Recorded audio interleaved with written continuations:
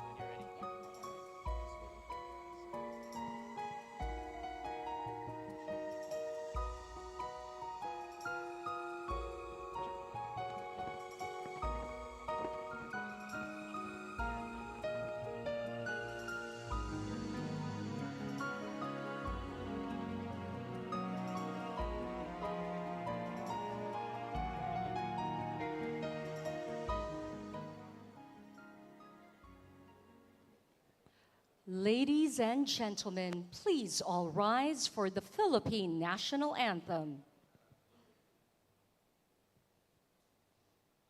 Mga kababayan, ang pambansang awit ng Pilipinas.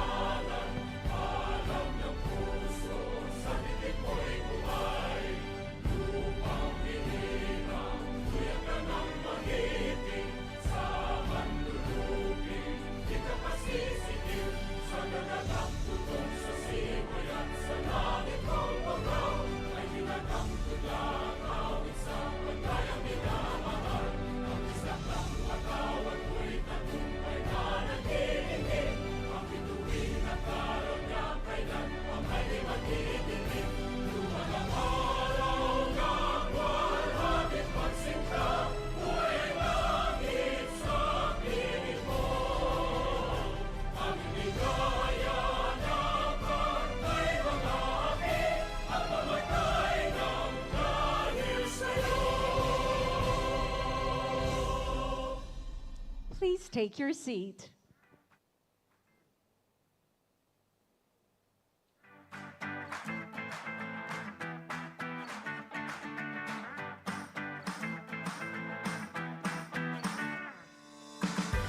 Hello and good morning, everyone. How is everybody doing today? Bright and early, a fantastic morning to all of you, and welcome to the 2025 Manila Forum on Competition in Developing Countries. Our event this morning is entitled From Farm to Table, the Role of Competition in Agricultural Development. What we are gracing this morning, ladies and gentlemen, is the 6th Manila Forum. Now, the Philippine Competition Commission actually started organizing this event back in 2018, and the one that we are all gracing today happens to be the 6th. Can we have a round of applause, please, for the Manila Forum, as well as the Philippine Competition Commission?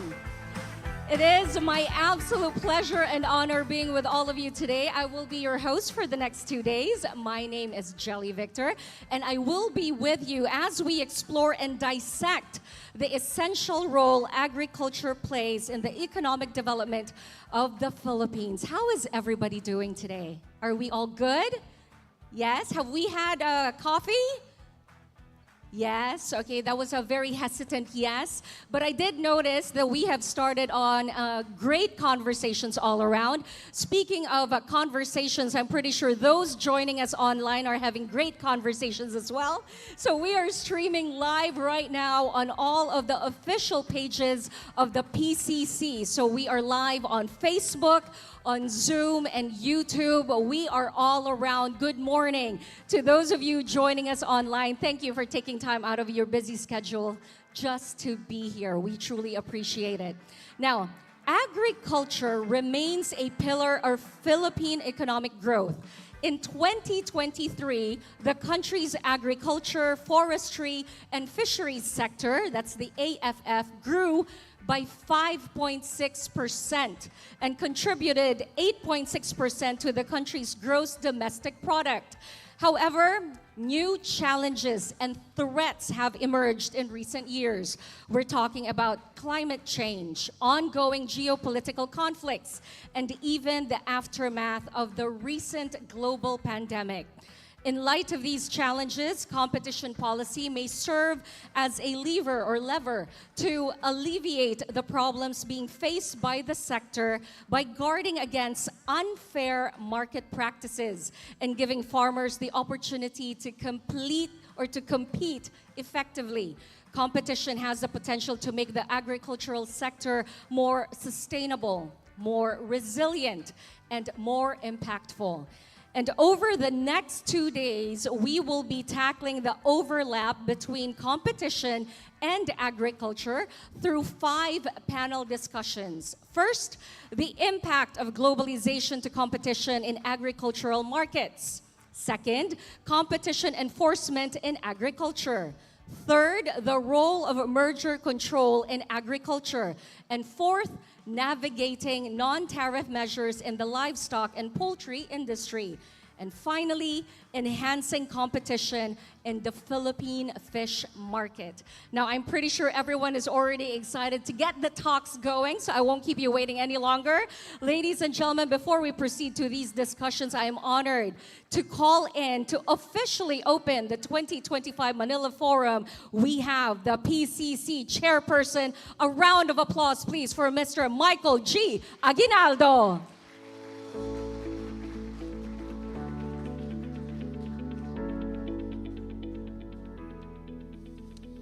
Good morning, everyone. It's my great honor to welcome you all to the 2025 Manila Forum. As you heard, this is the 6th such conference organized by the PCC. We went on hiatus the last 2 years, but we're back. And the purpose of the conference really is to highlight the antitrust issues faced by developing countries that seek to strike a balance between promoting free and fair competition, while also nurturing our own industries. While these policy objectives may sometimes come into conflict, it is our intention to navigate this complex reality, guided by the principle that consumer welfare reigns supreme. We believe it is possible for people to reap the benefits of competition while ensuring that all needs are met and no sectors are left behind. Before we formally launch the 2025 Manila Forum, I would like to thank you all for journeying here from far and wide in solidarity with our belief that fair market competition can be made to work for the people who need it most. The 2025 Manila Forum is the culmination of months of planning and preparatory work, and its implementation would not be possible without the cooperation of our distinguished speakers and panelists who will be joining us and lending their expert insights regarding the role of competition in agricultural development. I'm deeply honored to acknowledge the presence of the Secretary of the National Economic and Development Authority and my predecessor as former chairperson and first ever chairperson of the PCC, the Honorable Arsenio M. Balisacan. Over there, let's give him a round of applause. I actually would not be here if not for him. So you can blame him. Okay.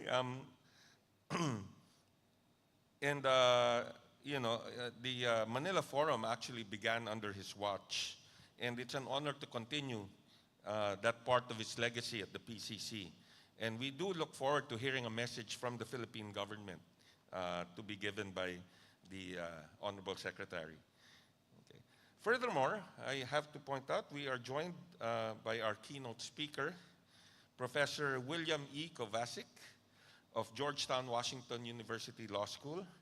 Professor Bill serves as the university's Director of Competition Law Center, and among so many other things, he served as Commissioner and later Chairman of the U.S. Federal Trade Commission. Throughout his distinguished legal career, Professor Bill has served as an advisor on antitrust and competition issues to governments across the world, such as Egypt, Indonesia, Morocco, Ukraine, Vietnam, many more, even the UK, we learned yesterday. So it's an honor for us to actually have him. Just for those who are not really in the competition world, Bill is like an icon in the competition law community. And he spoke to us yesterday, and it's very worth listening to him because you will definitely learn something. Okay, so we look forward to the insights he has to share from his decades of experience when it comes to cultivating fairness and addressing competition challenges. Yeah, thank you, Bill. Let's give him a round of applause. To our moderators and panelists for the next 2 days, we are honored by your participation. We deeply appreciate the efforts of our distinguished representatives to be here today, those who carved out time from their busy schedules, and those who came from as far as Kenya, Switzerland, the United Kingdom, South Africa, and all across Asia. We look forward to learning from you, experts and specialists in your respective fields. And I trust that you find today's topic very refreshing. I'm sure you are tired of attending conferences that deal with digital markets, artificial intelligence, and the like. Everything seems to be about that nowadays. But I think agriculture, again, is a basic building block and really very important for all countries. To the attendees, thank you so much for taking the time out to make your way to this event. Whether you're from the government, the academe, an agricultural association, legal profession, we actually have a table here full of judges, so behave yourselves. We appreciate your presence here.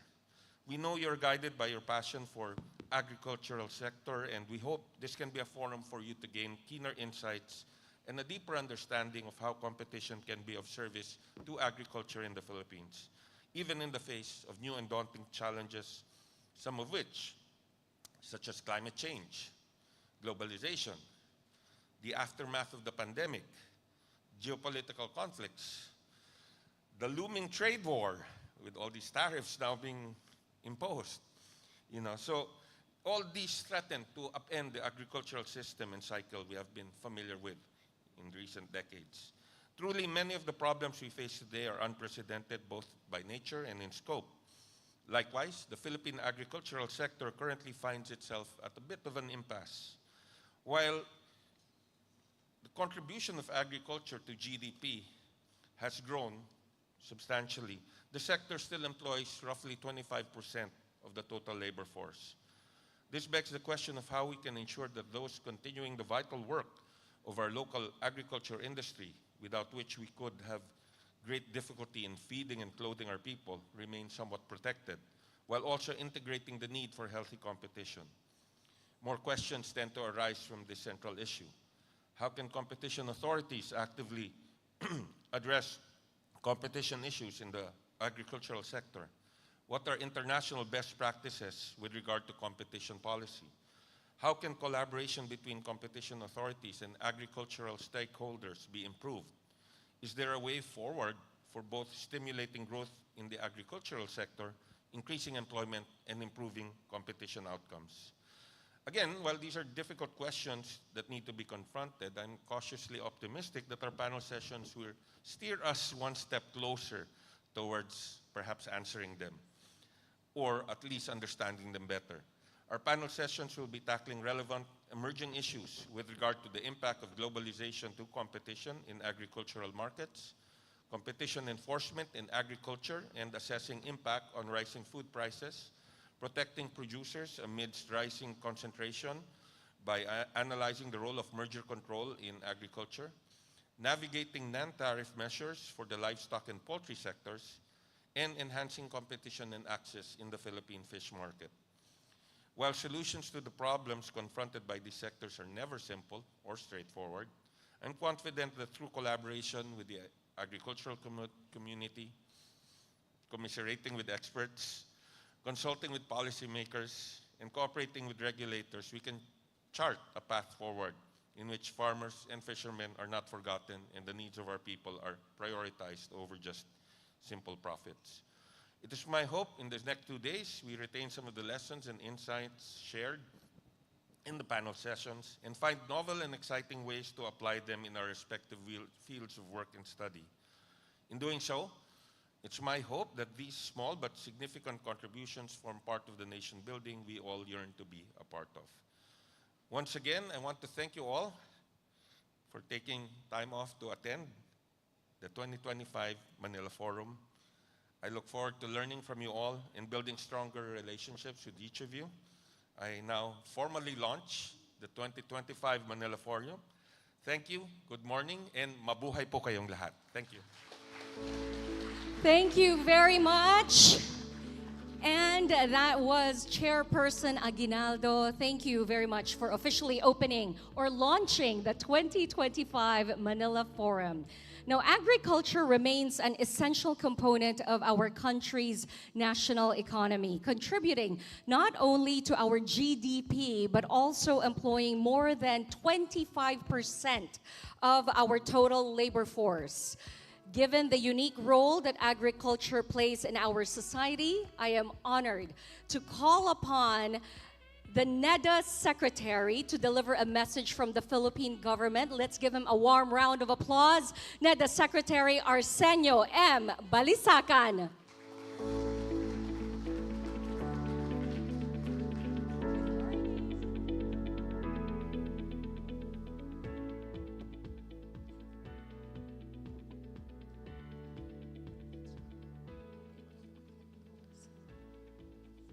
Professor Bill Kovacic,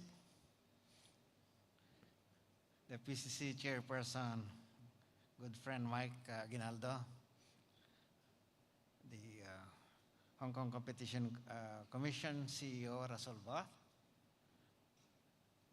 Excellencies Ambassador Troll Trisort and Ambassador Lei Tai Bin and other members of the diplomatic community,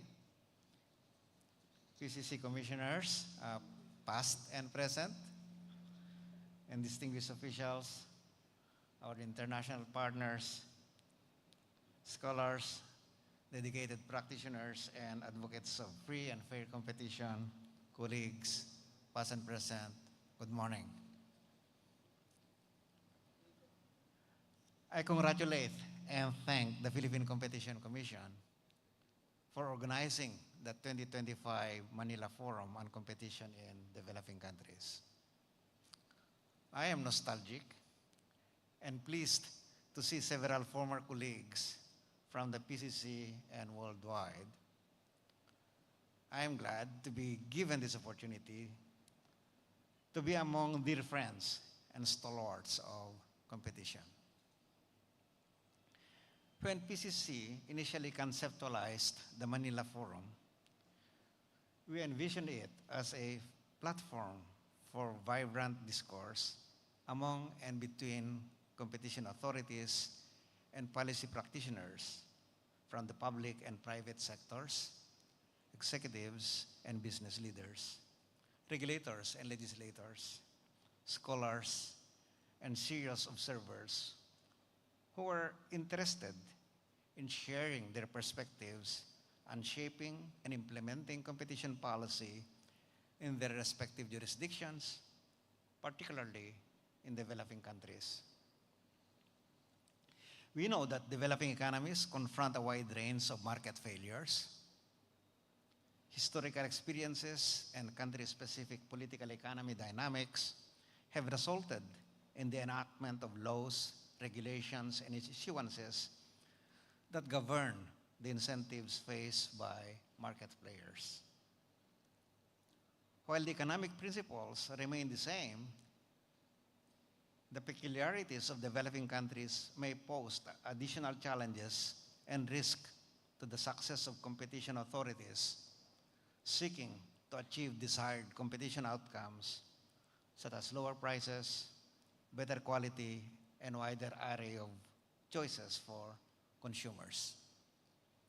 Thus, the PCC and its partners have designed the Manila Forum to enable an exciting and creative exchange of ideas as high theory confronts realities of hands-on practice, or in reverse, how the context of developing countries, states of development, legal systems, culture, and institutions helps shape a robust competition theory and policy relevant for developing countries in Asia.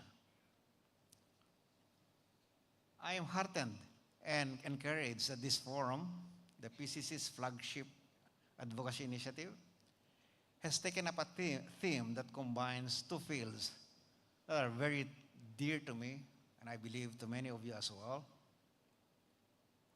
From farm to table, the role of competition in agricultural development. This theme compels us to examine the role of competition policy as an effective tool for improving market efficiency and development more broadly in the agricultural sector. Allow me to take a step back and quickly paint the broader picture. The agriculture sector within the overall food systems is essential in ensuring food security. Food security means availability or the availability, accessibility, and affordability of nutritious food to a country's citizens. A vibrant and productive agricultural sector provides freedom from hunger. It contributes to the dynamic process of economic transformation or economic structural transformation, paradoxically enabling the rapid shift of economic output and labor from agriculture to industry and services sectors. Efficient agricultural markets keep food prices low and provide competitively priced and high-quality outputs for high-value exports markets and a stable supply of inputs to such critical sectors as the food and related manufacturing sectors. A well-functioning agricultural sector also creates jobs in related sectors under services such as transportation, storage and logistics, retail trade, and even tourism in some locations where agritourism is aggressively promoted. Vibrant rural economies contribute to overall economic growth by raising market demand for investments, as well as the consumption of various goods and services. In other words, a dynamic agricultural sector, at least where it is initially constitutes a sizable share of economic output and employment, such as in the Philippines, is indispensable to promoting rapid, sustained, and inclusive income growth and long-term development. However, as we know, agriculture is a sector beset by numerous market failures that prevent its efficient functioning without some form of government intervention.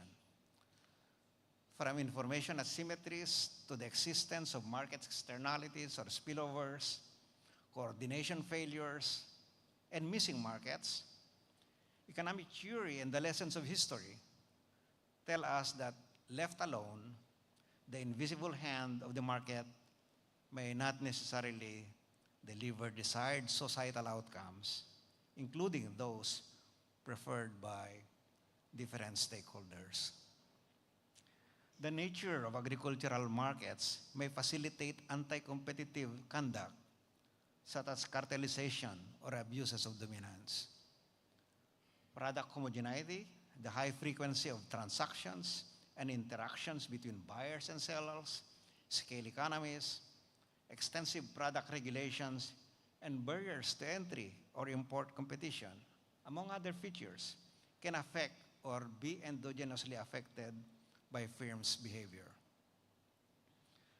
Furthermore, the sector is especially vulnerable to shocks and disruptions arising from natural and artificial factors such as natural disasters or extreme weather conditions, plant and animal diseases, geopolitical conflicts, or, as we have learned recently, global pandemics affecting supply chains for input and commodity markets. Such factors underscore the sector's relevance and the importance of appropriate policy responses to different challenges.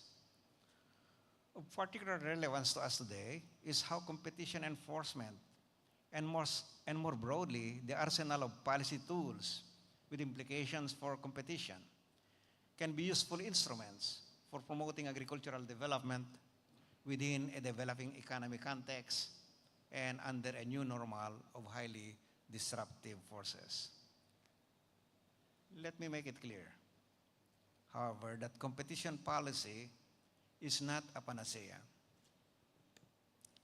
It is a tool best used to address a narrow type of market failure, and it can be a blunt instrument if used primarily to address underlying structural issues or to directly achieve specific societal outcomes or goals, such as equity or employment. Free and fair competition in markets for inputs, commodities, storage, logistics and distribution, processing, wholesale and retail can foster a more productive, efficient, technologically dynamic, and developed agricultural sectors. In supply chain segments with significant market concentration, competition policy can and must play an important role in tackling potential price fixing, market allocation, output imitation or limitation, and hoarding, as well as input or output foreclosure. Merger control must complement enforcement against cartels and abuses of dominance by preventing harmful M&As in already heavily concentrated market segments. However, we must also complement antitrust tools with strategies to address structural issues that shape firm behavior in the agricultural sector and related industries. Pro-competitive legislation, policies, regulations, and programs or projects can contribute toward safeguarding consumers and producers from uncompetitive and unfair conduct. Such strategies include opening markets to greater competition, removing barriers to entry, or gradually reducing distortions to market prices, improving the ease of doing business, promoting market integration through infrastructure, creating an enabling regulatory and financial ecosystem for increased productivity and innovation, or reducing opportunities for the abuse of market power by empowering producers or consumers. These actions are likely not under the direct purview of the competition authority. This is where the importance of mainstreaming competition policy comes in. If a competition authority's actions are to be effective, there must be a high-level recognition that competition policy is to become part and parcel of the government's development agenda. Competition authorities must actively and painstakingly work together with the executive, legislative, and judiciary to embed competition principles within policies, laws, and decisions. To illustrate this point, let me briefly discuss the case of the Philippines. Agriculture provides livelihood for about, as has been mentioned, 1/4 of the workforce and contributes around about 10% of the country's gross domestic product. However, persistent, interconnected, multifaceted, and long-standing challenges continue to constrain the sector's potential. The vulnerability of our agri-food system was most recently exposed when the economy had to confront accelerating food inflation in 2022 and 2023, with food inflation averaging 8% in 2023 before cooling to 4.5% in 2024. To be sure, this experience was not unique to us, as other economies were also confronted with the same global challenges. The Russia-Ukraine war that disrupted global supply chains, and the India rice export ban in particular. Still, while inflation is slowed, let me emphasize that the price levels of key commodities, especially food staples such as rice, remain a concern that the government continues to monitor vigilantly and address proactively.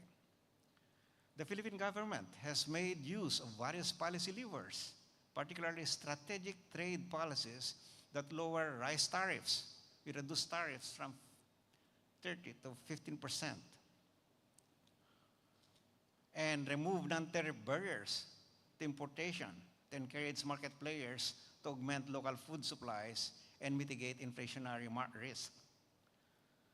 Following such interventions and after observing declines for the last almost couple of months, declines in world rice prices, including those from major markets such as Vietnam, Thailand, where we import most of our rice, and India, we have observed a corresponding decrease in the landed cost of imported rice.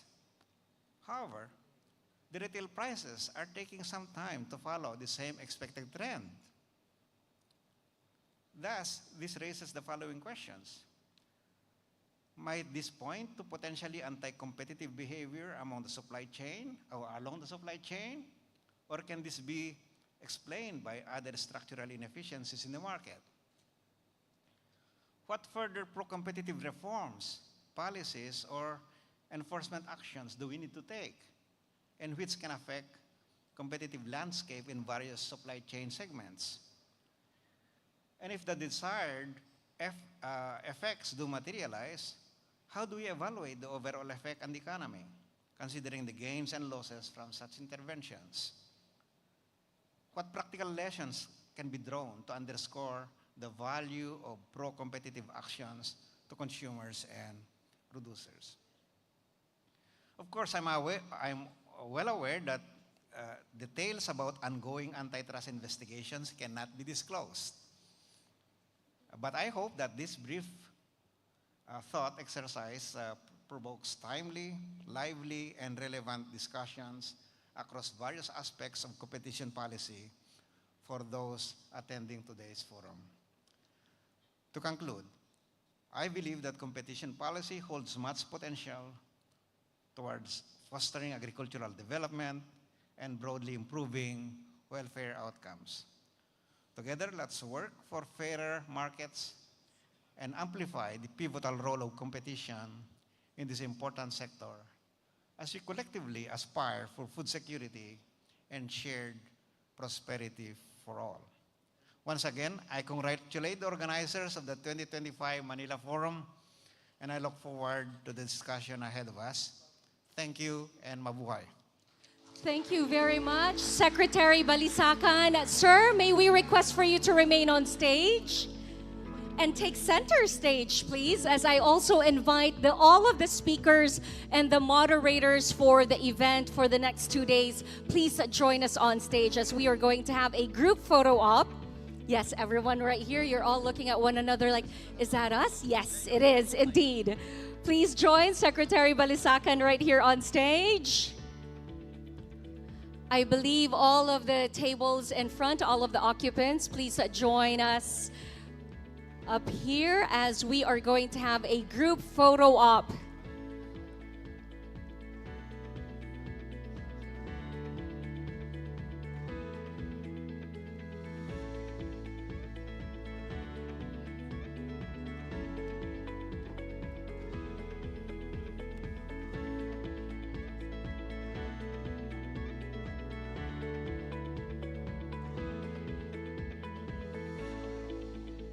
And to the audience members,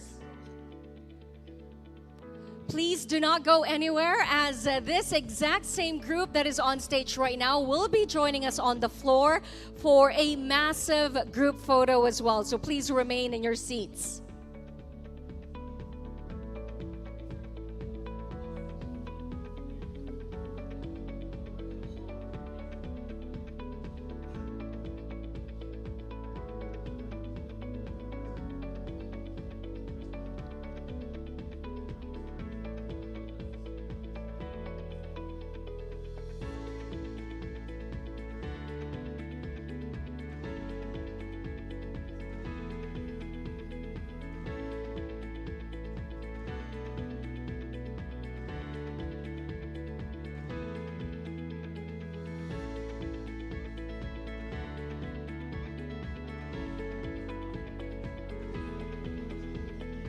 And may we request for everyone on stage to give us their side profile.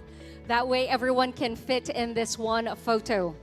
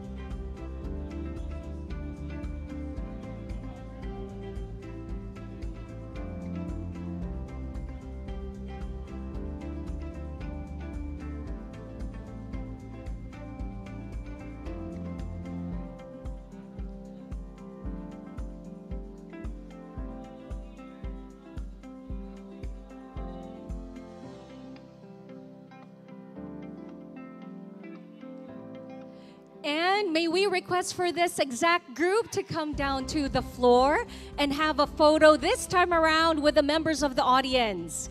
Everyone who's on stage right now, please join us here on the floor. And audience members, may we request for you to please stand up from your seats so we can all have a photo with our speakers and moderators.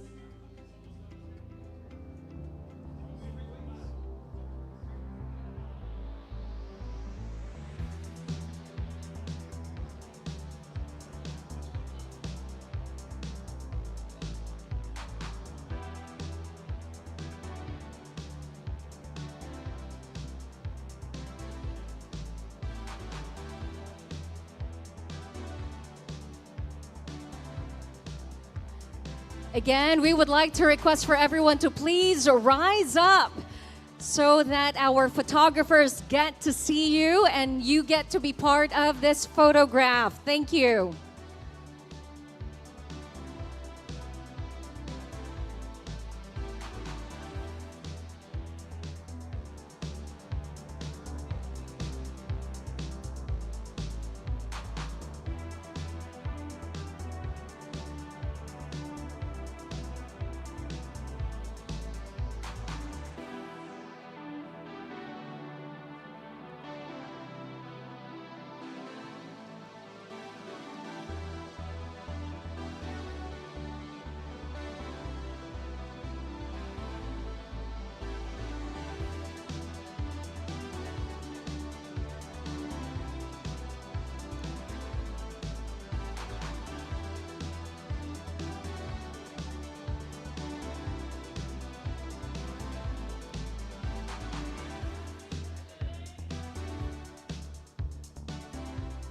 Give us your best smiles and wave to the camera. Thank you all so much. You may now take this time to either use the restroom, enjoy the coffee outside, and we would like to request for everyone to be back before 11:10. On or before 11:10, please join us back in here as we will get ready for the keynote speech. And with that, good morning.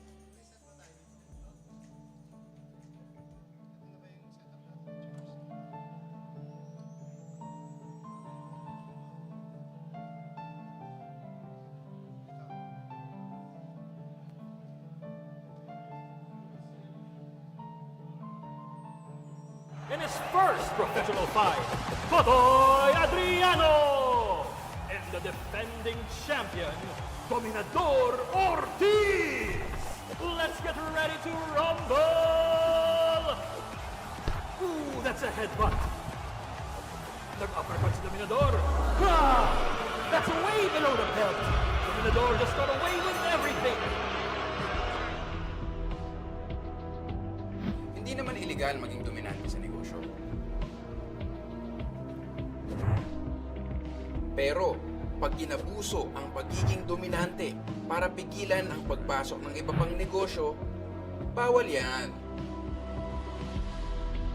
Illegal din na pigilan ng dominanteng negosyo ang consumers na bumili sa mga karibal nito.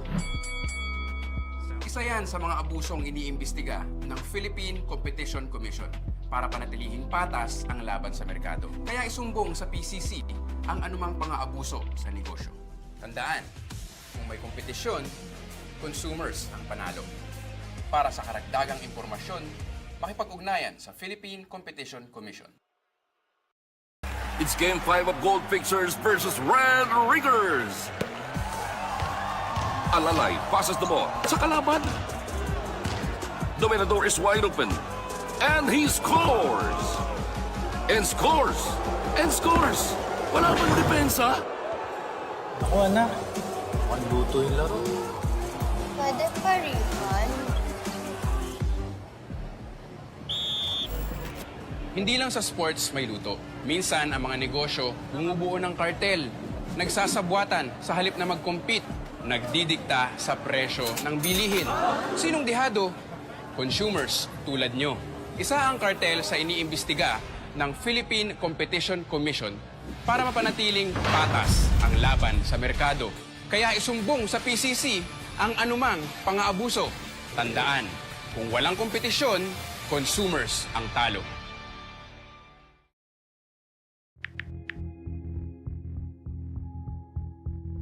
Pare-parehas bang mataas ang presyo? Hindi ka dapat maging bihag ng kawalan ng kompetisyon. Kung may kompetisyon, abot kaya ang presyo ng mga bilihin. Kung may kompetisyon, consumers ang panalo. Para sa karagdagang impormasyon, makipag-ugnayan sa Philippine Competition Commission.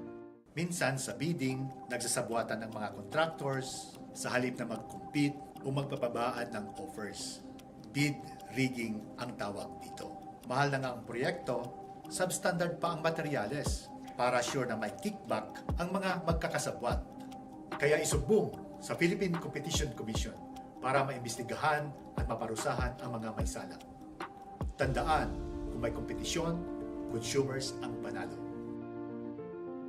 Bigla ang shortage at bigla ang taas ng presyo, posibleng may sabwatan ang mga business owners para magka-peking shortage. Kapag nililimitahan ng kartel ang supply para tumaas ang presyo, output limitation ang tawag dito. Ipinagbabawal yan ng Philippine Competition Act. Pag may output limitation, isumbong sa Philippine Competition Commission. Tandaan, kung may kompetisyon, consumers ang panalo. Para sa karagdagang impormasyon, makipag-ugnayan sa Philippine Competition Commission. Sabay-sabay bang nagtaasan ang presyo ng bilihin? Posibleng may kartel na nagdidikta nito. Sabay-sabay na tinataasan at pinagpaparehas ang presyo para walang choice ang consumers. Ang tawag dito ay price fixing. Ipinagbabawal yan ng Philippine Competition Act. Tandaan, kung may kompetisyon, consumers ang panalo. Para sa karagdagang impormasyon, makipag-ugnayan sa Philippine Competition Commission.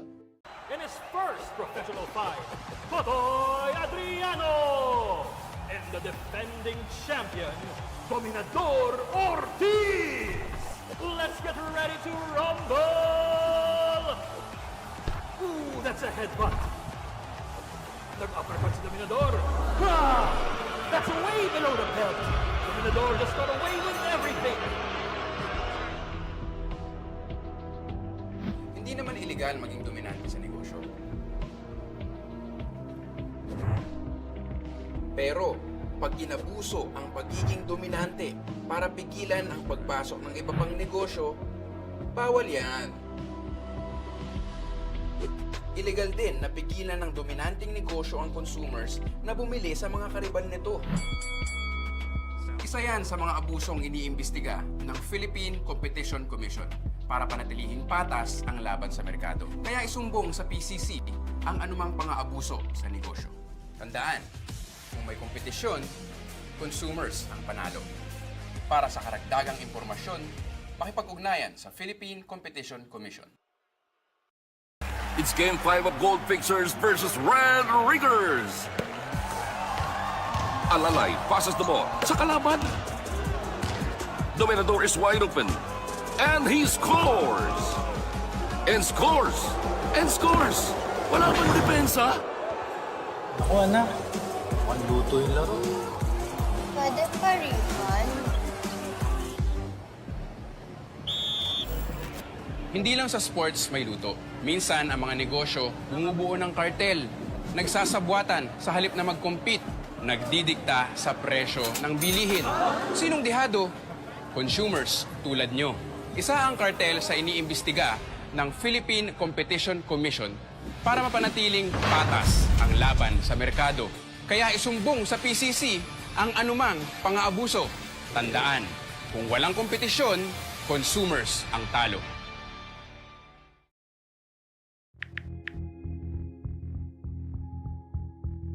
Pare-parehas bang mataas ang presyo? Hindi ka dapat maging bihag ng kawalan ng kompetisyon. Kung may kompetisyon, abot kaya ang presyo ng mga bilihin. Kung may kompetisyon, consumers ang panalo. Para sa karagdagang impormasyon, makipag-ugnayan sa Philippine Competition Commission.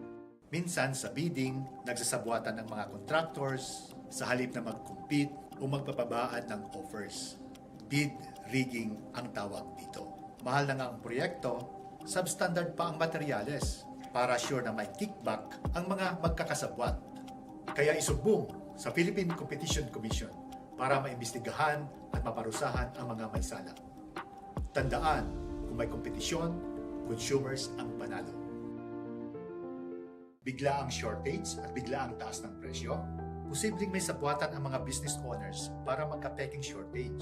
Kapag nililimitahan ng kartel ang supply para tumaas ang presyo, output limitation ang tawag dito.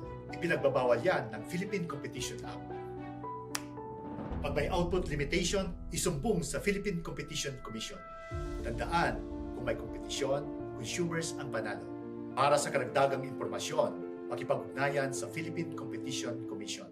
Sabay-sabay bang nagtaasan ang presyo ng bilihin? Posibleng may kartel na nagdidikta nito. Sabay-sabay na tinataasan at pinagpaparehas ang presyo para walang choice ang consumers. Ang tawag dito ay price fixing. Ipinagbabawal yan ng Philippine Competition Act. Tandaan, kung may kompetisyon, consumers ang panalo. Para sa karagdagang impormasyon, makipag-ugnayan sa Philippine Competition Commission. In his first professional fight, Pasay Adriano! And the defending champion, Dominador Ortiz! Let's get ready to rumble! Ooh, that's a headbutt. Nag-uppercut si Dominador. Ha! That's way below the belt. Dominador just got away with everything. Hindi naman illegal maging dominante sa negosyo. Pero, pag inabuso ang pagiging dominante para pigilan ang pagpasok ng iba pang negosyo, bawal yan. Illegal din na pigilan ng dominanteng negosyo ang consumers na bumili sa mga karibal nito. Isa yan sa mga abusong iniimbestiga ng Philippine Competition Commission para panatilihin patas ang laban sa merkado. Kaya isumbong sa PCC ang anumang pang-aabuso sa negosyo. Tandaan, kung may kompetisyon, consumers ang panalo. Para sa karagdagang impormasyon, makipag-ugnayan sa Philippine Competition Commission. It's Game 5 of Gold Fixers versus Red Riggers. Alalay passes the ball sa kalaban. Dominador is wide open. And he scores! And scores! And scores! Wala bang depensa? Ako anak, mukhang luto yung laro. Pwede pa refund? Hindi lang sa sports may luto. Minsan, ang mga negosyo bumubuo ng kartel, nagsasabwatan sa halip na mag-compete, nagdidikta sa presyo ng bilihin. Sinong dihado? Consumers tulad nyo. Isa ang kartel sa iniimbestiga ng Philippine Competition Commission para mapanatiling patas ang laban sa merkado. Kaya isumbong sa PCC ang anumang pang-aabuso. Tandaan, kung walang kompetisyon, consumers ang talo.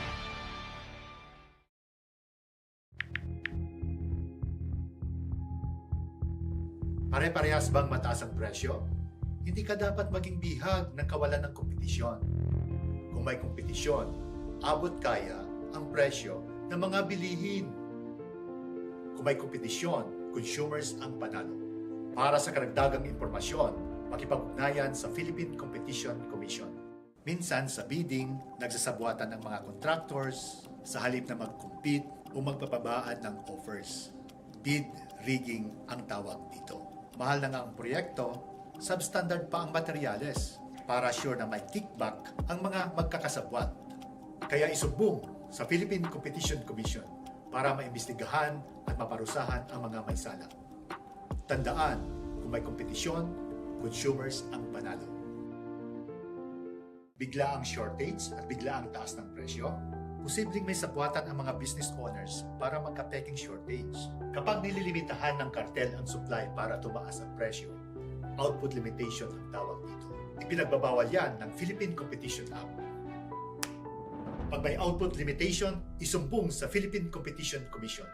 Tandaan, kung may kompetisyon, consumers ang panalo. Para sa karagdagang impormasyon, makipag-ugnayan sa Philippine Competition Commission. Sabay-sabay bang nagtaasan ang presyo ng bilihin? Posibleng may kartel na nagdidikta nito. Sabay-sabay na tinataasan at pinagpaparehas ang presyo para walang choice ang consumers. Ang tawag dito ay price fixing. Ipinagbabawal yan ng Philippine Competition Act.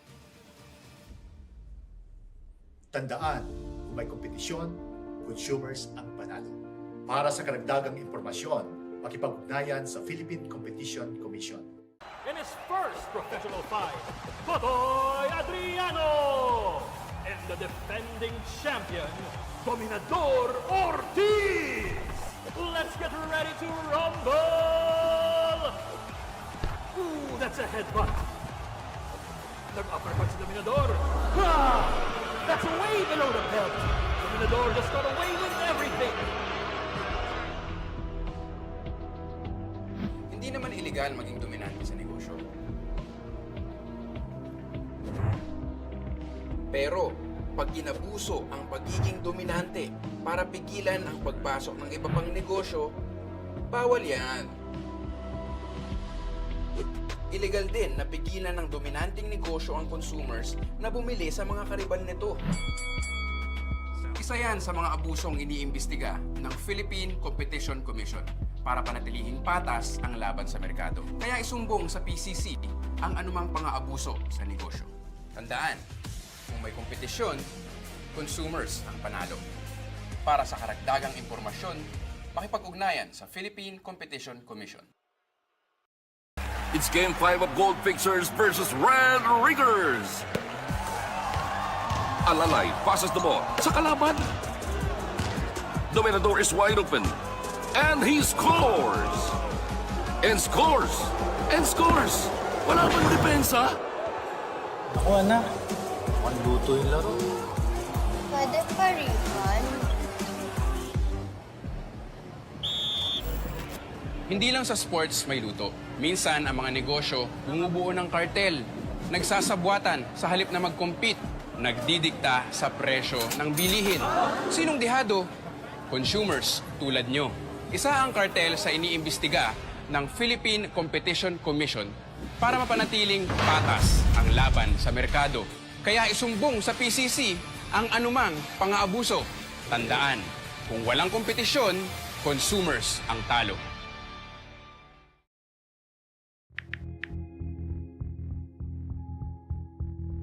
Pare-parehas bang mataas ang presyo?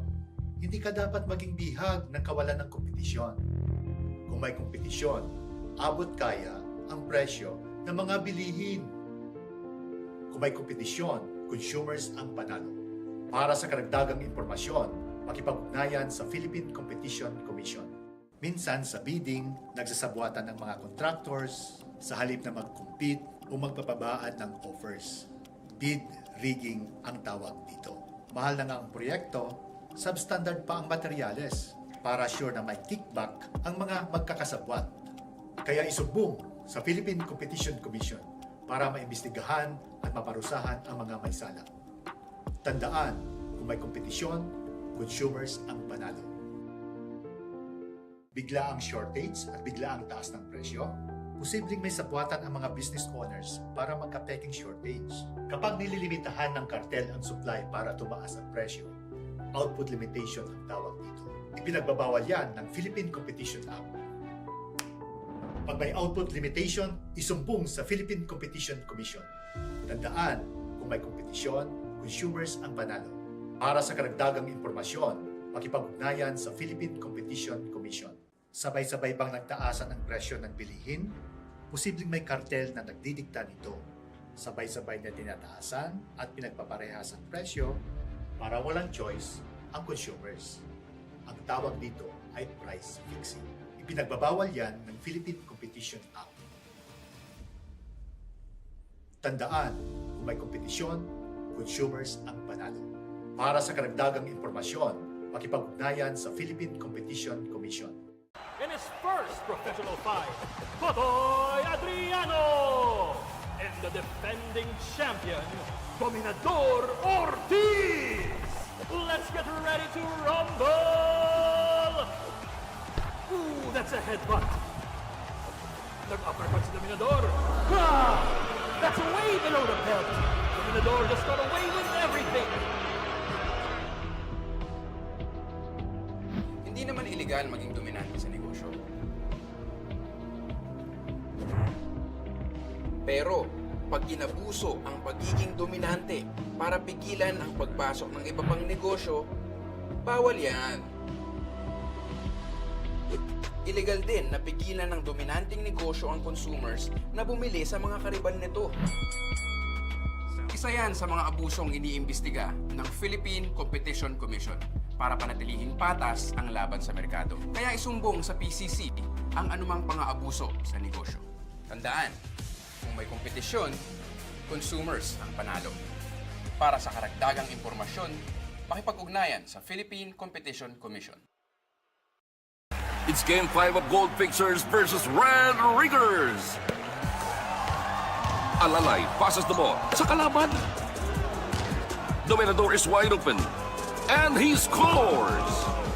And scores! And scores! Wala pang depensa.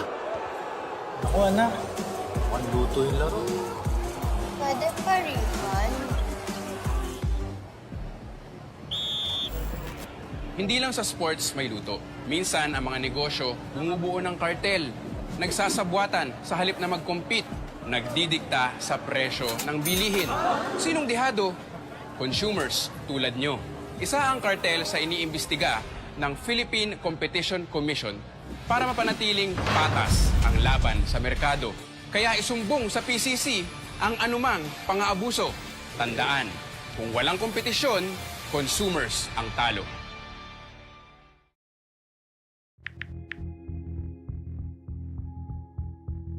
Pare-parehas bang mataas ang presyo? Hindi ka dapat maging bihag ng kawalan ng kompetisyon. Kung may kompetisyon, abot kaya ang presyo ng mga bilihin. Kung may kompetisyon, consumers ang panalo. Para sa karagdagang impormasyon, makipag-ugnayan sa Philippine Competition Commission. Minsan sa bidding, nagsasabuatan ng mga contractors sa halip na mag-compete o magpapabaan ng offers. Bid rigging ang tawag dito. Mahal na nga ang proyekto, substandard pa ang materyales para sure na may kickback ang mga magkakasabwat. Kaya isumbong sa Philippine Competition Commission para maimbestigahan at maparusahan ang mga may sala. Tandaan, kung may kompetisyon, consumers ang panalo. Bigla ang shortage at bigla ang taas ng presyo, posibleng may sabwatan ang mga business owners para magka-peking shortage. Kapag nililimitahan ng kartel ang supply para tumaas ang presyo, output limitation ang tawag dito. Ipinagbabawal yan ng Philippine Competition Act. Pag may output limitation, isumbong sa Philippine Competition Commission. Tandaan, kung may kompetisyon, consumers ang panalo. Para sa karagdagang impormasyon, makipag-ugnayan sa Philippine Competition Commission. Sabay-sabay bang nagtaasan ang presyo ng bilihin? Posibleng may kartel na nagdidikta nito. Sabay-sabay na tinataasan at pinagpaparehas ang presyo para walang choice ang consumers. Ang tawag dito ay price fixing. Ipinagbabawal yan ng Philippine Competition Act. Tandaan, kung may kompetisyon, consumers. All right, is everyone back? And I'm talking to everyone here at our venue. I'm pretty sure those joining us on the live stream are already back, settled, and waiting for us to continue. And that's exactly what we're going to be doing right here. So I'd like to ask everyone to please settle down because the person I'm about to introduce to all of you, as Mr. Aguinaldo has mentioned, is indeed an icon. And I'm glad everyone has their notes on hand because you're probably going to be jotting down notes from what he is going to deliver this morning. So again, everyone, please do settle down. And welcome back to the 2025 Manila Forum. Now, in many developing countries, the agricultural sector retains a pivotal role in shaping their growing economies. Competition policy, while a relatively novel field in the Philippines, is uniquely positioned to take advantage of the current situation in the Philippines, provided that regulators, agencies, and producers alike are able to collaborate and foster an environment where farmers and the Filipino people at large can benefit. Now, in order to perpetuate an environment where fairness is cultivated and to address emerging emerging challenges across the agricultural sector, it is my honor to introduce our keynote speaker. Our keynote speaker is a professor at the George Washington University Law School, where he serves as their director of competition law. He previously served as commissioner of the U.S. Federal Trade Commission from 2006 all the way to 2011, even serving as its chairman from 2008 to 2009. Considered one of the global experts on competition law, ladies and gentlemen, kindly greet with a round of applause our keynote speaker for the 2025 Manila Forum, Professor William Kovacic.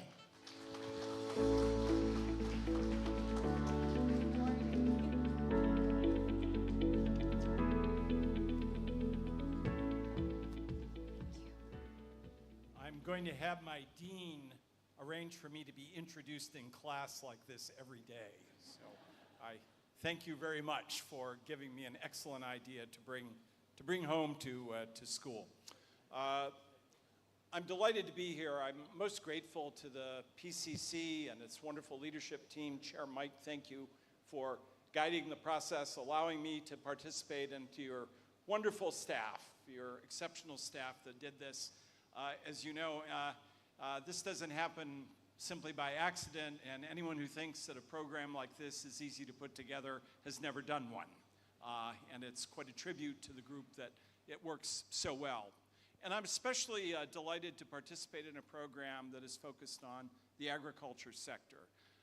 As several of my colleagues have mentioned already, although all things digital are certainly important, there's a tendency for the special focus on digital to eclipse simple matters like food, to eclipse other basic areas of competition law that have such a direct and significant impact on the well-being of individuals.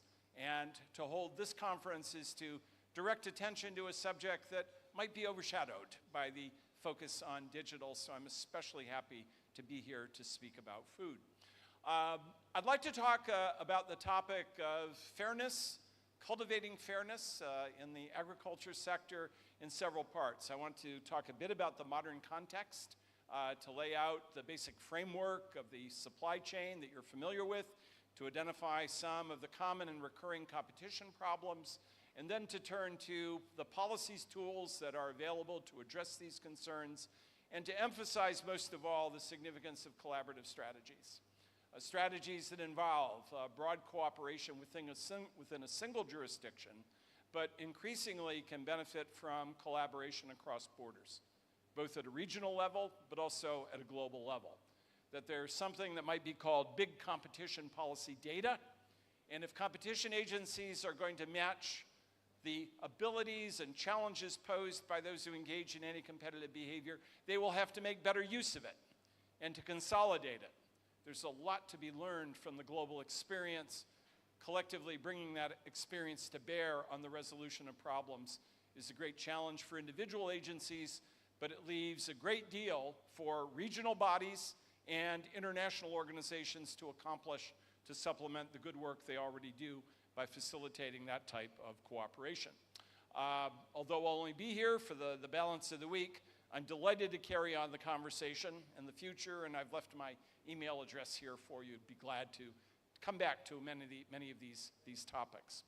So first, a bit of context about the issues that surround the food sector. And you're familiar, again, with the basic collection of actors who are important in this area. There are, of course, the growers. Growers that include larger enterprises, but go down to relatively humble and smaller family farms. My grandparents owned a farm, dairy farm in Pennsylvania. I spent 10 of my summers working on that dairy farm, learning exactly how hard it was, the unforgiving schedule imposed by dairy cows who'd never take a day off, who require you twice a day to meet with them, and a great deal of work in between to do that. It was a routine that was so difficult it convinced me that law school would be a good career path for me.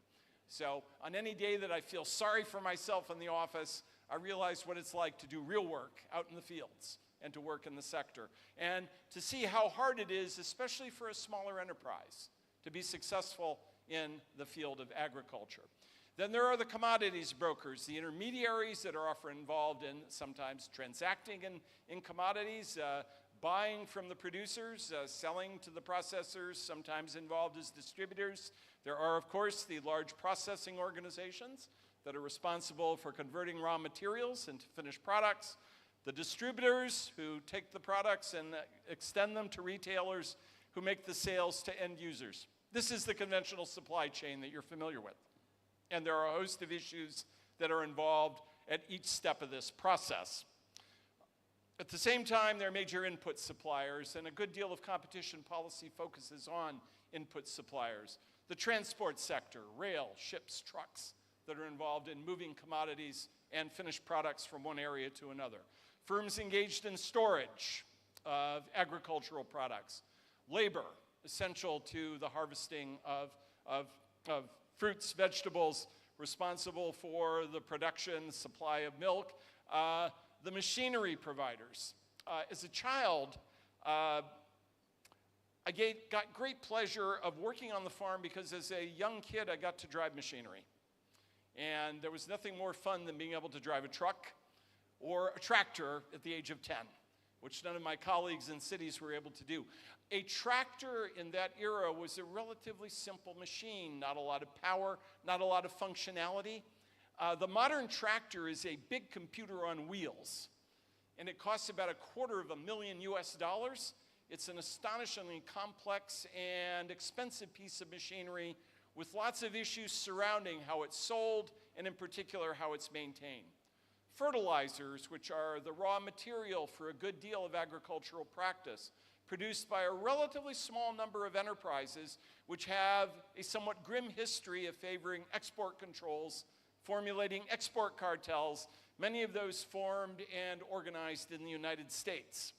Last, animal feed and supplements being another example. Another area where collusive behavior is figured in a fairly grim way in the development of the industry, and I'll talk about a couple of those examples.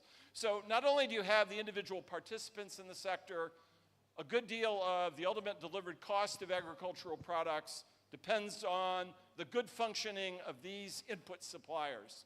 And there have been competitive problems throughout the history of competition law that deals with each and every one of these.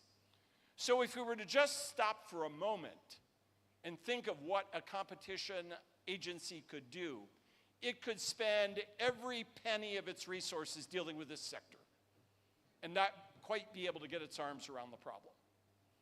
I would simply suggest that this is a worthy priority for the work of competition agencies, but simply to note that it's a hard job, involves a very complex collection of actors and public policies and private behavior, and understanding it and devising solutions is an enormous challenge and always has been. And that's why I think the collaborative approaches that I'm going to mention in a moment become so important. Two dimensions of behavior shape results and performance in the industry. One consists of private conduct. There are powerful monopsonies at the processor level. In many instances, meat processing across the globe features a relatively small number of participants. In a variety of food product sectors, you have a small number of firms that ultimately are responsible for converting raw materials into finished products.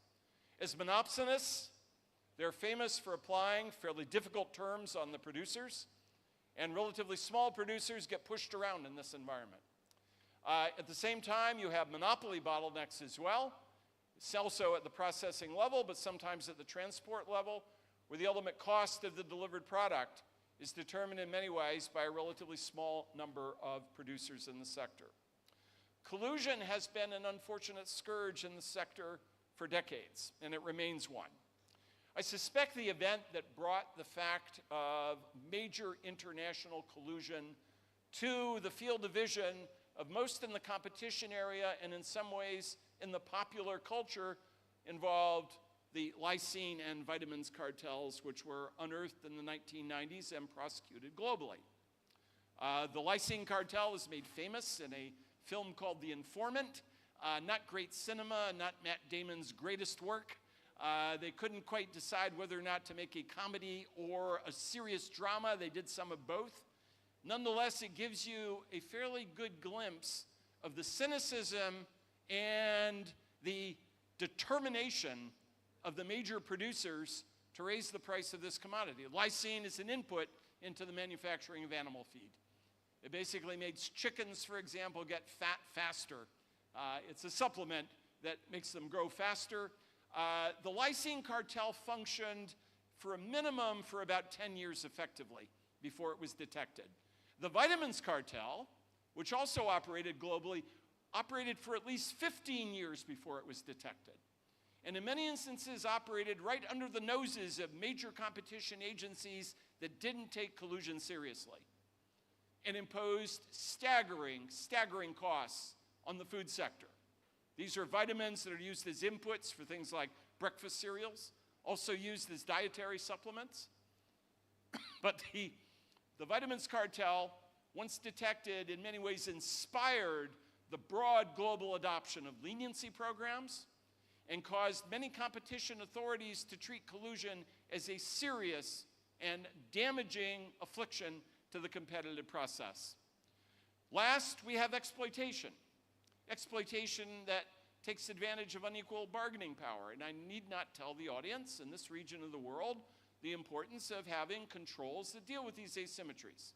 Indeed, it was Japan and South Korea that pioneered the development of programs to incorporate unequal bargaining positions into the application of competition law. And I think what we've seen is that a broad and larger number of competition authorities around the world are basing their programs in part upon what they have learned from Asia in doing this. And last, excessive pricing at retail. Sometimes referred to by the phenomenon of price gouging, but the fact of charging a breathtaking, eye-watering price for specific products, and I think in a most serious way in moments of crisis, where individuals have few choices, they don't do a lot of shopping, they don't have options to shop from.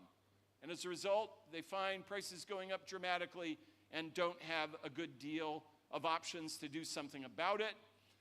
An increasing topic of discussion among different jurisdictions, not simply in the European Union, which does have a formal control on excessive pricing in the competition law, but in many other jurisdictions, the adoption of measures to impose some constraints, some controls on excessive pricing, especially in instances in which emergency conditions provide opportunities for dramatic price increases unrelated to the cost of providing the product. At the same time, agriculture is an area in which public decision-making is very important. I suppose it's not surprising in a field that is so vital to the well-being of the citizens of a country that governments would take an active part in intervening to ensure that there are secure supplies of food, that food is healthy, that public safety is protected, that the infrastructure of production, especially at the producer level, is protected and sustained, that it's such a fundamental part of the social structure of the country, vital to political stability. There aren't many things that will get the attention of citizens more than dramatic food increases if they can't feed their families. To take one single political example from the recent past in the United States, Kamala Harris is not the president of the United States as a result of inflation in the grocery stores. Inflation as a whole in the United States was at what we would consider to be modest levels, but not for groceries. And why does that matter? Why does that have such enormous political significance? Because people shop for food on a regular basis. Individuals don't know a lot about price increases in intermediate industrial product markets, how a merger affects the price of pumps that are used to send liquids through pipelines. Too esoteric. But they understand when they can see that the price of a basic food product that they use has gone up by 50% in a period of 1 year. They see that all the time. That has enormous economic significance, of course, and social significance, and it creates a combustible political environment in which governments can suddenly find themselves on the ropes because the public is in an uproar about something they can visibly see. It has a catalyzing effect. Had it not been for dramatic food price increases amid a relatively modest pattern of inflation, Kamala Harris would be the President of the United States. That was the single factor that it did it more than anything else. So, given the enormous political significance, economic significance of the food sector, of course governments are involved. And how do they get involved? They impose import controls in many instances. Sometimes to protect the domestic market, they limit imports. That's good for the local producers, but it also can push up prices. And there's a real dilemma for public policymakers to trade off the effect of the price increases that people face and the protection of the local industry. Tariffs are frequently used to serve the same effect. There was a time, not all that long ago, when many of us had the greatest hopes for the effects of economic integration.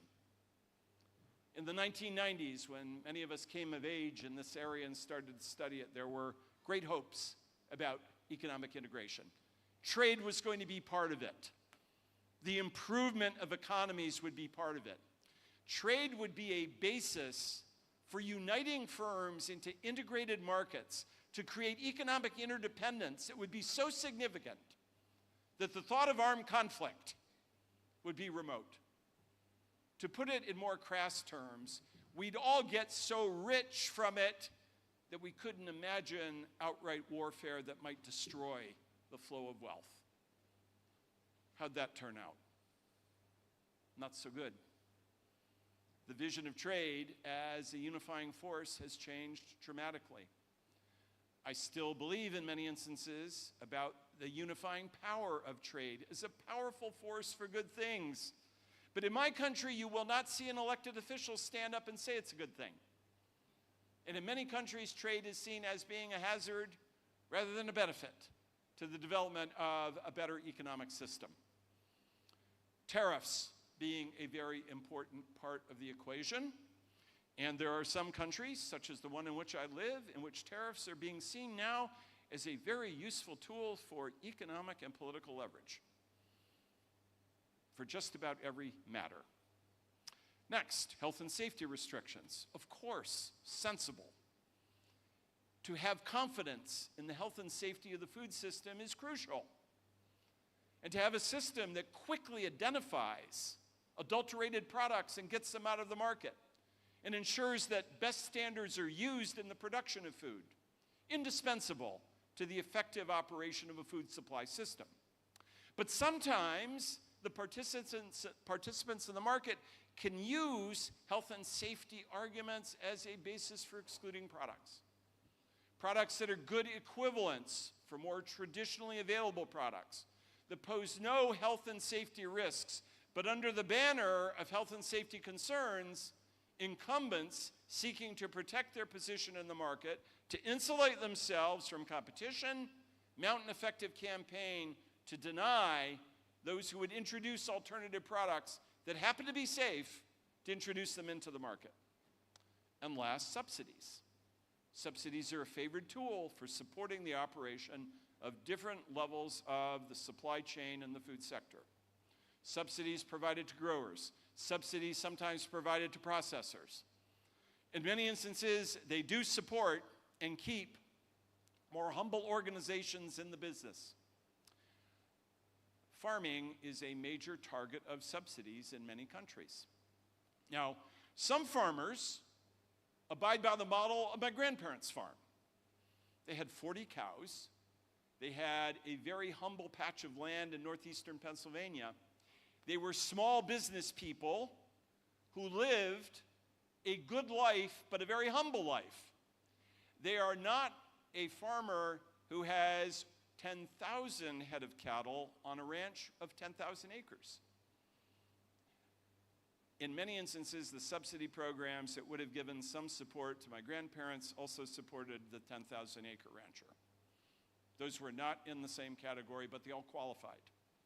So, is the subsidy program well tailored to provide benefits to those in some general sense who really need them. All of these public forms of intervention, which are pervasive in agriculture, have a tremendous effect on the competitive process.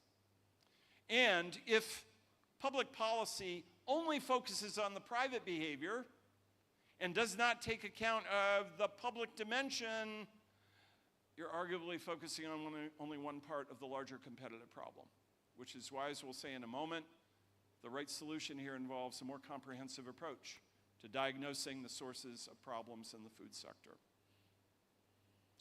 So what are the policy responses available to competition agencies and others? Just a quick survey of some of the policy tools. I'm an academic, and I realize that I am prone to saying that study is always a good thing, that research is wonderful, that it's good to gather more data and do more studies, especially to assign universities to do them. So I'll acknowledge that I have a bias that will speak favorably about study as a good thing. In this area, I think it is objectively a good thing.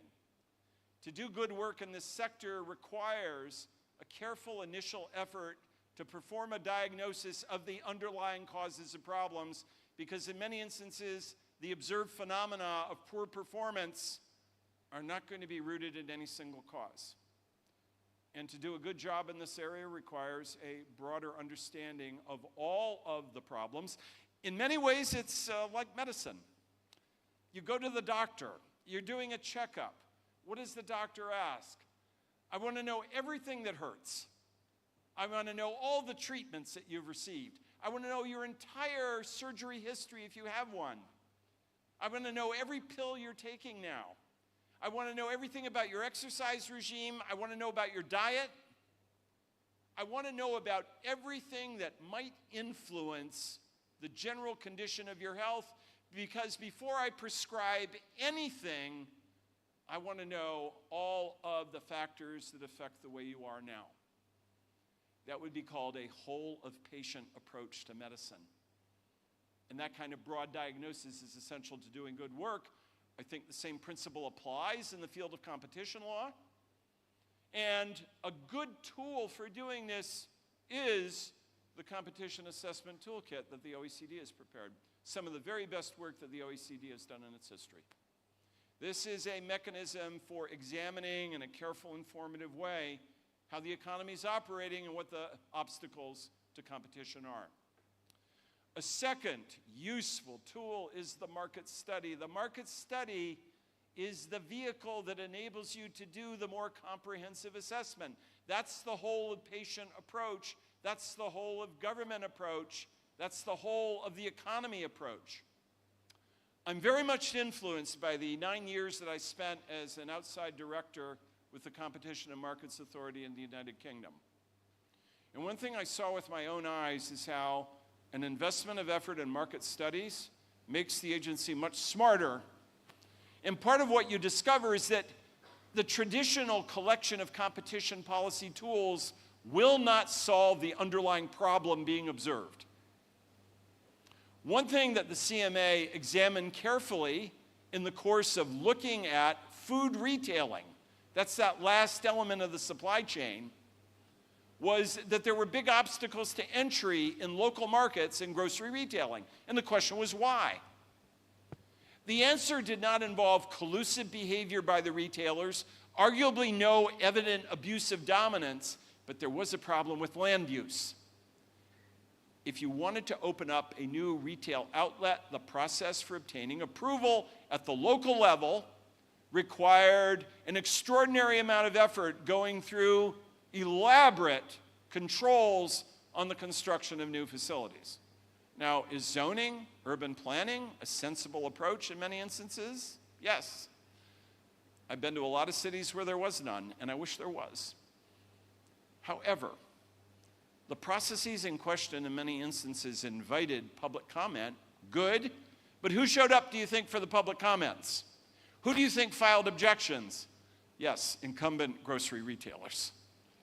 And well-funded, invested a lot of effort in ensuring that rivals had a hard time getting a foothold. So an underlying question related to rivalry at retail wasn't rooted in the traditional forms of private misconduct that we're familiar with in competition law. It was rooted in the operation of a government regulatory regime that was designed to promote better land use. And one of the recommendations of the market study is that if you want to solve the competition problem at retail, you have to focus on the reasonableness of the land use controls and how they're being applied.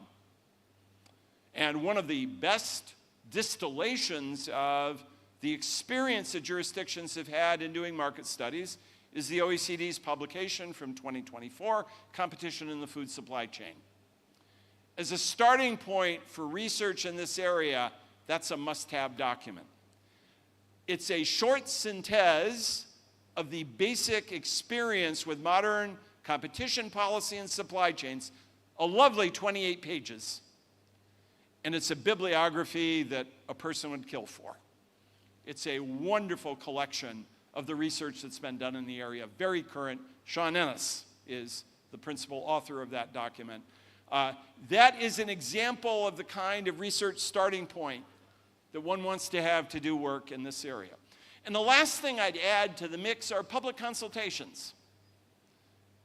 These are simply events where you hold public hearings and you ask people, those involved in the supply chain, including processors and others, you invite them to come and tell their stories, to talk about the difficulties they have in buying the equipment, in servicing their equipment, in dealing with the buyers, often powerful buyers of the commodities, to talk to them, and to invite them to speak about their experience.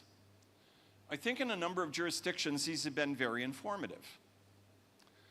I found in many instances when I was an exalted member of the Federal Trade Commission that there was a bit of a tendency to spend a lot of time in the office and talk to other people who are competition policy professionals. On one instance, in appearing before a congressional committee, which I did not enjoy, these tended to be show trials, relatively barren of useful information and inquiry. But now and then, a lucid interval would occur and someone asked a really good question. And one of the questions was, would you accompany me to meet some of my constituents to talk about petroleum products retailing? And I did. And it was useful to go to town hall meetings and talk to individuals who bought petrol for their cars, to talk to the retailers who sold petrol about their difficulties in getting supplies, difficulties associated with dealing with very powerful retailers and distributors and refiners who imposed extremely demanding conditions. No credit, cash up front before I fill up your tanks. And here's a list of everything you have to do, and if you step outside the line in any one of them, I can terminate you immediately. That was very informative for me. That was not sitting in the office talking about petroleum retailing. It was seeing things firsthand. Public consultations are a way to replicate that. One footnote, if you have public consultations, you will raise expectations too. Because if you invite people to talk about their problems, they will start to assume that you're going to fix the problem. And in many instances, you can't do that automatically.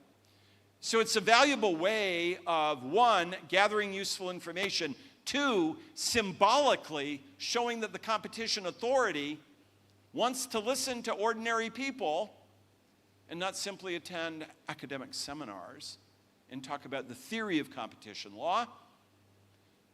The side effect, though, is that those who participate will start to think, not only do you want to hear from me, but you're going to solve the problem. And in many ways, you discover we can't quite do that. There is one major competition agency that did a broad series of public consultations in agriculture. They held 4 major forums in which they brought in people. And indeed, the competition officials at these events said, these are serious problems and we are on your side. And then in the next year or so, as they tried to deal with those problems, what did they discover? Well, a lot of the problems resided in decisions taken in the agriculture ministry that they couldn't touch. And the problems resided in import policy that they couldn't touch.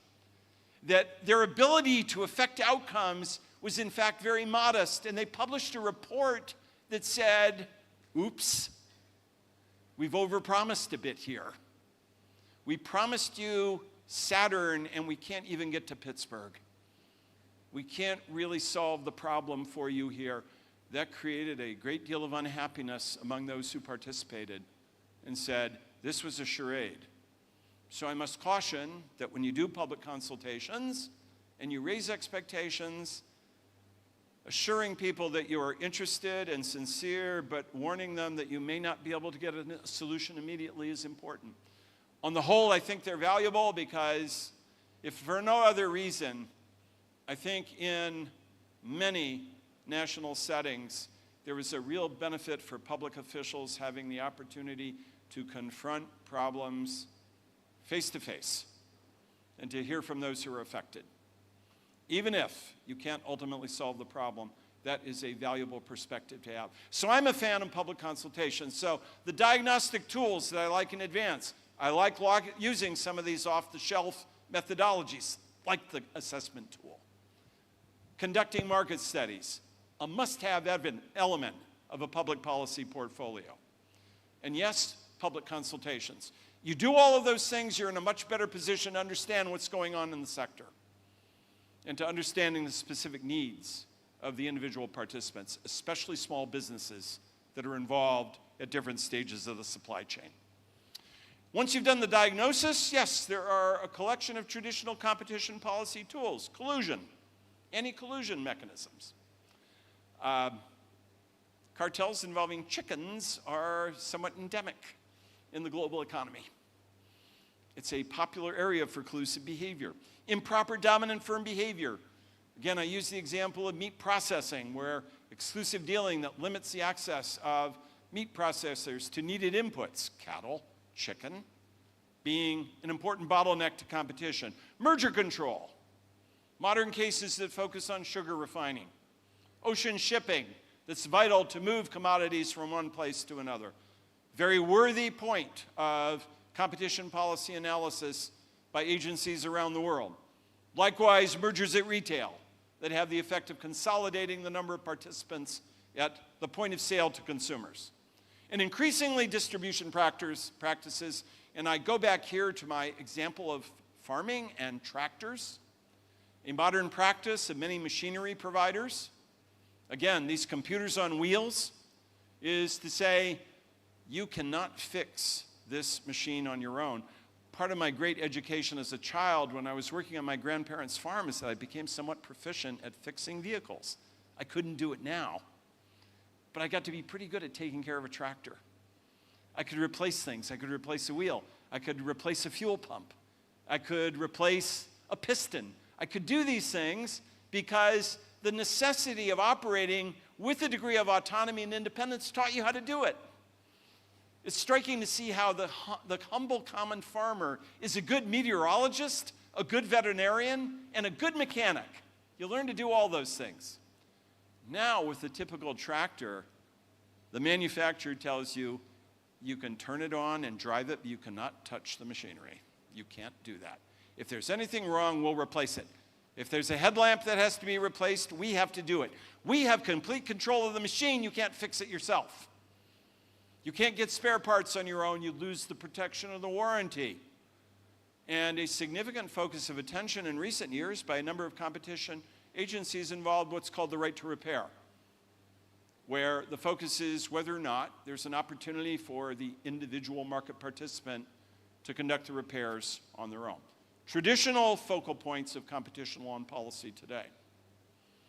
And an important developing area of concern involves unequal bargaining positions, imbalanced relationships between suppliers and retailers. This is a major focal point, for example, of the special tribunal that the United Kingdom has established. It resides in the Competition and Markets Authority to deal with the relationship between food providers and grocery stores. And last, excessive pricing.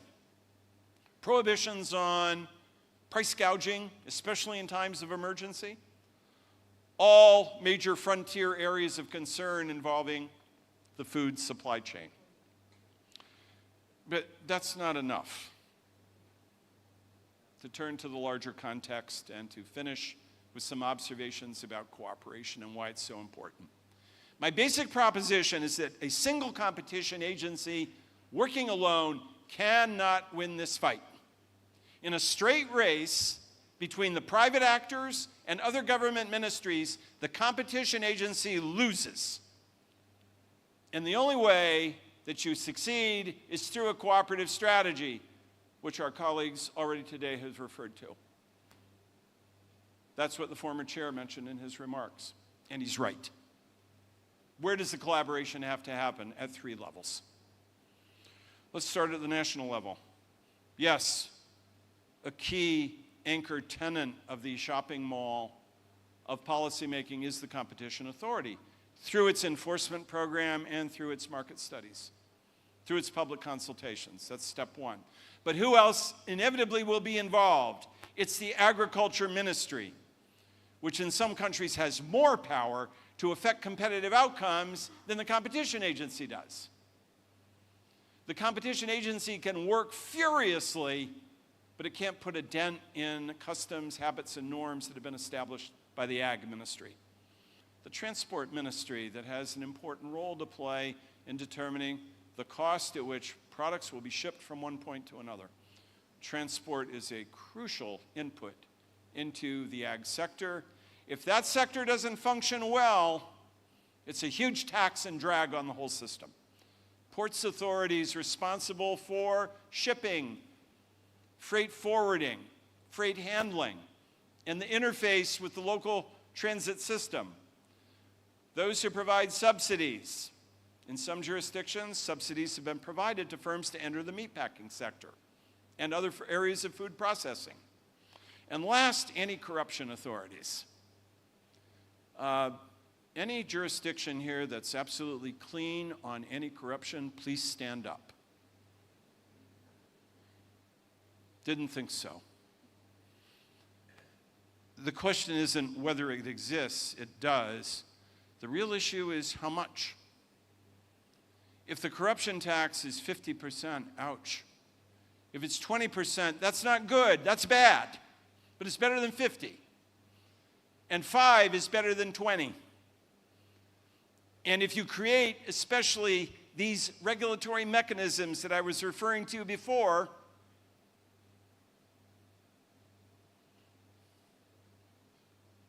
see that slide? Import controls, tariffs, health and safety restrictions, subsidies. That's an invitation for corruption. And if you don't have a good anti-corruption program, this robs your program of effectiveness. And if you don't have a tough program to deal with that, you can chase cartels all day long. But you won't be able to solve the problem because probably the cartel operates effectively because there's a government insider who helps out. So the anti-corruption collaborative scheme is indispensable to developing a comprehensive and effective program. They have to be part of the collaborative strategy. Sadly, there's not a country on earth for which that's not true.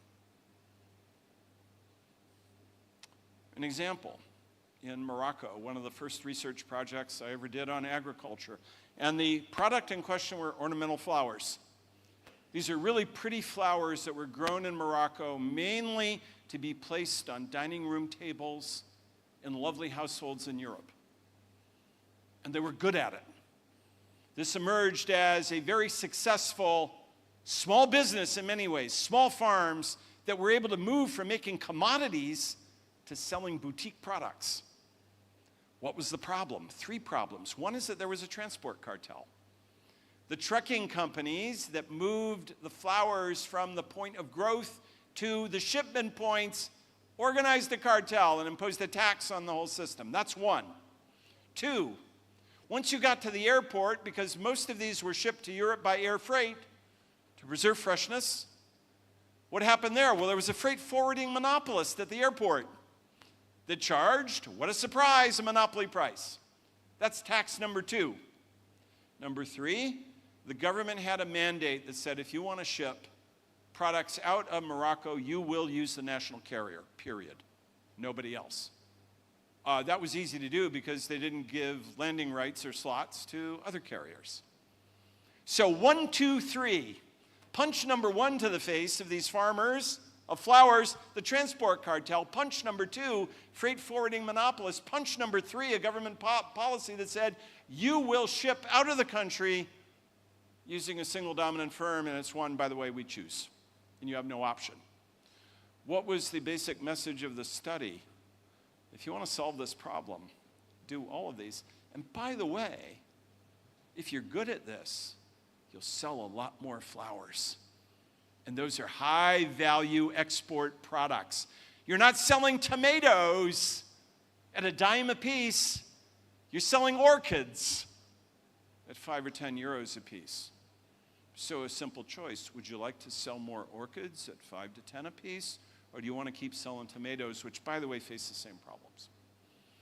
The comprehensive diagnosis said all of the public institutions that touch this supply chain have to be involved in the solution.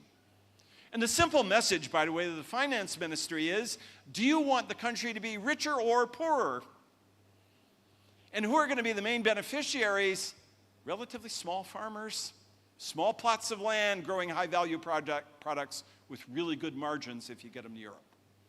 So what do you want to do? Do you want to sell only tomatoes?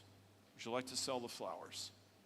And in particular, make lots of small businesses considerably more profitable than they are now. This was the result of a whole of government inquiry. The government listened, by the way. They could see these were large banknotes on the sidewalk, and they said, let's bend over and pick them up. But it's not enough just in a single country. The real benefits, the big benefits, are going to come from global and regional cooperation, and many of you in this room know this already. This is not a hard sell on my part. You realize that the problems that exist in a single jurisdiction in this region probably are problems that emerge in others. If it's a problem here, it's probably a problem in Indonesia. It's quite possibly a problem in Malaysia. The shipment, the retailing issues probably are universal. Same questions being asked in Vietnam, Cambodia, Laos, Japan, South Korea. Many similar phenomena. There is something out there that we can call big competition policy data. This is information that consists of the record of cases that have been litigated in individual countries, studies that have been done in a variety of different countries.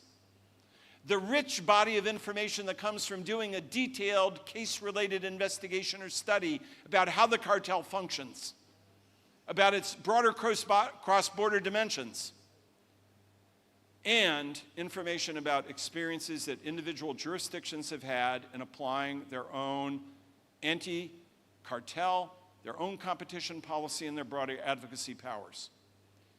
Before any single jurisdiction marches out to tackle the problem, wouldn't it be great to have the benefit of the big antitrust data that exists globally?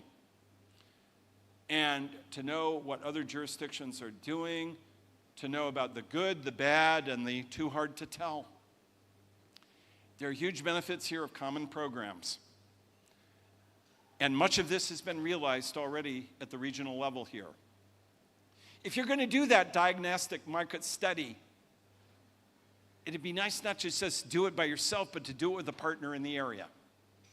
What's the benefit of that? Well, one is you'll get good comparative data points in the region.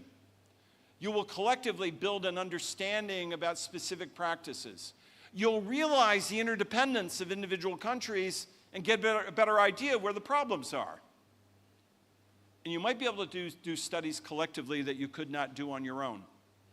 The theme here again is that individual effort will be insufficient. You lose that race. But if you have, in the ASEAN framework, for example, if you have collective work, that's the real formula for progress, in which you build collective capability and knowledge that each jurisdiction can apply more effectively at the local level. And the last pitch I'm going to make, and again, I'm in an academic environment, so this is self-serving in the extreme.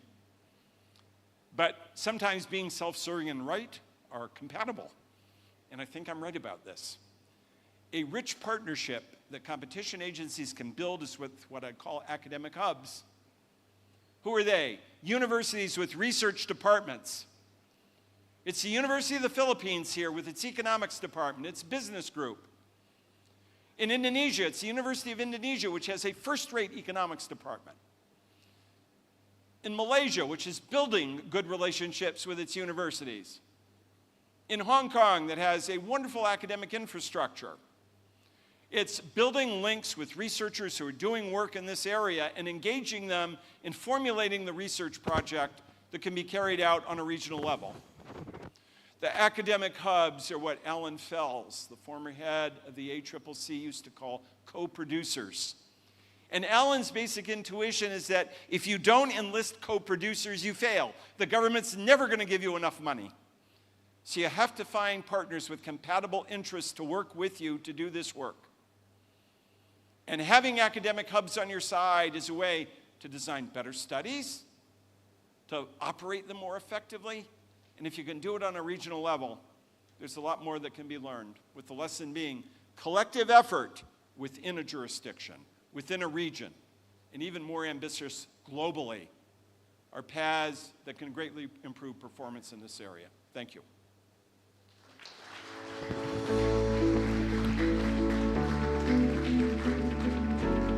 Thank you very much. Ladies and gentlemen, another round of applause, please, for Professor Bill Kovacic.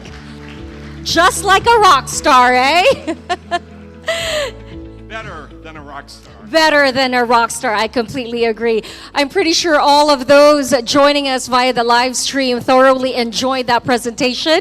And for everyone else, if there was like a word or a thought that you may have missed out on and you wish to go back, again, this entire event is streaming live on Facebook, Zoom, and YouTube. And I'm pretty sure you'll still have access to all of it even after the event. Thank you once again to Professor Bill for joining us here this morning.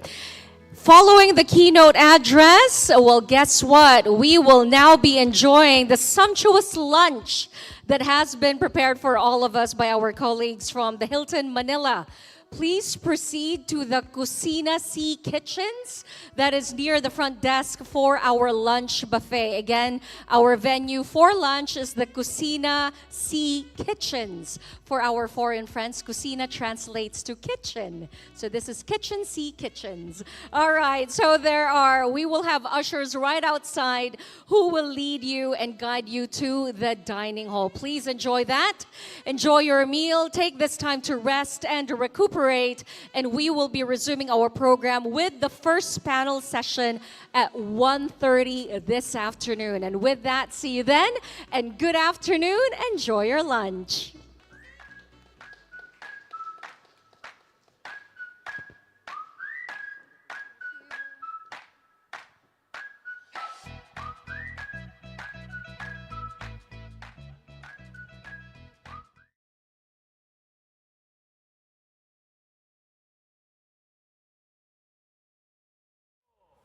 The defending champion, Dominador Ortiz!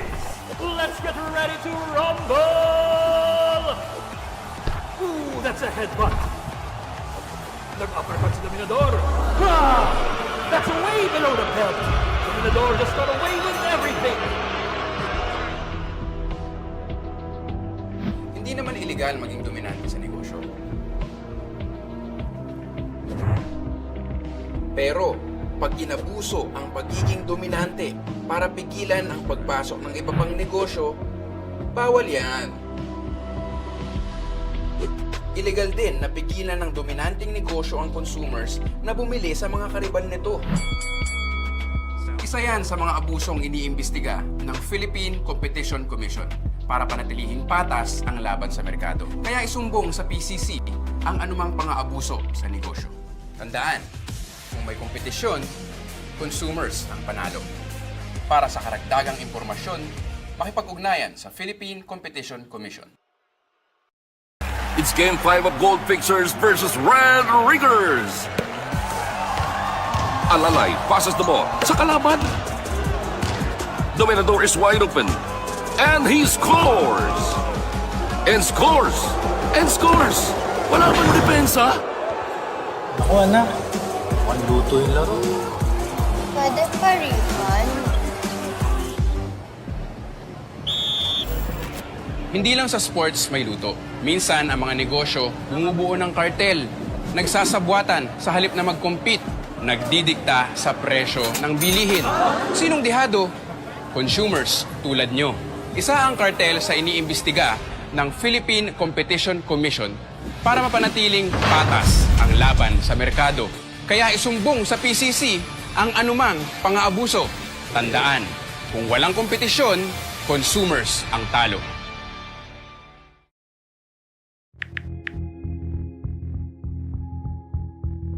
Pare-parehas bang mataas ang presyo? Hindi ka dapat maging bihag ng kawalan ng kompetisyon. Kung may kompetisyon, abot kaya ang presyo ng mga bilihin. Kung may kompetisyon, consumers ang panalo. Para sa karagdagang impormasyon, makipag-ugnayan sa Philippine Competition Commission. Minsan sa bidding, nagsasabwatan ng mga contractors sa halip na mag-compete o magpapabaan ng offers. Bid rigging ang tawag dito. Mahal na nga ang proyekto, substandard pa ang materyales para sure na may kickback ang mga magkakasabwat. Kaya isumbong sa Philippine Competition Commission para maimbestigahan at maparusahan ang mga may sala. Tandaan, kung may kompetisyon, consumers ang panalo. Bigla ang shortage at bigla ang taas ng presyo, posibleng may sabwatan ang mga business owners para magka-peking shortage. Kapag nililimitahan ng kartel ang supply para tumaas ang presyo, output limitation ang tawag dito. Ipinagbabawal yan ng Philippine Competition Act. Pag may output limitation, isumbong sa Philippine Competition Commission. Tandaan, kung may kompetisyon, consumers ang panalo. Para sa karagdagang impormasyon, makipag-ugnayan sa Philippine Competition Commission. Sabay-sabay bang nagtaasan ang presyo ng bilihin? Posibleng may kartel na nagdidikta nito. Sabay-sabay na tinataasan at pinagpaparehas ang presyo para walang choice ang consumers. Ang tawag dito ay price fixing. Ipinagbabawal yan ng Philippine Competition Act.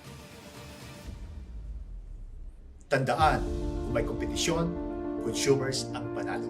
Para sa karagdagang impormasyon, makipag-ugnayan sa Philippine Competition Commission. In his first professional fight, Totoy Adriano and the defending champion, Dominador Ortiz. Let's get ready to rumble! Ooh, that's a headbutt. Nag-uppercut si Dominador. Ah! That's way below the belt. Dominador just got away with everything. Hindi naman illegal maging dominante sa negosyo. Pero, pag inabuso ang pagiging dominante para pigilan ang pagpasok ng iba pang negosyo, bawal yan. Illegal din na pigilan ng dominanteng negosyo ang consumers na bumili sa mga karibal nito. Isa yan sa mga abusong iniimbestiga ng Philippine Competition Commission para panatilihin patas ang laban sa merkado. Kaya isumbong sa PCC ang anumang pang-aabuso sa negosyo. Tandaan, kung may kompetisyon, consumers ang panalo. Para sa karagdagang impormasyon, makipag-ugnayan sa Philippine Competition Commission. It's Game 5 of Gold Fixers versus Red Riggers. Alalay passes the ball sa kalaban. Dominador is wide open. And he scores! And scores! And scores! Wala bang depensa? Ako anak, mukhang luto yung laro. Pwede pa refund? Hindi lang sa sports may luto. Minsan, ang mga negosyo bumubuo ng kartel, nagsasabwatan sa halip na mag-compete, nagdidikta sa presyo ng bilihin. Sinong dihado? Consumers tulad nyo. Isa ang kartel sa iniimbestiga ng Philippine Competition Commission para mapanatiling patas ang laban sa merkado. Kaya isumbong sa PCC ang anumang pang-aabuso. Tandaan, kung walang kompetisyon, consumers ang talo.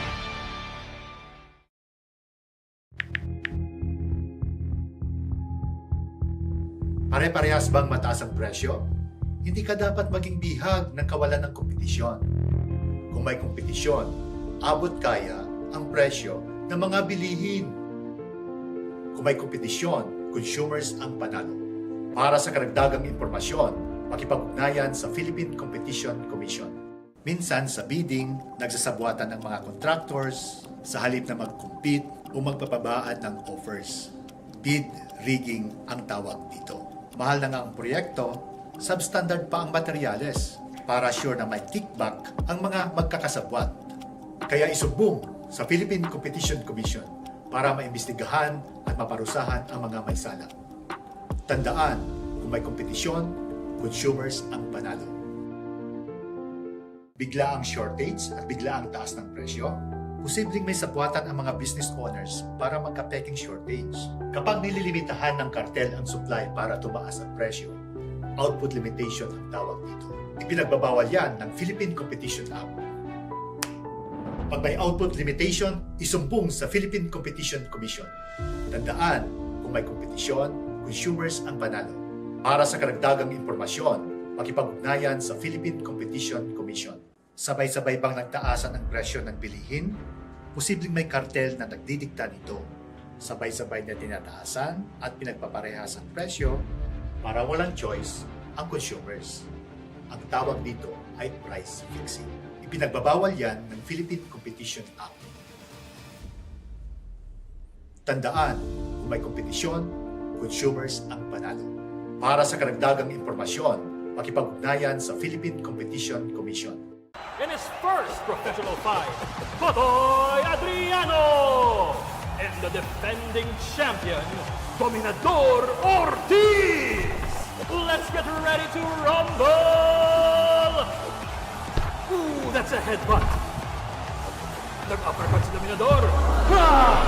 That's way below the belt. Dominador just got away with everything. Hindi naman illegal maging dominante sa negosyo. Pero, pag inabuso ang pagiging dominante para pigilan ang pagpasok ng iba pang negosyo, bawal yan. Illegal din na pigilan ng dominanteng negosyo ang consumers na bumili sa mga kariban nito. Isa yan sa mga abusong iniimbestiga ng Philippine Competition Commission para panatilihin patas ang laban sa merkado. Kaya isumbong sa PCC ang anumang pang-aabuso sa negosyo. Tandaan, kung may kompetisyon, consumers ang panalo. Para sa karagdagang impormasyon, makipag-ugnayan sa Philippine Competition Commission. It's Game 5 of Gold Fixers versus Red Riggers. Alalay passes the ball sa kalaban. Dominador is wide open. And he scores! And scores! And scores! Wala bang depensa? Ako anak, mukhang luto yung laro. Pwede pa refund? Hindi lang sa sports may luto. Minsan ang mga negosyo bumubuo ng kartel, nagsasabwatan sa halip na mag-compete, nagdidikta sa presyo ng bilihin. Sinong dihado?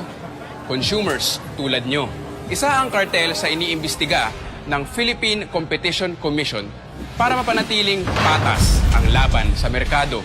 Kaya isumbong sa PCC ang anumang pang-aabuso. Tandaan, kung walang kompetisyon, consumers ang talo.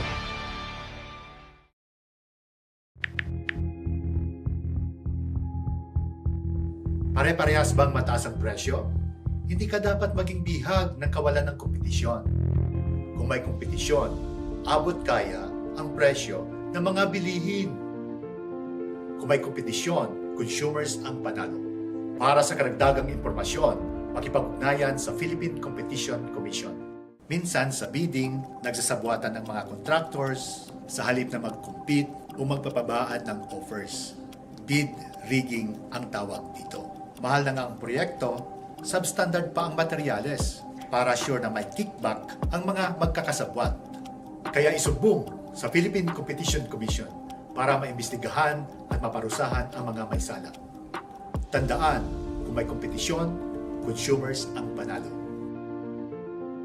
Bigla ang shortage at bigla ang taas ng presyo, posibleng may sabwatan ang mga business owners para magka-peking shortage. Kapag nililimitahan ng kartel ang supply para tumaas ang presyo, output limitation ang tawag dito. Ipinagbabawal yan ng Philippine Competition Act. Pag may output limitation, isumbong sa Philippine Competition Commission. Tandaan, kung may kompetisyon, consumers ang panalo. Para sa karagdagang impormasyon, makipag-ugnayan sa Philippine Competition Commission. Sabay-sabay bang nagtaasan ang presyo ng bilihin? Posibleng may kartel na nagdidikta nito. Sabay-sabay na tinataasan at pinagpaparehas ang presyo para walang choice ang consumers. Ang tawag dito ay price fixing. Ipinagbabawal yan ng Philippine Competition Act. Tandaan, kung may kompetisyon, consumers ang panalo. Para sa karagdagang impormasyon, makipag-ugnayan sa Philippine Competition Commission. In his first professional fight, Totoy Adriano and the defending champion, Dominador Ortiz. Let's get ready to rumble! Ooh, that's a headbutt. Nag-uppercut si Dominador. Ah! That's way below the belt. Dominador just got away with everything. Hindi naman illegal maging dominante sa negosyo. Pero, pag inabuso ang pagiging dominante para pigilan ang pagpasok ng iba pang negosyo, bawal yan. Illegal din na pigilan ng dominanteng negosyo ang consumers na bumili sa mga kariban nito. Isa yan sa mga abusong iniimbestiga ng Philippine Competition Commission para panatilihing patas ang laban sa merkado. Kaya isumbong sa PCC ang anumang pang-aabuso sa negosyo. Tandaan, kung may kompetisyon, consumers ang panalo. Para sa karagdagang impormasyon, makipag-ugnayan sa Philippine Competition Commission. It's Game 5 of Gold Fixers versus Red Riggers. Alalay passes the ball sa kalaban. Dominador is wide open. And he scores! And scores! And scores! Wala bang depensa? Ako anak, mukhang luto yung laro. Pwede pa refund? Hindi lang sa sports may luto. Minsan, ang mga negosyo bumubuo ng kartel, nagsasabwatan sa halip na mag-compete, nagdidikta sa presyo ng bilihin. Sinong dihado? Consumers tulad nyo. Isa ang kartel sa iniimbestiga ng Philippine Competition Commission para mapanatiling patas ang laban sa merkado. Kaya isumbong sa PCC ang anumang pang-aabuso. Tandaan, kung walang kompetisyon, consumers ang talo.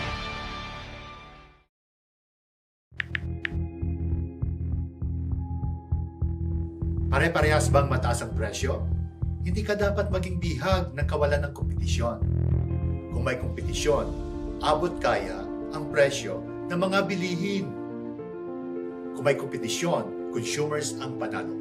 Para sa karagdagang impormasyon, makipag-ugnayan sa Philippine Competition Commission. Minsan sa bidding, nagsasabwatan ng mga contractors sa halip na mag-compete o magpapabaan ng offers. Bid rigging ang tawag dito. Mahal na nga ang proyekto, substandard pa ang materyales para sure na may kickback ang mga magkakasabwat. Kaya isumbong sa Philippine Competition Commission para maimbestigahan at maparusahan ang mga may sala. Tandaan, kung may kompetisyon, consumers ang panalo. Bigla ang shortage at bigla ang taas ng presyo, posibleng may sabwatan ang mga business owners para magka-peking shortage.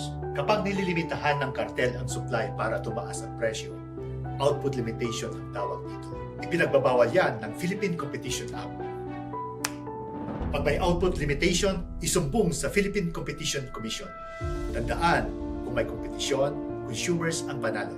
Para sa karagdagang impormasyon, makipag-ugnayan sa Philippine Competition Commission. Sabay-sabay bang nagtaasan ang presyo ng bilihin? Posibleng may kartel na nagdidikta nito. Sabay-sabay na tinataasan at pinagpaparehas ang presyo para walang choice ang consumers. Ang tawag dito ay price fixing. Ipinagbabawal yan ng Philippine Competition Act. Tandaan, kung may kompetisyon, consumers ang panalo. Para sa karagdagang impormasyon, makipag-ugnayan sa Philippine Competition Commission. In his first professional fight, Totoy Adriano and the defending champion, Dominador Ortiz! Let's get ready to rumble! Ooh, that's a headbutt. Nag-uppercut si Dominador. Ah! That's way below the belt.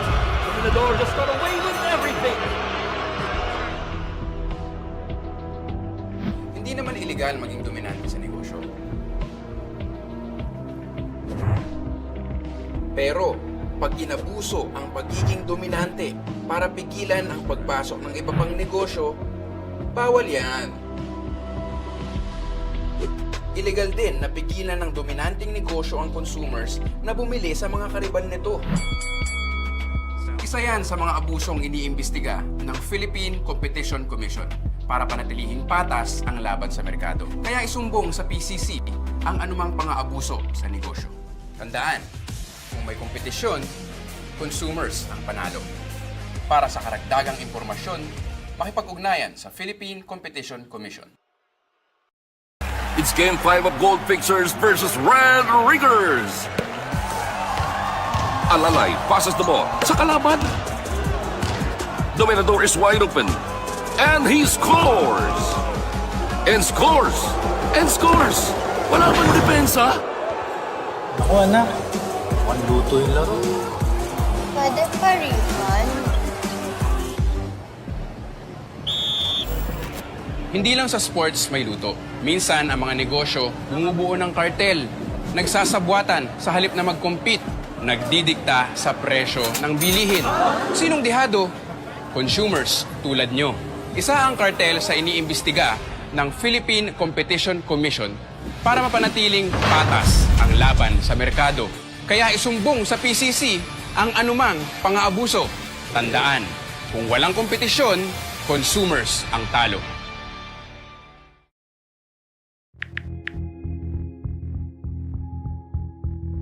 Pare-parehas bang mataas ang presyo? Hindi ka dapat maging bihag ng kawalan ng kompetisyon.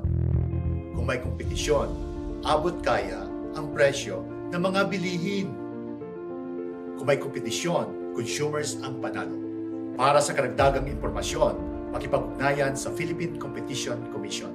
Minsan sa bidding, nagsasabuatan ng mga contractors sa halip na mag-compete o magpapabaan ng offers.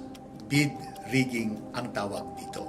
Mahal na nga ang proyekto, substandard pa ang materyales para sure na may kickback ang mga magkakasabwat. Kaya isumbong sa Philippine Competition Commission para maimbestigahan at maparusahan ang mga may sala. Tandaan, kung may kompetisyon, consumers ang panalo. Bigla ang shortage at bigla ang taas ng presyo, posibleng may sabwatan ang mga business owners para magka-peking shortage. Kapag nililimitahan ng kartel ang supply para tumaas ang presyo, output limitation ang tawag dito. Ipinagbabawal yan ng Philippine Competition Act. Pag may output limitation, isumbong sa Philippine Competition Commission.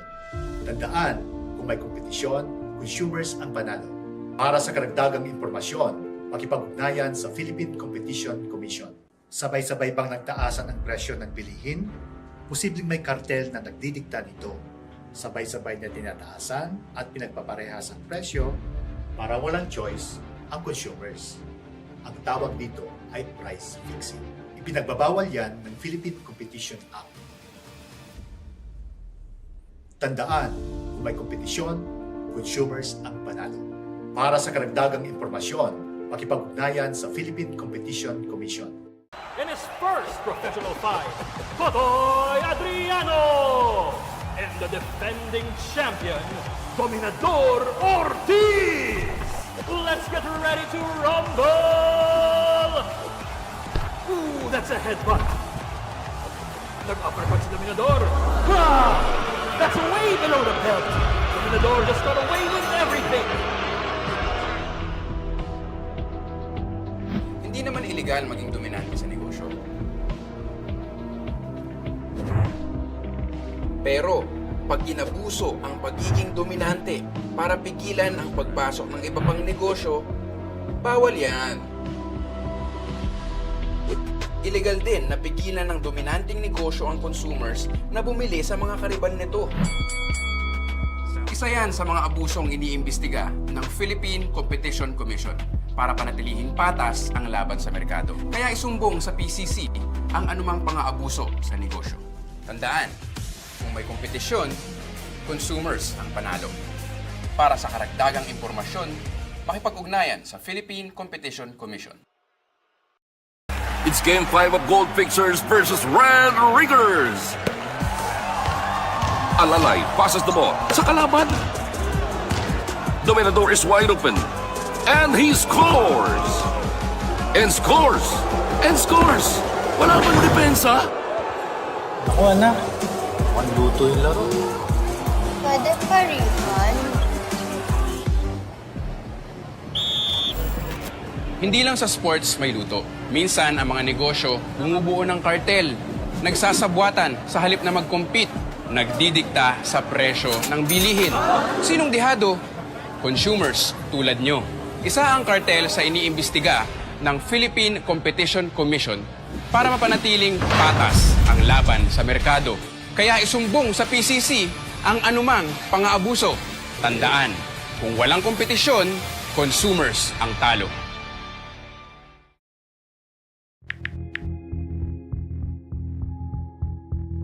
Pare-parehas bang mataas ang presyo?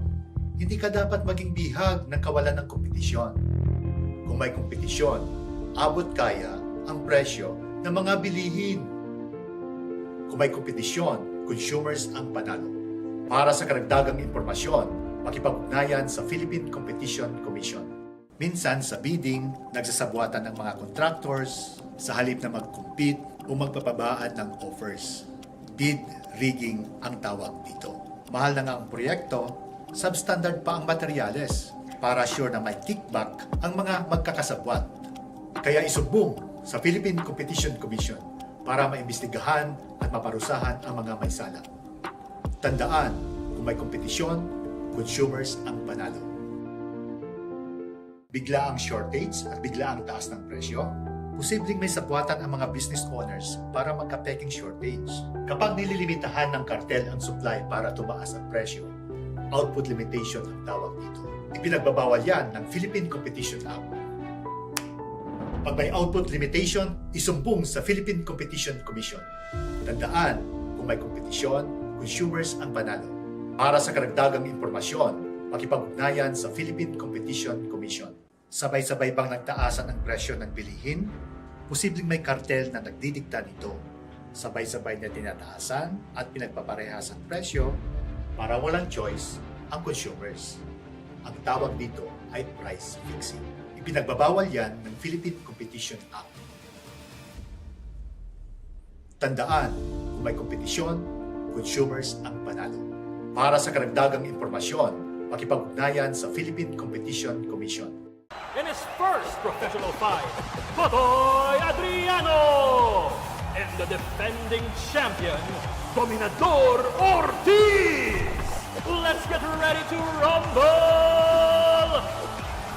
Ooh, that's a headbutt. Nag-uppercut si Dominador. Ah! That's way below the belt. Dominador just got away with everything. Hindi naman illegal maging dominante sa negosyo. Pero, pag inabuso ang pagiging dominante para pigilan ang pagpasok ng iba pang negosyo, bawal yan. Illegal din na pigilan ng dominanteng negosyo ang consumers na bumili sa mga kariban nito. Isa yan sa mga abusong iniimbestiga ng Philippine Competition Commission para panatilihing patas ang laban sa merkado. Kaya isumbong sa PCC ang anumang pang-aabuso sa negosyo. Tandaan, kung may kompetisyon, consumers ang panalo. Para sa karagdagang impormasyon, makipag-ugnayan sa Philippine Competition Commission. It's Game 5 of Gold Fixers versus Red Riggers. Alalay passes the ball sa kalaban. Dominador is wide open. And he scores! And scores!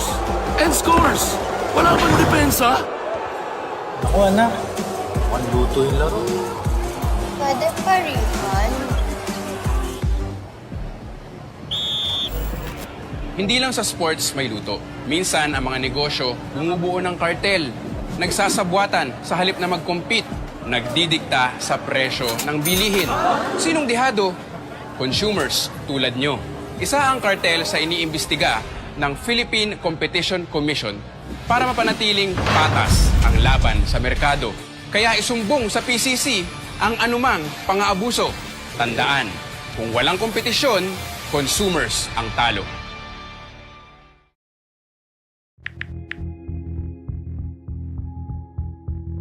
Pare-parehas bang mataas ang presyo? Hindi ka dapat maging bihag ng kawalan ng kompetisyon. Kung may kompetisyon, abot kaya ang presyo ng mga bilihin. Kung may kompetisyon, consumers ang panalo. Para sa karagdagang impormasyon, makipag-ugnayan sa Philippine Competition Commission. Minsan sa bidding, nagsasabuatan ng mga contractors sa halip na mag-compete o magpapabaan ng offers. Bid rigging ang tawag dito. Mahal na nga ang proyekto, substandard pa ang materyales para sure na may kickback ang mga magkakasabwat. Kaya isumbong sa Philippine Competition Commission para maimbestigahan at maparusahan ang mga may sala. Tandaan, kung may kompetisyon, consumers ang panalo. Bigla ang shortage at bigla ang taas ng presyo, posibleng may sabwatan ang mga business owners para magka-peking shortage. Kapag nililimitahan ng kartel ang supply para tumaas ang presyo, output limitation ang tawag dito. Ipinagbabawal yan ng Philippine Competition Act. Pag may output limitation, isumbong sa Philippine Competition Commission. Tandaan, kung may kompetisyon, consumers ang panalo. Para sa karagdagang impormasyon, makipag-ugnayan sa Philippine Competition Commission. Sabay-sabay bang nagtaasan ang presyo ng bilihin? Posibleng may kartel na nagdidikta nito. Sabay-sabay na tinataasan at pinagpaparehas ang presyo para walang choice ang consumers. Ang tawag dito ay price fixing. Ipinagbabawal yan ng Philippine Competition Act. Tandaan, kung may kompetisyon, consumers ang panalo. Para sa karagdagang impormasyon, makipag-ugnayan sa Philippine Competition Commission. In his first professional fight, Pasay Adriano and the defending champion, Dominador Ortiz. Let's get ready to rumble! Ooh, that's a headbutt. Nag-uppercut si Dominador. Ah, that's way below the belt. Dominador just got away with everything. Hindi naman illegal maging dominante sa negosyo. Pero, pag inabuso ang pagiging dominante para pigilan ang pagpasok ng iba pang negosyo, bawal yan. Illegal din na pigilan ng dominanteng negosyo ang consumers na bumili sa mga karibal nito. Isa yan sa mga abusong iniimbestiga ng Philippine Competition Commission para panatilihing patas ang laban sa merkado. Kaya isumbong sa PCC ang anumang pang-aabuso sa negosyo. Tandaan, kung may kompetisyon, consumers ang panalo. Para sa karagdagang impormasyon, makipag-ugnayan sa Philippine Competition Commission. It's Game 5 of Gold Fixers versus Red Riggers. Alalay passes the ball sa kalaban. Dominador is wide open. And he scores! And scores! And scores! Wala bang depensa? Ako anak, mukhang luto yung laro. Pwede pa refund? Hindi lang sa sports may luto. Minsan ang mga negosyo bumubuo ng kartel, nagsasabwatan sa halip na mag-compete, nagdidikta sa presyo ng bilihin. Sinong dihado? Consumers tulad nyo. Isa ang kartel sa iniimbestiga ng Philippine Competition Commission para mapanatiling patas ang laban sa merkado. Kaya isumbong sa PCC ang anumang pang-aabuso. Tandaan, kung walang kompetisyon, consumers ang talo.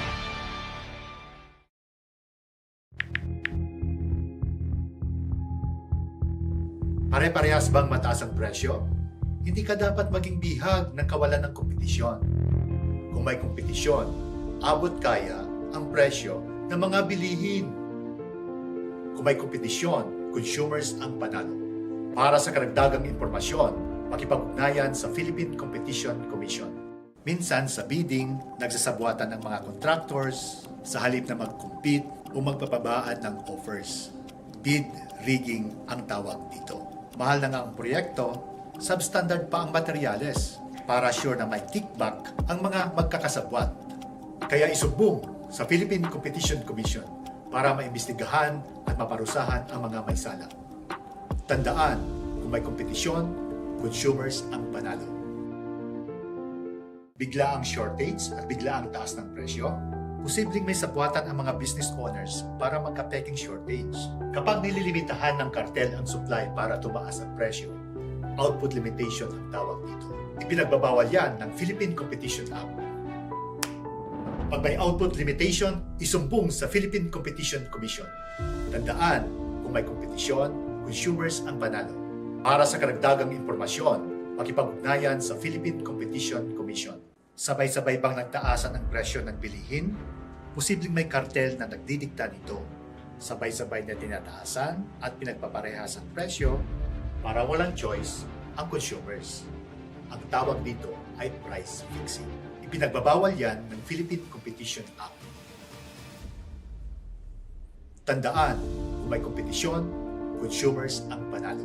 Para sa karagdagang impormasyon, makipag-ugnayan sa Philippine Competition Commission. In his first professional fight, Totoy Adriano and the defending champion, Dominador Ortiz. Let's get ready to rumble! Ooh, that's a headbutt. Nag-uppercut si Dominador. Ah! That's way below the belt. Dominador just got away with everything. Hindi naman illegal maging dominante sa negosyo. Pero, pag inabuso ang pagiging dominante para pigilan ang pagpasok ng iba pang negosyo, bawal yan. Illegal din na pigilan ng dominanting negosyo ang consumers na bumili sa mga kariban nito. Isa yan sa mga abusong iniimbestiga ng Philippine Competition Commission para panatilihin patas ang laban sa merkado. Kaya isumbong sa PCC ang anumang pang-aabuso sa negosyo. Tandaan, kung may kompetisyon, consumers ang panalo. Para sa karagdagang impormasyon, makipag-ugnayan sa Philippine Competition Commission. It's Game 5 of Gold Fixers versus Red Riggers. Alalay passes the ball sa kalaban. Dominador is wide open. And he scores! And scores! And scores! Wala bang depensa? Ako anak, mukhang luto yung laro. Pwede pa refund? Hindi lang sa sports may luto. Minsan, ang mga negosyo bumubuo ng kartel, nagsasabwatan sa halip na mag-compete, nagdidikta sa presyo ng bilihin. Sinong dihado? Consumers tulad nyo. Isa ang kartel sa iniimbestiga ng Philippine Competition Commission para mapanatiling patas ang laban sa merkado. Kaya isumbong sa PCC ang anumang pang-aabuso. Tandaan, kung walang kompetisyon, consumers ang talo.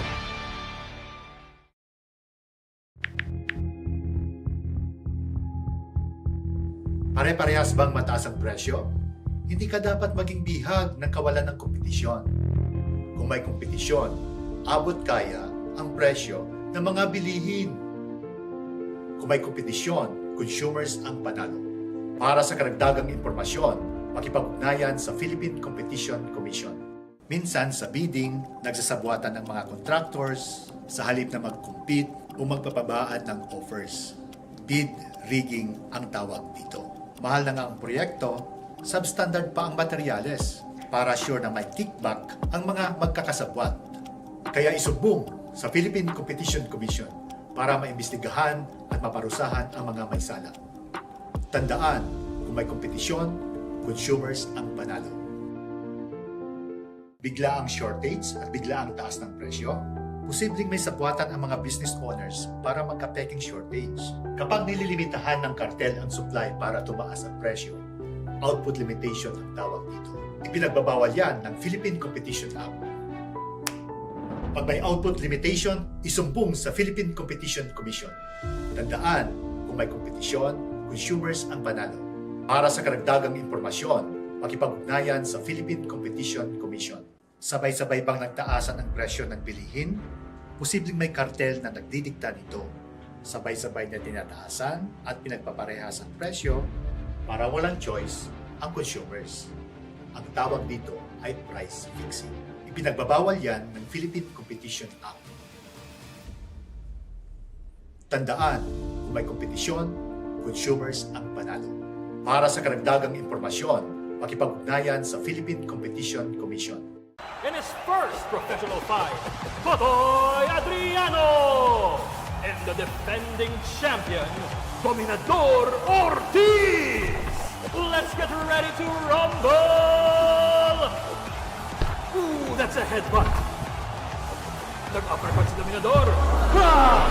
That's way below the belt. Dominador just got away with everything. Hindi naman illegal maging dominante sa negosyo. Pero, pag inabuso ang pagiging dominante para pigilan ang pagpasok ng iba pang negosyo, bawal yan. Illegal din na pigilan ng dominanteng negosyo ang consumers na bumili sa mga karibal nito. Isa yan sa mga abusong iniimbestiga ng Philippine Competition Commission para panatilihin patas ang laban sa merkado. Kaya isumbong sa PCC ang anumang pang-aabuso sa negosyo. Tandaan, kung may kompetisyon, consumers ang panalo. Para sa karagdagang impormasyon, makipag-ugnayan sa Philippine Competition Commission. It's Game 5 of Gold Pictures versus Red Riggers. Alalay passes the ball sa kalaban. Dominador is wide open. And he scores! And scores! And scores! Wala bang depensa? Ako anak, mukhang luto yung laro. Pwede pa refund? Hindi lang sa sports may luto. Minsan, ang mga negosyo bumubuo ng kartel, nagsasabwatan sa halip na mag-compete, nagdidikta sa presyo ng bilihin. Sinong dihado? Consumers tulad nyo. Isa ang kartel sa iniimbestiga ng Philippine Competition Commission para mapanatiling patas ang laban sa merkado. Kaya isumbong sa PCC ang anumang pang-aabuso. Tandaan, kung walang kompetisyon, consumers ang talo.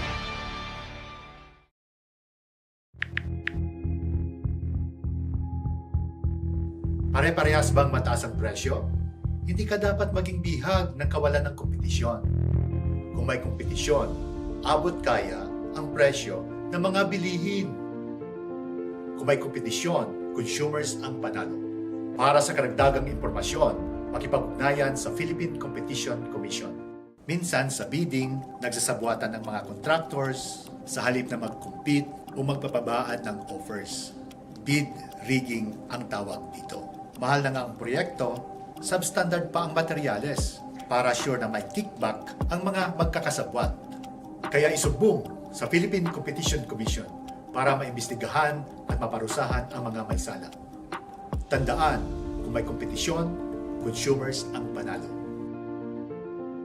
Bigla ang shortage at bigla ang taas ng presyo, posibleng may sabwatan ang mga business owners para magka-peking shortage. Kapag nililimitahan ng kartel ang supply para tumaas ang presyo, output limitation ang tawag dito. Ipinagbabawal yan ng Philippine Competition Act. Pag may output limitation, isumbong sa Philippine Competition Commission. Tandaan, kung may kompetisyon, consumers ang panalo. Para sa karagdagang impormasyon, makipag-ugnayan sa Philippine Competition Commission. Sabay-sabay bang nagtaasan ang presyo ng bilihin?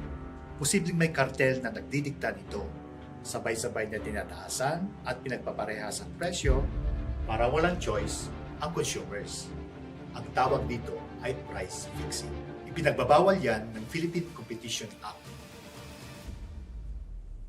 Tandaan, kung may kompetisyon, consumers ang panalo. Para sa karagdagang impormasyon, makipag-ugnayan sa Philippine Competition Commission. In his first professional fight, Totoy Adriano and the defending champion, Dominador Ortiz! Let's get ready to rumble! Ooh, that's a headbutt. Nag-uppercut si Dominador. Ah! That's way below the belt. Dominador just got away with everything. Hindi naman illegal maging dominante sa negosyo. Pero, pag inabuso ang pagiging dominante para pigilan ang pagpasok ng iba pang negosyo, bawal yan. Illegal din na pigilan ng dominanteng negosyo ang consumers na bumili sa mga kariban nito. Isa yan sa mga abusong iniimbestiga ng Philippine Competition Commission para panatilihing patas ang laban sa merkado. Kaya isumbong sa PCC ang anumang pang-aabuso sa negosyo. Tandaan, kung may kompetisyon, consumers ang panalo. Para sa karagdagang impormasyon, makipag-ugnayan sa Philippine Competition Commission. It's Game 5 of Gold Fixers versus Red Riggers. Alalay passes the ball sa kalaban. Dominador is wide open. And he scores! And scores! And scores! Wala bang depensa? Ako anak, mukhang luto yung laro. Pwede pa refund? Hindi lang sa sports may luto. Minsan ang mga negosyo bumubuo ng kartel, nagsasabwatan sa halip na mag-compete, nagdidikta sa presyo ng bilihin. Sinong dihado? Consumers tulad nyo. Isa ang kartel sa iniimbestiga ng Philippine Competition Commission para mapanatiling patas ang laban sa merkado. Kaya isumbong sa PCC ang anumang pang-aabuso. Tandaan, kung walang kompetisyon, consumers ang talo.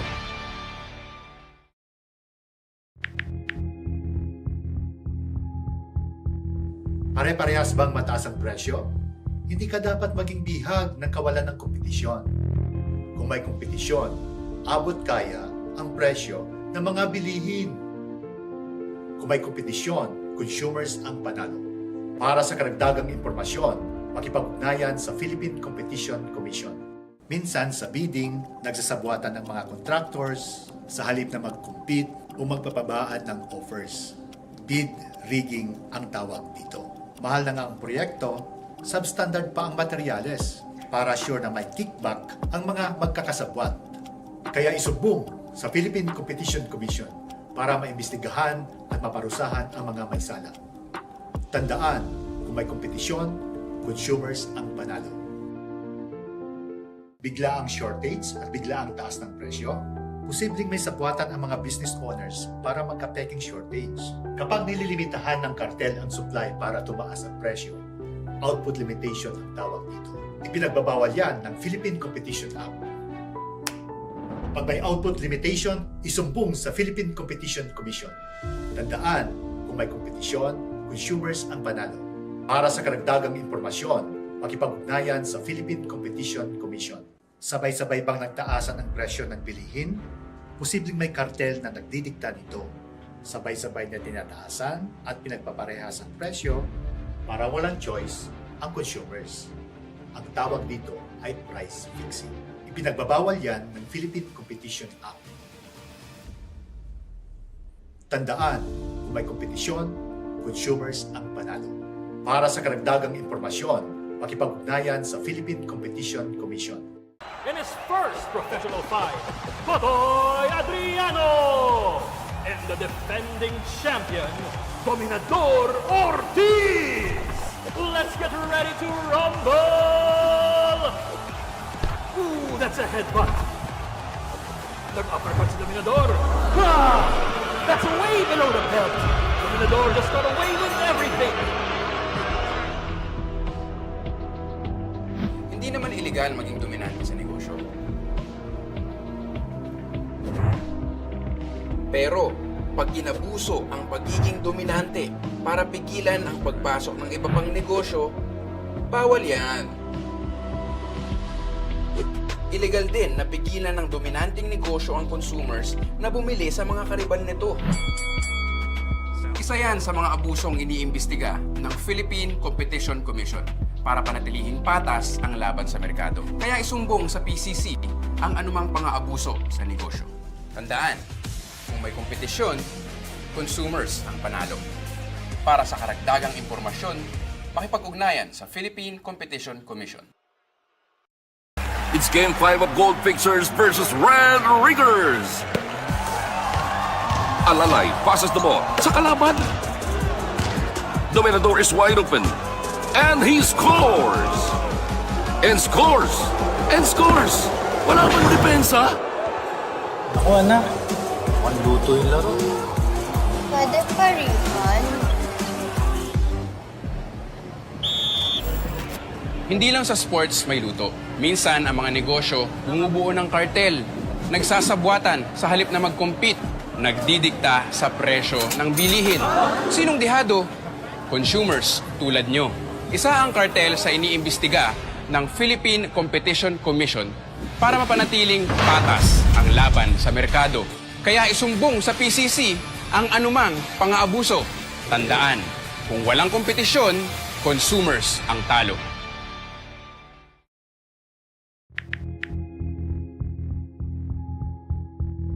Pare-parehas bang mataas ang presyo?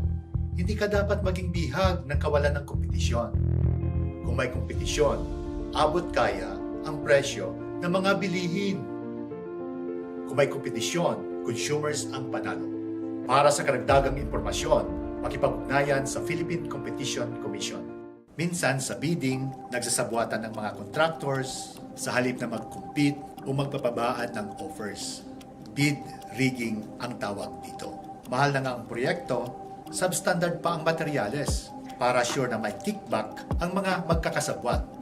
Kaya isumbong sa Philippine Competition Commission para maimbestigahan at maparusahan ang mga may sala.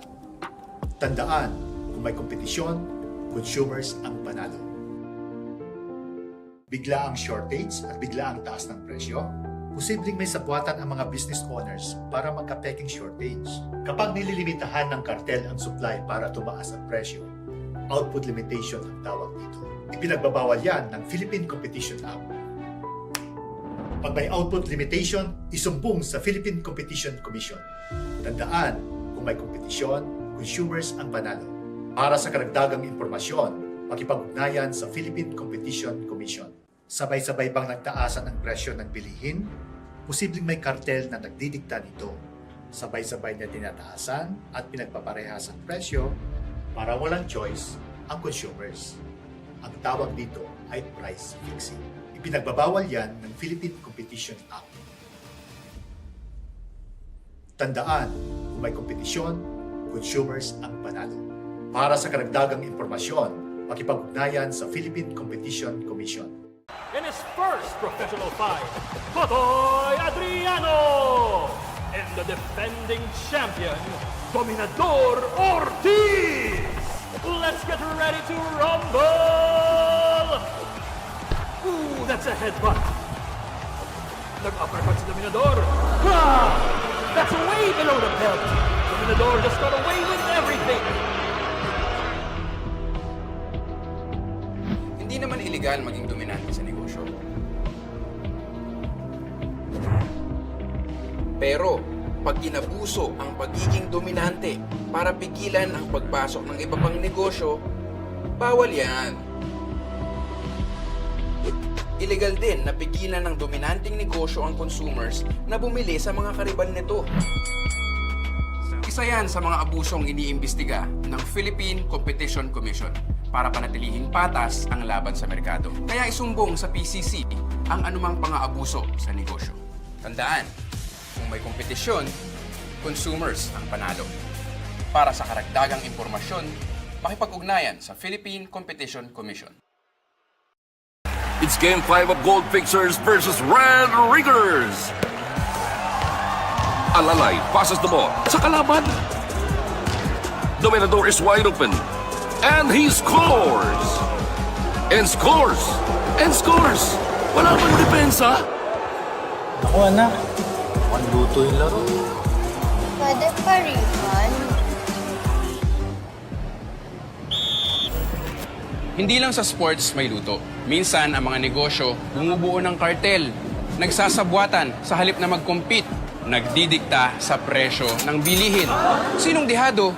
Consumers tulad nyo. Isa ang kartel sa iniimbestiga ng Philippine Competition Commission para mapanatiling patas ang laban sa merkado. Kaya isumbong sa PCC ang anumang pang-aabuso. Tandaan, kung walang kompetisyon, consumers ang talo.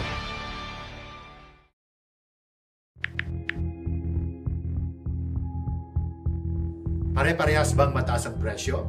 Hindi ka dapat maging bihag ng kawalan ng kompetisyon. Kung may kompetisyon, abot kaya ang presyo ng mga bilihin.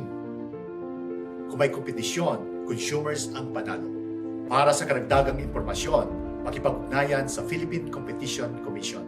Minsan sa bidding, nagsasabwatan ng mga contractors sa halip na mag-compete o magpapabaan ng offers. Bid rigging ang tawag dito. Mahal na nga ang proyekto, substandard pa ang materyales para sure na may kickback ang mga magkakasabwat. Kaya isumbong sa Philippine Competition Commission para maimbestigahan at maparusahan ang mga may sala. Tandaan, kung may kompetisyon, consumers ang panalo. Bigla ang shortage at bigla ang taas ng presyo, posibleng may sabwatan ang mga business owners para magka-peking shortage. Kapag nililimitahan ng kartel ang supply para tumaas ang presyo, output limitation ang tawag dito. Ipinagbabawal yan ng Philippine Competition Act. Pag may output limitation, isumbong sa Philippine Competition Commission. Tandaan, kung may kompetisyon, consumers ang panalo. Para sa karagdagang impormasyon, makipag-ugnayan sa Philippine Competition Commission. Sabay-sabay bang nagtaasan ang presyo ng bilihin? Posibleng may kartel na nagdidikta nito. Sabay-sabay na tinataasan at pinagpaparehas ang presyo para walang choice ang consumers. Ang tawag dito ay price fixing. Ipinagbabawal yan ng Philippine Competition Act. Tandaan, kung may kompetisyon, consumers ang panalo. Para sa karagdagang impormasyon, makipag-ugnayan sa Philippine Competition Commission. In his first professional fight, Totoy Adriano and the defending champion, Dominador Ortiz. Let's get ready to rumble! Ooh, that's a headbutt. Nag-uppercut si Dominador. Ha! That's way below the belt. Dominador just got away with everything. Hindi naman illegal maging dominante sa negosyo. Pero, pag inabuso ang pagiging dominante para pigilan ang pagpasok ng iba pang negosyo, bawal yan. Illegal din na pigilan ng dominanteng negosyo ang consumers na bumili sa mga kariban nito. Isa yan sa mga abusong iniimbestiga ng Philippine Competition Commission para panatilihing patas ang laban sa merkado. Kaya isumbong sa PCC ang anumang pang-aabuso sa negosyo. Tandaan, kung may kompetisyon, consumers ang panalo. Para sa karagdagang impormasyon, makipag-ugnayan sa Philippine Competition Commission. It's Game 5 of Gold Fixers versus Red Riggers. Alalay passes the ball sa kalaban. Dominador is wide open. And he scores! And scores! And scores! Wala bang depensa? Naku anak, mukhang luto yung laro. Pwede pa refund? Hindi lang sa sports may luto. Minsan, ang mga negosyo bumubuo ng kartel. Nagsasabwatan sa halip na mag-compete. Nagdidikta sa presyo ng bilihin. Sinong dihado? Consumers tulad nyo. Isa ang kartel sa iniimbestiga ng Philippine Competition Commission para mapanatiling patas ang laban sa merkado. Kaya isumbong sa PCC ang anumang pang-aabuso. Tandaan, kung walang kompetisyon, consumers ang talo.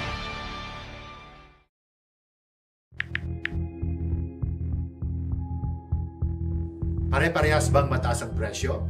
Hindi ka dapat maging bihag ng kawalan ng kompetisyon. Kung may kompetisyon, abot kaya ang presyo ng mga bilihin. Kung may kompetisyon, consumers ang panalo. Para sa karagdagang impormasyon, makipag-ugnayan sa Philippine Competition Commission. Minsan sa bidding, nagsasabwatan ng mga contractors sa halip na mag-compete o magpapabaan ng offers. Bid rigging ang tawag dito. Mahal na nga ang proyekto, substandard pa ang materyales para sure na may kickback ang mga magkakasabwat. Kaya isumbong sa Philippine Competition Commission para maimbestigahan at maparusahan ang mga may sala. Tandaan, kung may kompetisyon, consumers ang panalo. Bigla ang shortage at bigla ang taas ng presyo, posibleng may sabwatan ang mga business owners para magka-peking shortage. Kapag nililimitahan ng kartel ang supply para tumaas ang presyo, output limitation ang tawag dito. Ipinagbabawal yan ng Philippine Competition Act.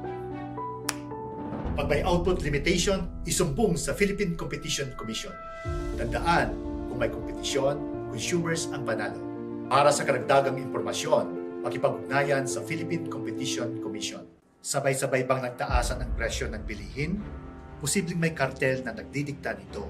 Sabay-sabay na tinataasan at pinagpaparehas ang presyo para walang choice ang consumers. Ang tawag dito ay price fixing. Ipinagbabawal yan ng Philippine Competition Act.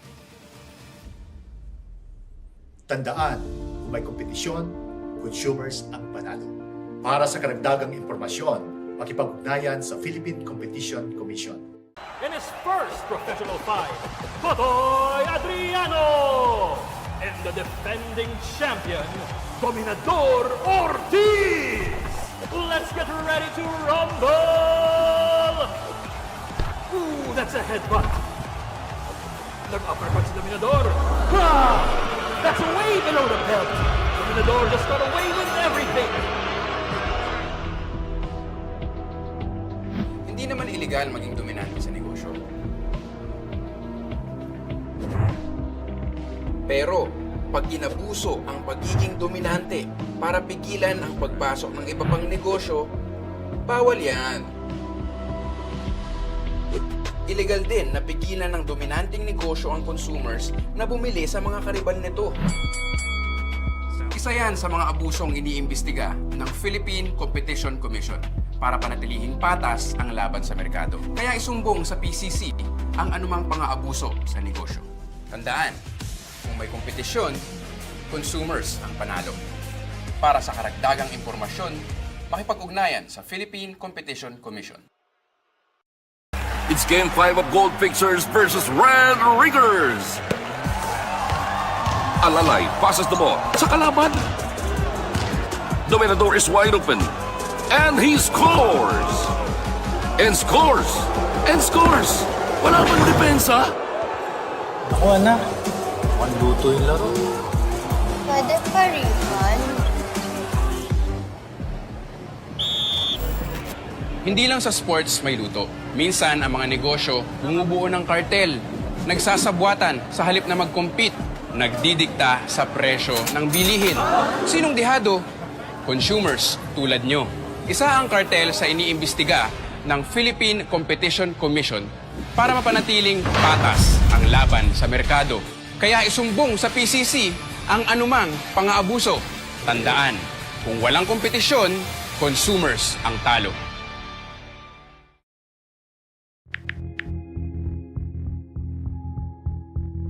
Pare-parehas bang mataas ang presyo? Hindi ka dapat maging bihag ng kawalan ng kompetisyon.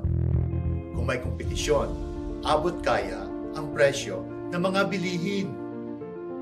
Kung may kompetisyon, consumers ang panalo. Para sa karagdagang impormasyon, makipag-ugnayan sa Philippine Competition Commission. Minsan sa bidding, nagsasabwatan ng mga contractors sa halip na mag-compete o magpapabaan ng offers. Bid rigging ang tawag dito. Mahal na nga ang proyekto, substandard pa ang materyales para sure na may kickback ang mga magkakasabwat. Kaya isumbong sa Philippine Competition Commission para maimbestigahan at maparusahan ang mga may sala. Tandaan, kung may kompetisyon, consumers ang panalo. Bigla ang shortage at bigla ang taas ng presyo, posibleng may sabwatan ang mga business owners para magka-peking shortage. Kapag nililimitahan ng kartel ang supply para tumaas ang presyo, output limitation ang tawag dito. Ipinagbabawal yan ng Philippine Competition Act. Pag may output limitation, isumbong sa Philippine Competition Commission. Tandaan, kung may kompetisyon, consumers ang panalo.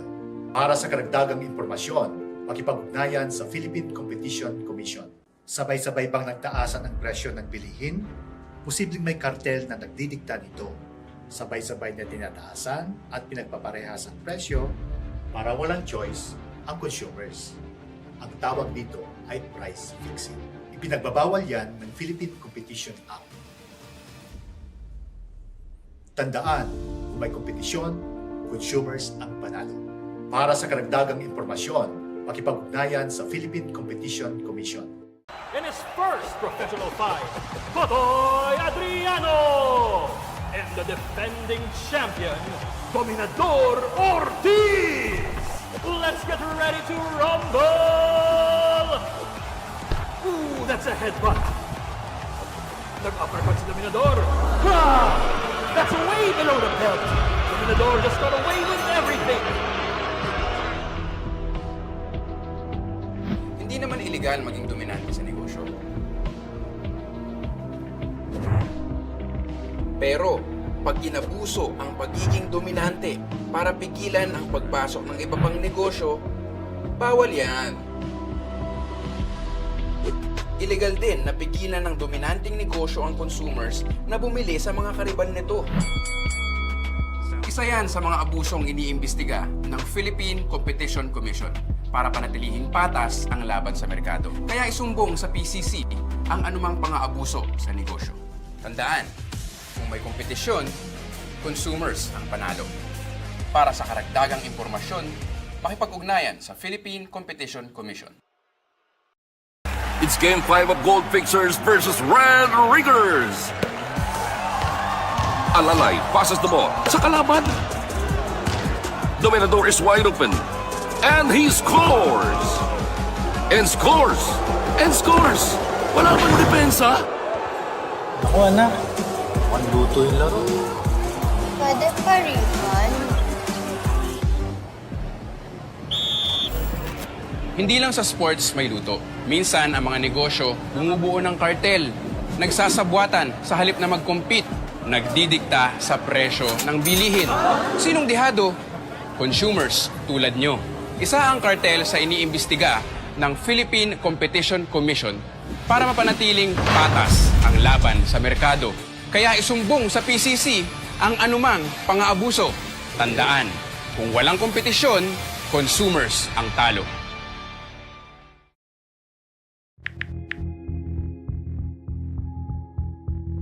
Pare-parehas bang mataas ang presyo? Hindi ka dapat maging bihag ng kawalan ng kompetisyon. Kung may kompetisyon, abot kaya ang presyo ng mga bilihin. Kung may kompetisyon, consumers ang panalo. Para sa karagdagang impormasyon, makipag-ugnayan sa Philippine Competition Commission. Minsan sa bidding, nagsasabwatan ng mga contractors sa halip na mag-compete o magpapabaan ng offers. Bid rigging ang tawag dito. Mahal na nga ang proyekto, substandard pa ang materyales para sure na may kickback ang mga magkakasabwat. Kaya isumbong sa Philippine Competition Commission para maimbestigahan at maparusahan ang mga may sala. Tandaan, kung may kompetisyon, consumers ang panalo. Bigla ang shortage at bigla ang taas ng presyo, posibleng may sabwatan ang mga business owners para magka-peking shortage. Kapag nililimitahan ng kartel ang supply para tumaas ang presyo, output limitation ang tawag dito. Ipinagbabawal yan ng Philippine Competition Act. Pag may output limitation, isumbong sa Philippine Competition Commission. Tandaan, kung may kompetisyon, consumers ang panalo. Para sa karagdagang impormasyon, makipag-ugnayan sa Philippine Competition Commission. Sabay-sabay bang nagtaasan ang presyo ng bilihin? Posibleng may kartel na nagdidikta nito. Sabay-sabay na tinataasan at pinagpaparehas ang presyo para walang choice ang consumers. Ang tawag dito ay price fixing. Ipinagbabawal yan ng Philippine Competition Act. Tandaan, kung may kompetisyon, consumers ang panalo. Para sa karagdagang impormasyon, makipag-ugnayan sa Philippine Competition Commission. In his first professional fight, Totoy Adriano! And the the defending champion, Dominador Ortiz! Let's get ready to rumble! Ooh, that's a headbutt. Nag-uppercut si Dominador. Ah! That's way below the belt. Dominador just got away with everything. Hindi naman illegal maging dominante sa negosyo. Pero, pag inabuso ang pagiging dominante para pigilan ang pagpasok ng iba pang negosyo, bawal yan. Illegal din na pigilan ng dominanteng negosyo ang consumers na bumili sa mga kariban nito. Isa yan sa mga abusong iniimbestiga ng Philippine Competition Commission para panatilihin patas ang laban sa merkado. Kaya isumbong sa PCC ang anumang pang-aabuso sa negosyo. Tandaan, kung may kompetisyon, consumers ang panalo. Para sa karagdagang impormasyon, makipag-ugnayan sa Philippine Competition Commission. It's Game 5 of Gold Fixers versus Red Riggers. Alalay passes the ball sa kalaban. Dominador is wide open. And he scores! And scores! And scores! Wala bang depensa? Ako anak, mukhang luto yung laro. Pwede pa refund? Hindi lang sa sports may luto.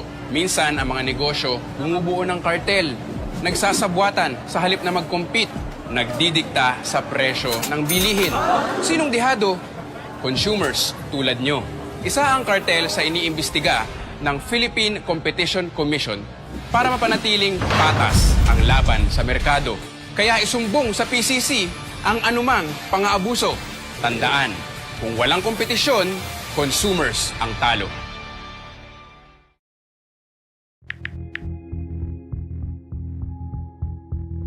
Pare-parehas bang mataas ang presyo? Hindi ka dapat maging bihag ng kawalan ng kompetisyon. Kung may kompetisyon, abot kaya ang presyo ng mga bilihin. Kung may kompetisyon, consumers ang panalo. Para sa karagdagang impormasyon, makipag-ugnayan sa Philippine Competition Commission. Minsan sa bidding, nagsasabwatan ng mga contractors sa halip na mag-compete o magpapabaan ng offers. Bid rigging ang tawag dito. Mahal na nga ang proyekto, substandard pa ang materyales para sure na may kickback ang mga magkakasabwat. Kaya isumbong sa Philippine Competition Commission para maimbestigahan at maparusahan ang mga may sala. Tandaan, kung may kompetisyon, consumers ang panalo. Bigla ang shortage at bigla ang taas ng presyo, posibleng may sabwatan ang mga business owners para magka-peking shortage. Kapag nililimitahan ng kartel ang supply para tumaas ang presyo, output limitation ang tawag dito. Ipinagbabawal yan ng Philippine Competition Act. Pag may output limitation, isumbong sa Philippine Competition Commission. Tandaan, kung may kompetisyon, consumers ang panalo. Para sa karagdagang impormasyon, makipag-ugnayan sa Philippine Competition Commission. Sabay-sabay bang nagtaasan ang presyo ng bilihin? Posibleng may kartel na nagdidikta nito. Sabay-sabay na tinataasan at pinagpaparehas ang presyo para walang choice ang consumers. Ang tawag dito ay price fixing. Ipinagbabawal yan ng Philippine Competition Act. Tandaan, kung may kompetisyon, consumers ang panalo. Para sa karagdagang impormasyon, makipag-ugnayan sa Philippine Competition Commission. In his first professional fight, Totoy Adriano! And the defending champion, Dominador Ortiz! Let's get ready to rumble! Ooh, that's a headbutt. Nag-uppercut si Dominador. Ah! That's way below the belt.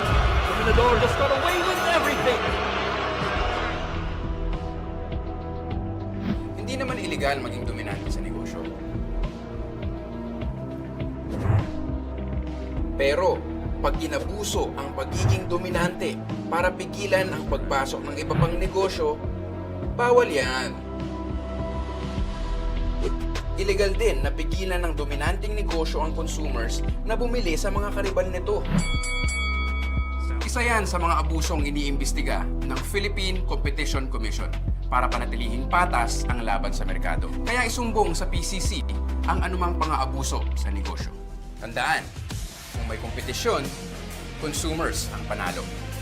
Para sa karagdagang impormasyon, makipag-ugnayan sa Philippine Competition Commission. It's Game 5 of Gold Fixers versus Red Riggers. Alalay passes the ball sa kalaban. Dominador is wide open. And he scores! And scores! And scores! Wala bang depensa? Ako anak, mukhang luto yung laro. Pwede pa refund? Hindi lang sa sports may luto. Minsan ang mga negosyo bumubuo ng kartel, nagsasabwatan sa halip na mag-compete, nagdidikta sa presyo ng bilihin. Sinong dihado? Consumers tulad nyo. Isa ang kartel sa iniimbestiga ng Philippine Competition Commission para mapanatiling patas ang laban sa merkado. Kaya isumbong sa PCC ang anumang pang-aabuso. Tandaan, kung walang kompetisyon, consumers ang talo.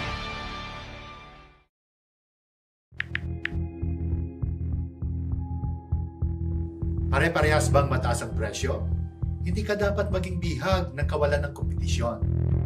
Kung may kompetisyon, abot kaya ang presyo ng mga bilihin. Kung may kompetisyon, consumers ang panalo. Para sa karagdagang impormasyon, makipag-ugnayan sa Philippine Competition Commission. Minsan sa bidding, nagsasabwatan ng mga contractors sa halip na mag-compete o magpapabaan ng offers. Bid rigging ang tawag dito. Mahal na nga ang proyekto, substandard pa ang materyales para sure na may kickback ang mga magkakasabwat. Kaya isumbong sa Philippine Competition Commission para maimbestigahan at maparusahan ang mga may sala. Tandaan, kung may kompetisyon, consumers ang panalo. Bigla ang shortage at bigla ang taas ng presyo, posibleng may sabwatan ang mga business owners para magka-peking shortage. Kapag nililimitahan ng kartel ang supply para tumaas ang presyo, output limitation ang tawag dito. Ipinagbabawal yan ng Philippine Competition Act. Pag may output limitation, isumbong sa Philippine Competition Commission. Tandaan, kung may kompetisyon, consumers ang panalo. Para sa karagdagang impormasyon, makipag-ugnayan sa Philippine Competition Commission. Sabay-sabay bang nagtaasan ang presyo ng bilihin? Posibleng may kartel na nagdidikta nito. Sabay-sabay na tinataasan at pinagpaparehas ang presyo para walang choice ang consumers. Ang tawag dito ay price fixing. Ipinagbabawal yan ng Philippine Competition Act. Tandaan, kung may kompetisyon, consumers ang panalo. Para sa karagdagang impormasyon, makipag-ugnayan sa Philippine Competition Commission. In his first professional fight, Totoy Adriano and the defending champion, Dominador Ortiz. Let's get ready to rumble! Ooh, that's a headbutt. Nag-uppercut si Dominador. Ah, that's way below the belt. Dominador just got away with everything. Hindi naman illegal maging dominante sa negosyo. Pero, pag inabuso ang pagiging dominante para pigilan ang pagpasok ng iba pang negosyo, bawal yan. Illegal din na pigilan ng dominanteng negosyo ang consumers na bumili sa mga kariban nito. Isa yan sa mga abusong iniimbestiga ng Philippine Competition Commission para panatilihing patas ang laban sa merkado. Kaya isumbong sa PCC ang anumang pang-aabuso sa negosyo. Tandaan, kung may kompetisyon, consumers ang panalo. Para sa karagdagang impormasyon, makipag-ugnayan sa Philippine Competition Commission. It's Game 5 of Gold Fixers versus Red Riggers. Alalay passes the ball sa kalaban. Dominador is wide open. And he scores! And scores! And scores! Wala bang depensa? Ako anak, mukhang luto yung laro. Pwede pa refund? Hindi lang sa sports may luto. Minsan ang mga negosyo bumubuo ng kartel, nagsasabwatan sa halip na mag-compete, nagdidikta sa presyo ng bilihin. Sinong dihado? Consumers tulad nyo. Isa ang kartel sa iniimbestiga ng Philippine Competition Commission para mapanatiling patas ang laban sa merkado. Kaya isumbong sa PCC ang anumang pang-aabuso. Tandaan, kung walang kompetisyon, consumers ang talo.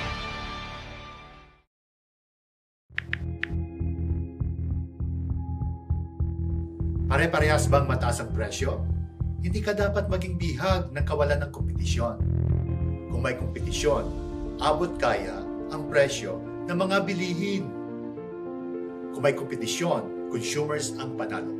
Para sa karagdagang impormasyon, makipag-ugnayan sa Philippine Competition Commission. Minsan sa bidding, nagsasabwatan ng mga contractors sa halip na mag-compete o magpapabaan ng offers.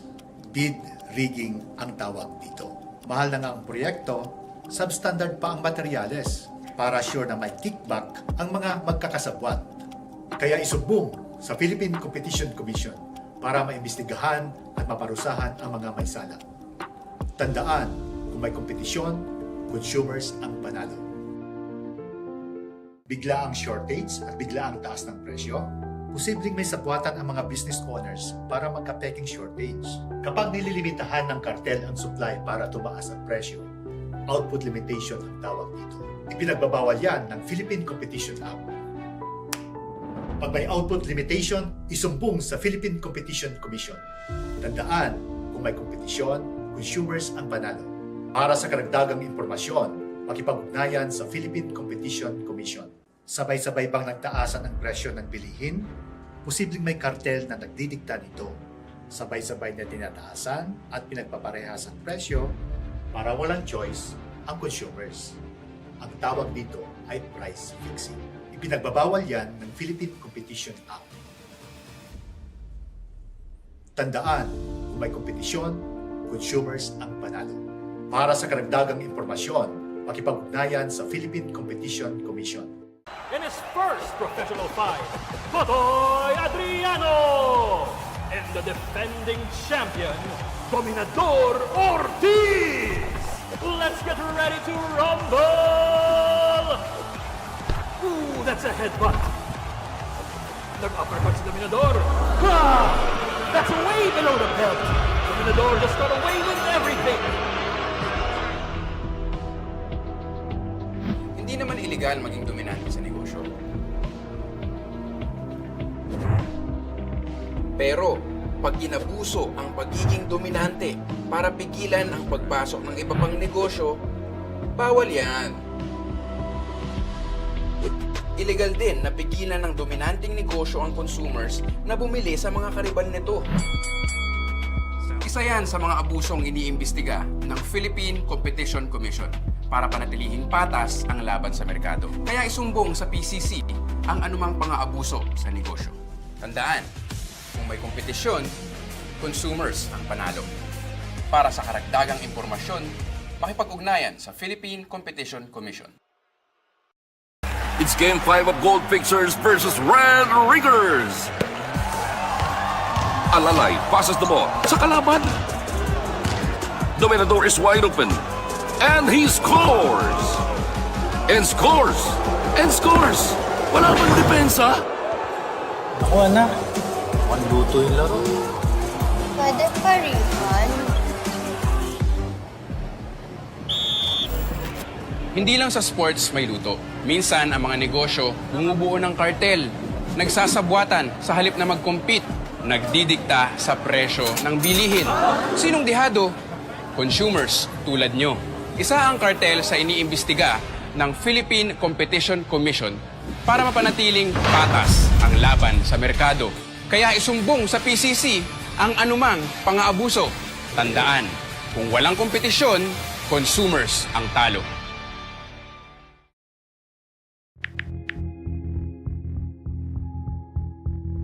Pare-parehas bang mataas ang presyo?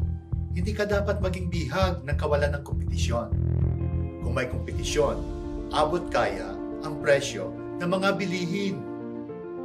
Kung may kompetisyon, consumers ang panalo. Para sa karagdagang impormasyon, makipag-ugnayan sa Philippine Competition Commission. Minsan sa bidding, nagsasabwatan ng mga contractors sa halip na mag-compete o magpapabaan ng offers.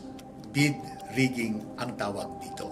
Mahal na nga ang proyekto, substandard pa ang materyales para sure na may kickback ang mga magkakasabwat. Kaya isumbong sa Philippine Competition Commission para maimbestigahan at maparusahan ang mga may sala. Tandaan, kung may kompetisyon, consumers ang panalo. Bigla ang shortage at bigla ang taas ng presyo, posibleng may sabwatan ang mga business owners para magka-peking shortage. Kapag nililimitahan ng kartel ang supply para tumaas ang presyo, output limitation ang tawag dito. Ipinagbabawal yan ng Philippine Competition Act. Pag may output limitation, isumbong sa Philippine Competition Commission. Tandaan, kung may kompetisyon, consumers ang panalo. Para sa karagdagang impormasyon, makipag-ugnayan sa Philippine Competition Commission. Sabay-sabay bang nagtaasan ang presyo ng bilihin? Posibleng may kartel na nagdidikta nito. Sabay-sabay na tinataasan at pinagpaparehas ang presyo para walang choice ang consumers. Ang tawag dito ay price fixing. Ipinagbabawal yan ng Philippine Competition Act. Tandaan, kung may kompetisyon, consumers ang panalo. Para sa karagdagang impormasyon, makipag-ugnayan sa Philippine Competition Commission. In his first professional fight, Totoy Adriano and the defending champion, Dominador Ortiz. Let's get ready to rumble! Ooh, that's a headbutt. Nag-uppercut si Dominador. Ha! That's way below the belt. Dominador just got away with everything. Hindi naman illegal maging dominante sa negosyo. Pero, pag inabuso ang pagiging dominante para pigilan ang pagpasok ng iba pang negosyo, bawal yan.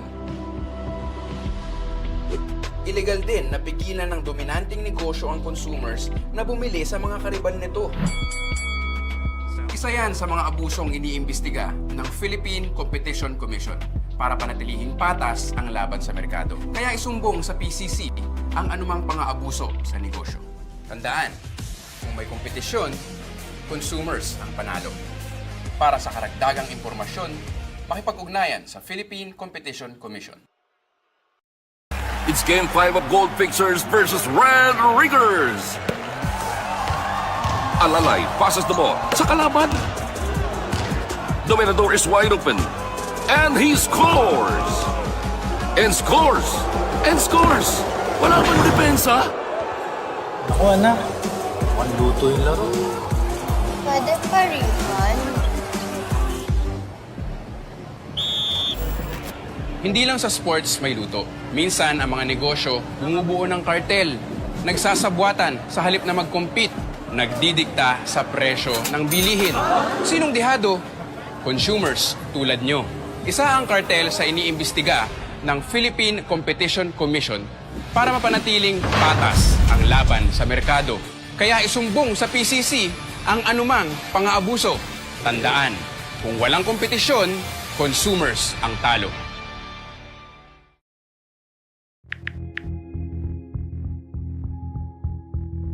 Pare-parehas bang mataas ang presyo? Hindi ka dapat maging bihag ng kawalan ng kompetisyon. Kung may kompetisyon, abot kaya ang presyo ng mga bilihin. Kung may kompetisyon, consumers ang panalo. Para sa karagdagang impormasyon, makipag-ugnayan sa Philippine Competition Commission. Minsan sa bidding, nagsasabwatan ng mga contractors sa halip na mag-compete o magpapabaan ng offers. Bid rigging ang tawag dito. Mahal na nga ang proyekto, substandard pa ang materyales para sure na may kickback ang mga magkakasabwat. Kaya isumbong sa Philippine Competition Commission para maimbestigahan at maparusahan ang mga may sala. Tandaan, kung may kompetisyon, consumers ang panalo.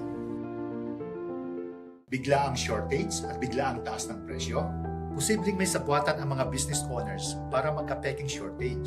Kapag nililimitahan ng kartel ang supply para tumaas ang presyo, output limitation ang tawag dito. Ipinagbabawal yan ng Philippine Competition Act.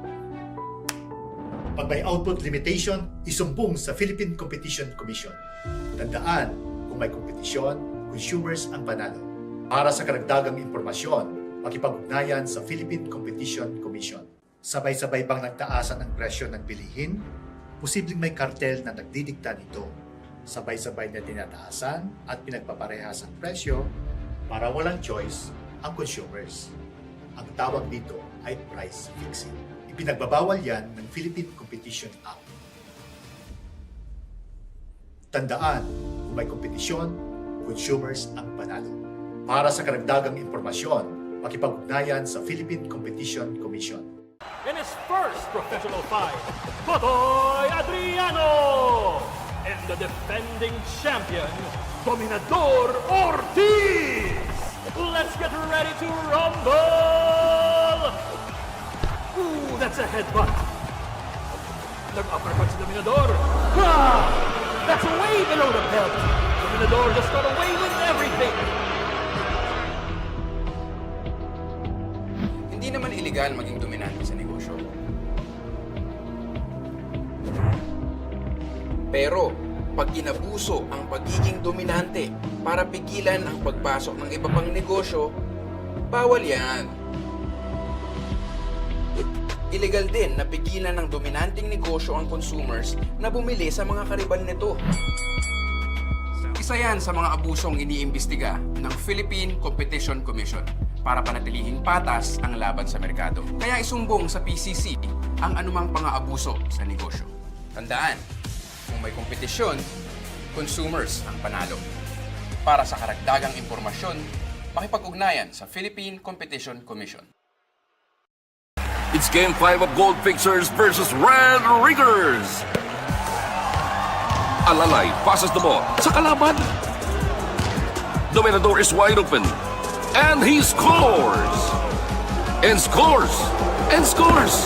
Wala bang depensa? Ako anak, mukhang luto yung laro. Pwede pa refund? Hindi lang sa sports may luto. Minsan, ang mga negosyo bumubuo ng kartel, nagsasabwatan sa halip na mag-compete, nagdidikta sa presyo ng bilihin. Sinong dihado? Consumers tulad nyo. Isa ang kartel sa iniimbestiga ng Philippine Competition Commission para mapanatiling patas ang laban sa merkado. Kaya isumbong sa PCC ang anumang pang-aabuso. Tandaan, kung walang kompetisyon, consumers ang talo.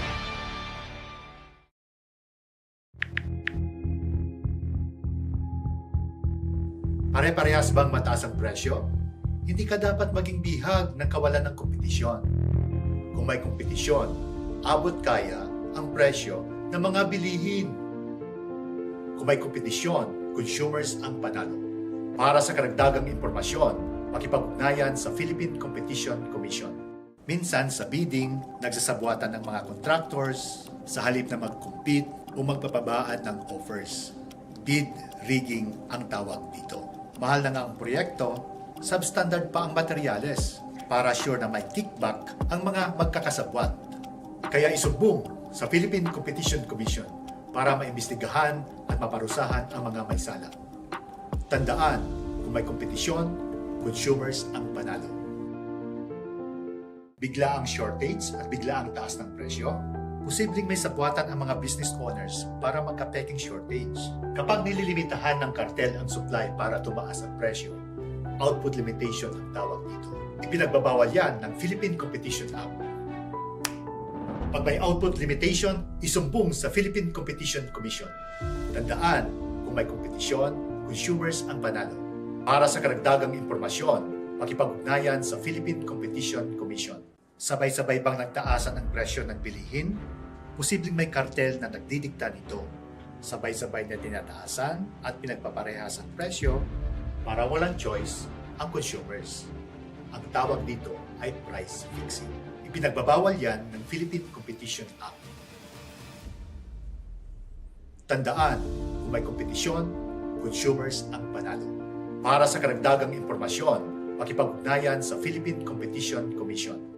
In his first professional fight, Totoy Adriano and the defending champion, Dominador Ortiz! Let's get ready to rumble! Ooh, that's a headbutt. Nag-uppercut si Dominador. Ah! That's way below the belt. Dominador just got away with everything. Hindi naman illegal maging dominante sa negosyo. Pero, pag inabuso ang pagiging dominante para pigilan ang pagpasok ng iba pang negosyo, bawal yan. Illegal din na pigilan ng dominanting negosyo ang consumers na bumili sa mga kariban nito. Isa yan sa mga abusong iniimbestiga ng Philippine Competition Commission para panatilihing patas ang laban sa merkado. Kaya isumbong sa PCC ang anumang pang-aabuso sa negosyo. Tandaan, kung may kompetisyon, consumers ang panalo. Para sa karagdagang impormasyon, makipag-ugnayan sa Philippine Competition Commission. It's Game 5 of Gold Fixers versus Red Riggers. Alalay passes the ball sa kalaban. Dominador is wide open. And he scores! And scores! And scores! Wala bang depensa?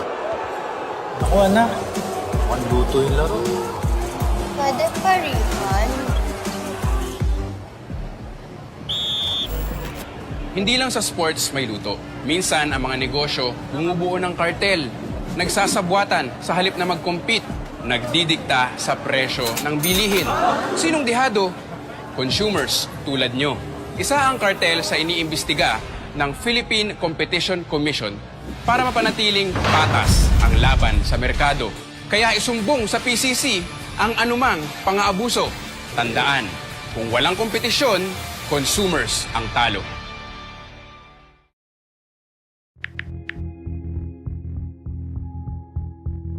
Pare-parehas bang mataas ang presyo?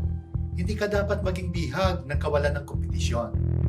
Kung may kompetisyon, abot kaya ang presyo ng mga bilihin. Kung may kompetisyon, consumers ang panalo.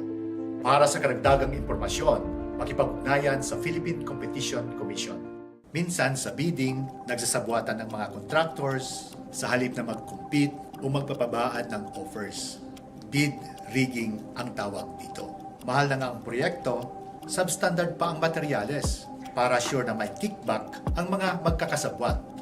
Kaya isumbong sa Philippine Competition Commission para maimbestigahan at maparusahan ang mga may sala. Tandaan, kung may kompetisyon, consumers ang panalo. Bigla ang shortage at bigla ang taas ng presyo, posibleng may sabwatan ang mga business owners para magka-peking shortage. Kapag nililimitahan ng kartel ang supply para tumaas ang presyo, output limitation ang tawag dito. Ipinagbabawal yan ng Philippine Competition Act. Pag may output limitation, isumbong sa Philippine Competition Commission. Tandaan, kung may kompetisyon, consumers ang panalo. Para sa karagdagang impormasyon, makipag-ugnayan sa Philippine Competition Commission. Sabay-sabay bang nagtaasan ang presyo ng bilihin? Posibleng may kartel na nagdidikta nito.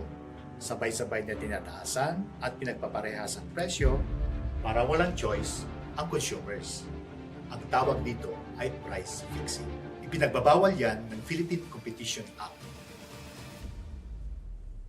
Tandaan, kung may kompetisyon, consumers ang panalo.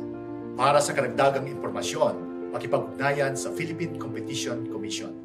In his first professional fight, Totoy Adriano and the defending champion, Dominador Ortiz. Let's get ready to rumble! Ooh, that's a headbutt. Nag-uppercut si Dominador. Ah! That's way below the belt. Dominador just got away with everything. Hindi naman illegal maging dominante sa negosyo. Pero, pag inabuso ang pagiging dominante para pigilan ang pagpasok ng iba pang negosyo, bawal yan. Illegal din na pigilan ng dominanting negosyo ang consumers na bumili sa mga kariban nito. Isa yan sa mga abusong iniimbestiga ng Philippine Competition Commission para panatilihing patas ang laban sa merkado. Kaya isumbong sa PCC ang anumang pang-aabuso sa negosyo. Tandaan, kung may kompetisyon, consumers ang panalo. Para sa karagdagang impormasyon, makipag-ugnayan sa Philippine Competition Commission. It's Game 5 of Gold Fixers versus Red Riggers. Alalay passes the ball sa kalaban. Dominador is wide open. And he scores! And scores! And scores! Wala bang depensa? Naku anak, mukhang luto yung laro. Pwede pa refund? Hindi lang sa sports may luto. Minsan, ang mga negosyo bumubuo ng kartel, nagsasabwatan sa halip na mag-compete, nagdidikta sa presyo ng bilihin. Sinong dihado? Consumers tulad nyo. Isa ang kartel sa iniimbestiga ng Philippine Competition Commission para mapanatiling patas ang laban sa merkado. Kaya isumbong sa PCC ang anumang pang-aabuso. Tandaan, kung walang kompetisyon, consumers ang talo.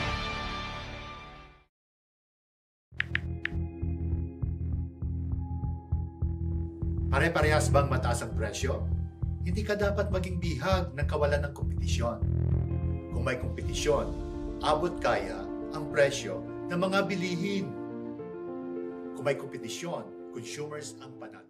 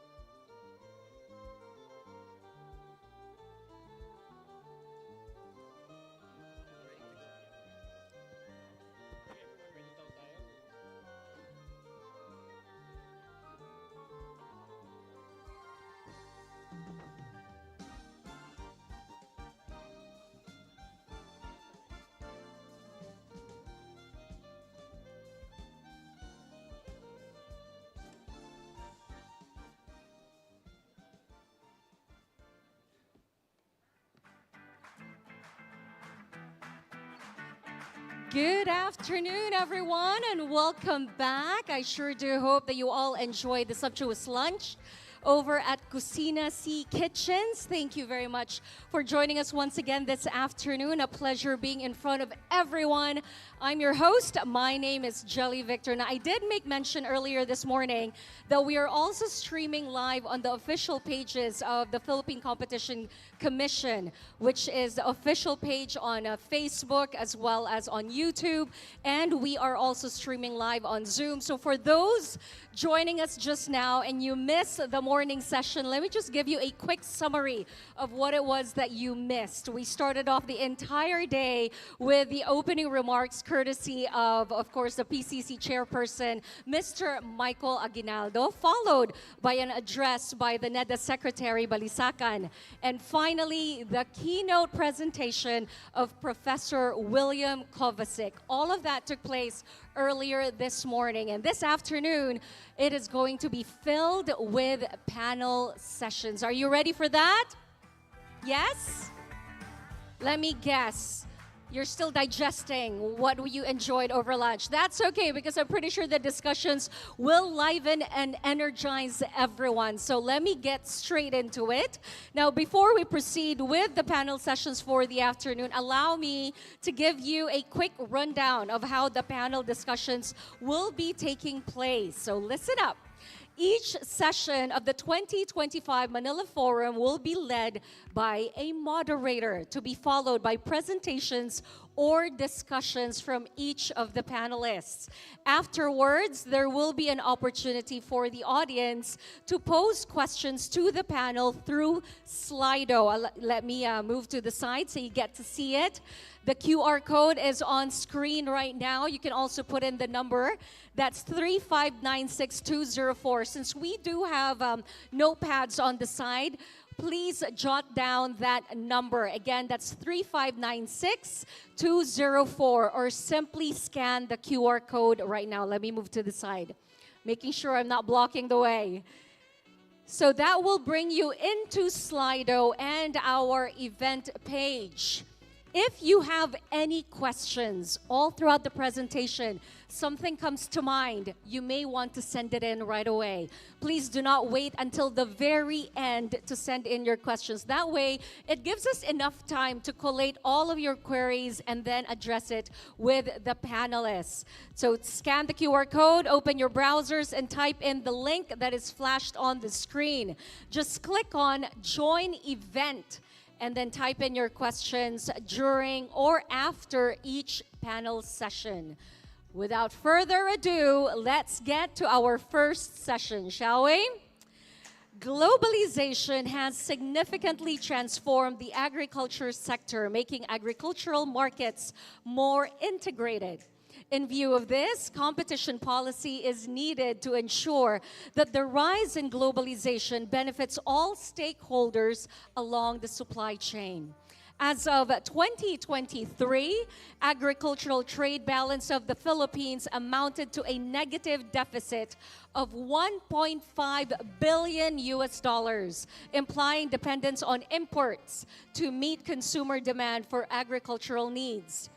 This panel seeks to look into the policy interventions that government agencies can make in the agricultural sector in the face of globalization. To moderate our first session, we have Commissioner Mara Victoria Esquerol of the Philippine Competition Commission. A round of applause for her, please. And you can already see it on screen. Joining our first panel are Kazuhito Yamashita of the Canon Institute for Global Studies. Please welcome Cedric Penn of the World Trade Organization. We also have Giovanni Napolitano of the WIPO Intellectual Property and Competition Division.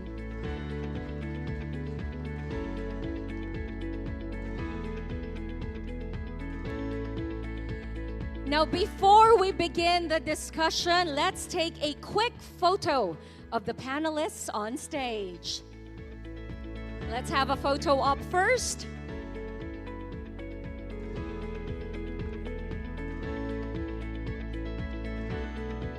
And I think that's something you will come to realize about the Philippines. We do like the photos. We want to capture that before anything else. Thank you very much. And I believe we are all ready. Commissioner Carol, the stage is all yours. Hi, good afternoon, everyone. I hope everyone had a sumptuous lunch and everyone's been well fed and hopefully well caffeinated. So today I have with me as my panelists are three distinguished gentlemen. And earlier today we heard from Professor Kovacic about the sentiments of some people about trade and particularly international trade.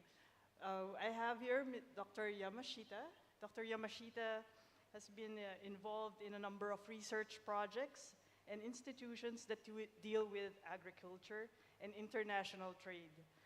Dr. Yamashita, please, if you could share with us some of your observations in international trade and its effects on competition.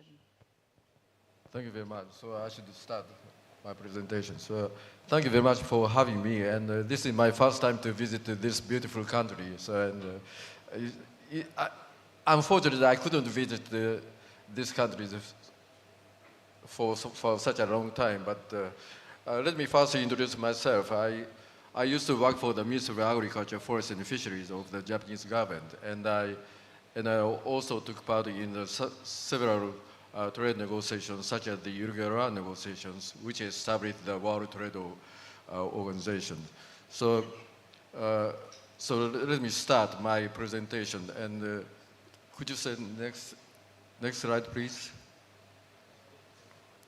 Okay, so and when I first studied the economics, and there is a old saying of economics that says the tariff is the I'm sorry, I couldn't read it. I'm sorry, I could see.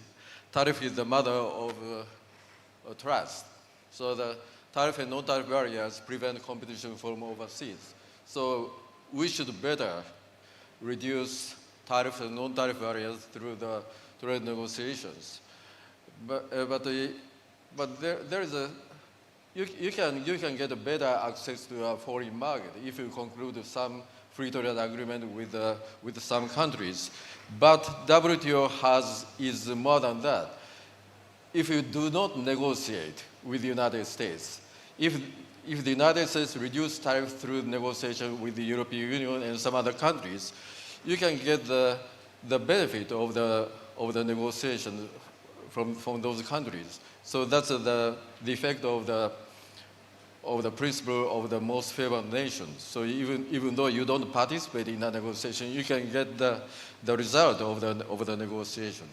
Take Japan-Philippines Free Trade Agreement, for example. Japan refused to reduce tariffs on rice, but in the WTO negotiation, possible WTO negotiation, if the United States succeeded in reducing tariffs on rice in the Japanese market, without participating in the negotiation, you can get the benefit of the result of the negotiation. So you can get a better access to the Japanese rice market. But unfortunately, the Doha round negotiation drifted due to the discord between the developed countries and developing countries. And so the WTO agreement, current WTO agreements were concluded more than 30 years ago. And it is not attuned to the new trade forms, such as e-commerce or something. Such a kind of phenomena is not reflected in the WTO agreement. And because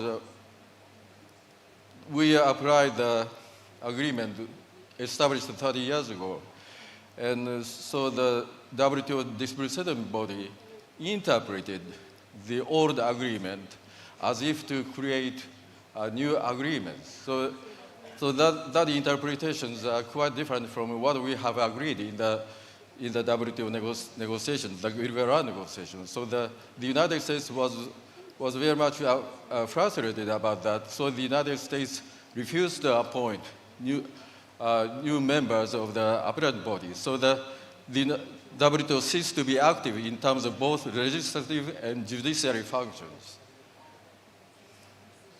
I'm sorry. We should put. Okay. I'm sorry. I'm sorry, I'm not used to this device. And this is the relationship between the WTO and the TPP. And in the TPP, we have established a new agreements. And so my plan to revitalize the WTO is that if we expand or enlarge the TPP with the new members, including the United States and China, and then we could show the WTO that the WTO should adopt new agreements established in the TPP. But unfortunately, we couldn't, or the United States withdrew from the TPP agreement. So, but in any way, I hope that the WTO should be revitalized in order to cope with the new environment, trade environment. And as regards agriculture policy, if we shift from the price support to direct payments from the government to the farmers, then we could eliminate tariffs on imported products. That means we could reduce the consumer burdens. In addition to that, we can actively participate in the new trade negotiations, so we could further reduce tariffs and eliminate tariffs on agricultural products. And in order to cope with the globalization for farmers, we should make farmers more competitive and profitable in both domestic and foreign markets. So income equals sales subtracted by cost. So in order to increase income, we should increase price of the product, or we could increase the amount produced, or we could reduce the cost of production. And the cost per ton equals cost per hectare divided by yield per hectare. So in order to reduce the cost of production, we should increase the cost, reduce the cost per hectare, or reduce the yield per hectare. To reduce the cost per hectare, we should reduce the factors of production used in the production, or we should reduce the cost of the price of the factors of production to make factor marks more perfect and more competitive. Or we should expand the farm size, or we should employ the new technology which enables the farmers to make less use of production factors. To increase sales or years of production, we can take advantage of the new technologies such as gene editing or something like that. So we shouldn't be pessimistic about the new environment. Scale is very important, but the scale isn't everything. Australia is the farm size in Australia is the largest, much larger than the United States. The United States average farm size is just 1/18 of that of the Australia. But Australia farmland may not be fertile, and 90% of Australia farmland is grassland. Australia raise cows on the grassland and export grass-fed beef to the United States. So you can have a hamburger in McDonald's, and that hamburger meat is from Australia. But on the other hand, the United States grow corn and soybean in the Midwest called the Corn Belt, and to feed animals, to feed cattle, and export the grain-fed beef, high-quality beef to Japan and the rest of the world. So we shouldn't worry about the size. Well, size is important, but it's not everything. Netherlands is the third largest exporter of agricultural products, even though Netherlands is much smaller than Japan. So look at this figure. And this is 8 out of 10 exporting and importing countries are the same. That means they are exporting and importing the agricultural products at the same time. So the inter-industry trade prevails in agriculture. While in automobiles, Japan exports Honda, Toyota, Nissan, and we also import Mercedes and Peugeot or Fiat or Volvo.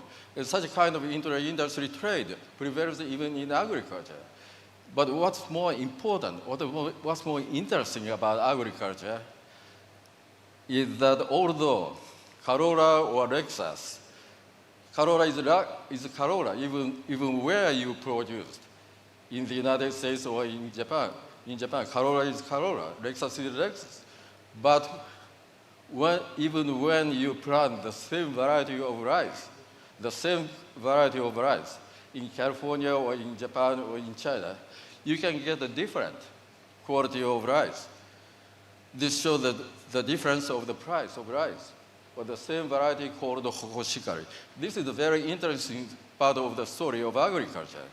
So you can be competitive if you have great conditions of climate or soil or water.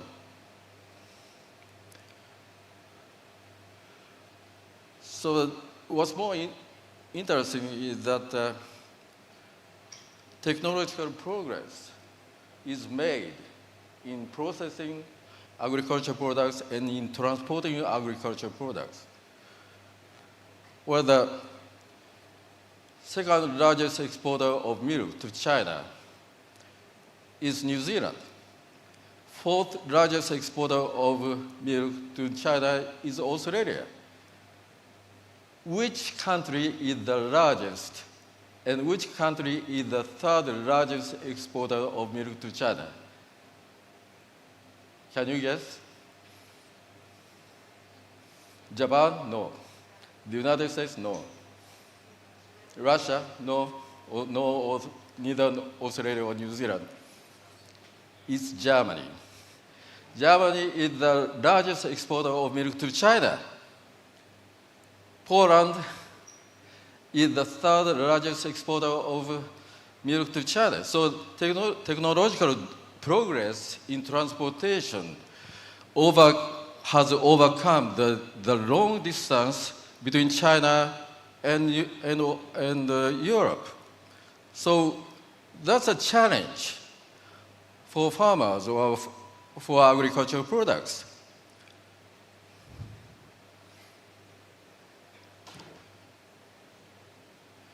And non-tariff barriers.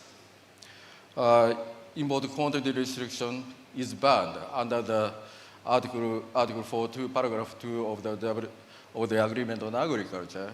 And the SPS measures can be used to protect domestic farmers or nowadays to penalize a foreign country for political reasons.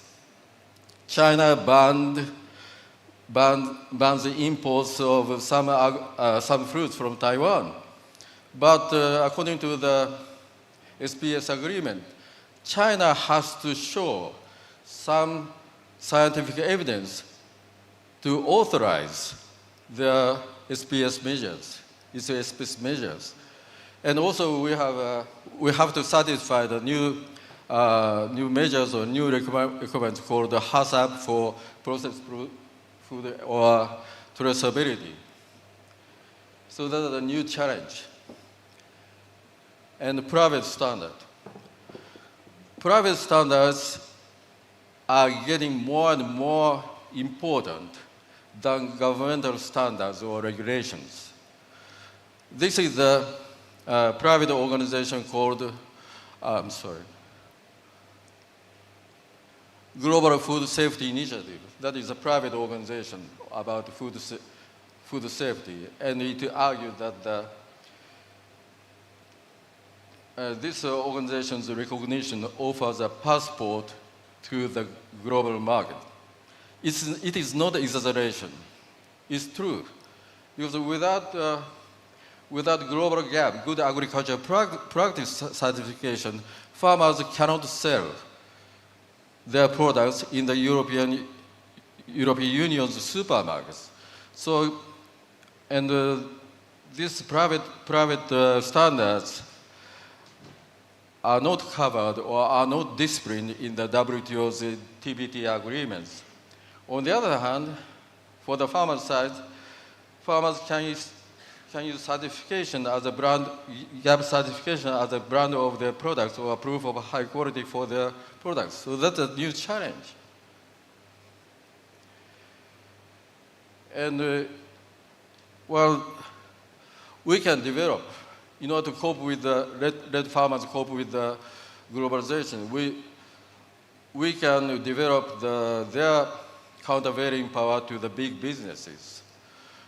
And the government can help farmers sell their own products directly to consumers in the farmers' market without interventions of the big businesses. Or the government could help farmers establish cooperatives in order to enhance the bargaining power for selling their own products or buying production factors. I'm sorry, time is up, but so the globalization can be a challenge. And well, the government can help farmers to face the challenge and take the opportunity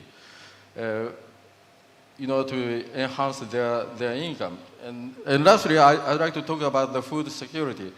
And food security in Asia. And rice is a staple product, but rice is the major exporters of rice are India, Vietnam, and Thailand. Those are developing countries, and they are likely to resort to export bans when the world price soars. So it's very unstable.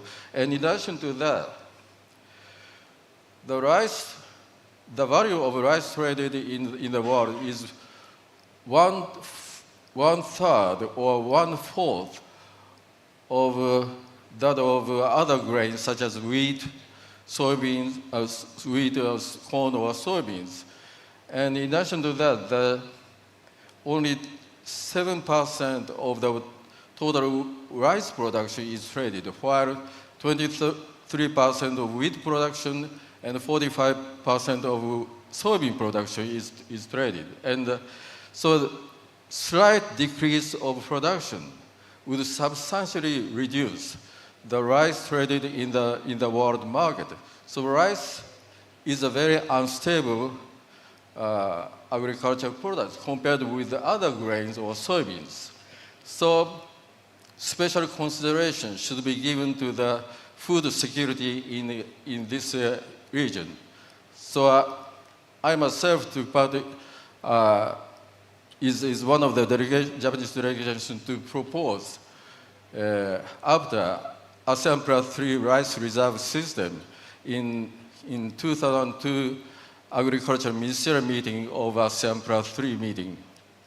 And that would help some food security and food security in the region. So the rice should be, in the case of rice, some special consideration should be given. And APTA is one example or one solution for food security in Asia. Thank you very much.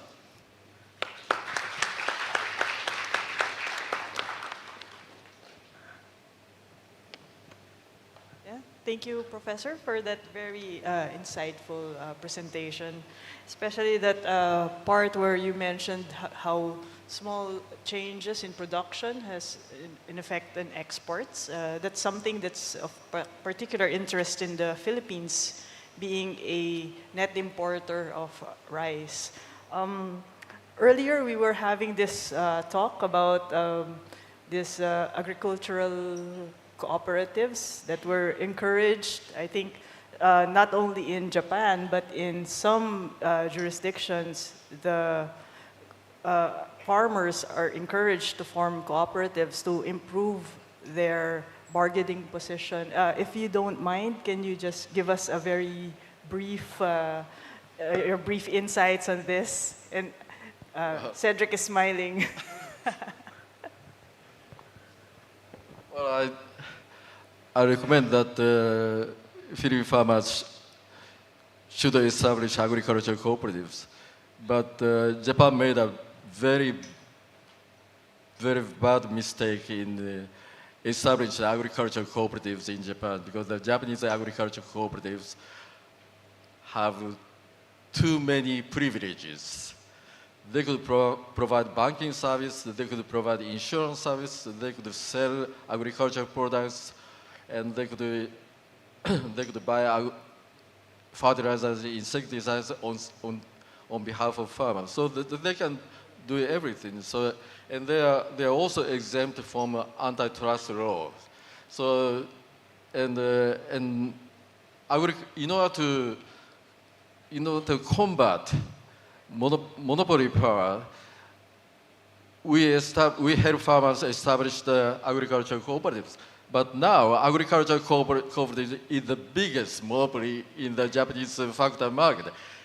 When it comes to fertilizers, the share of agricultural cooperative is 80%. When it comes to agricultural machines, insecticide, herbicide, the share of agricultural cooperative is 60%. So don't imitate the Japanese failure of the agricultural cooperative. So you don't give too many privileges to the agricultural cooperative, or you cannot control agricultural cooperative. That's a very bad lesson from Japan. Thank you. Cedric, you want to chime in? I wouldn't dare commenting on the situation of Japanese cooperatives, by all means. Sorry. Okay, thank you very much, Professor. Our next panelist is Mr. Giovanni Napolitano. Giovanni, I understand that you will be giving us an IP perspective on the effects of globalization, especially from a developing country. This is something of particular interest to us.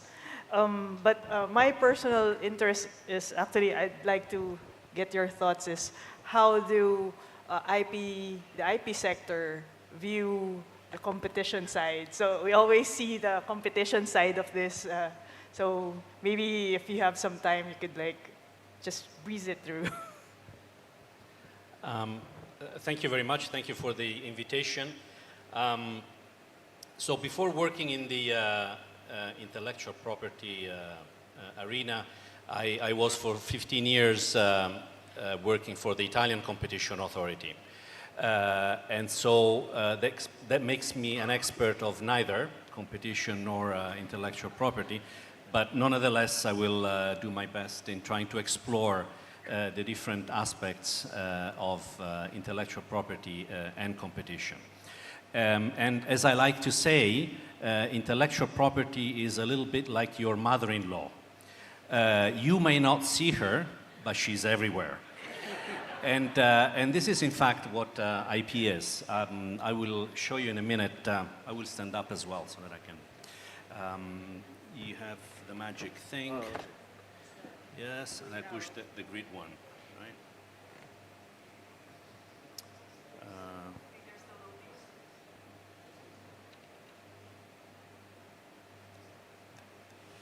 They're checking with the intellectual property owners. Okay.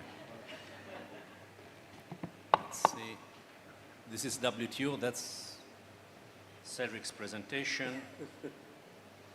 Cedric, I will do your presentation if that's okay.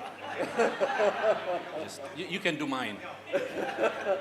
I'm sure yours is much better. So let's see.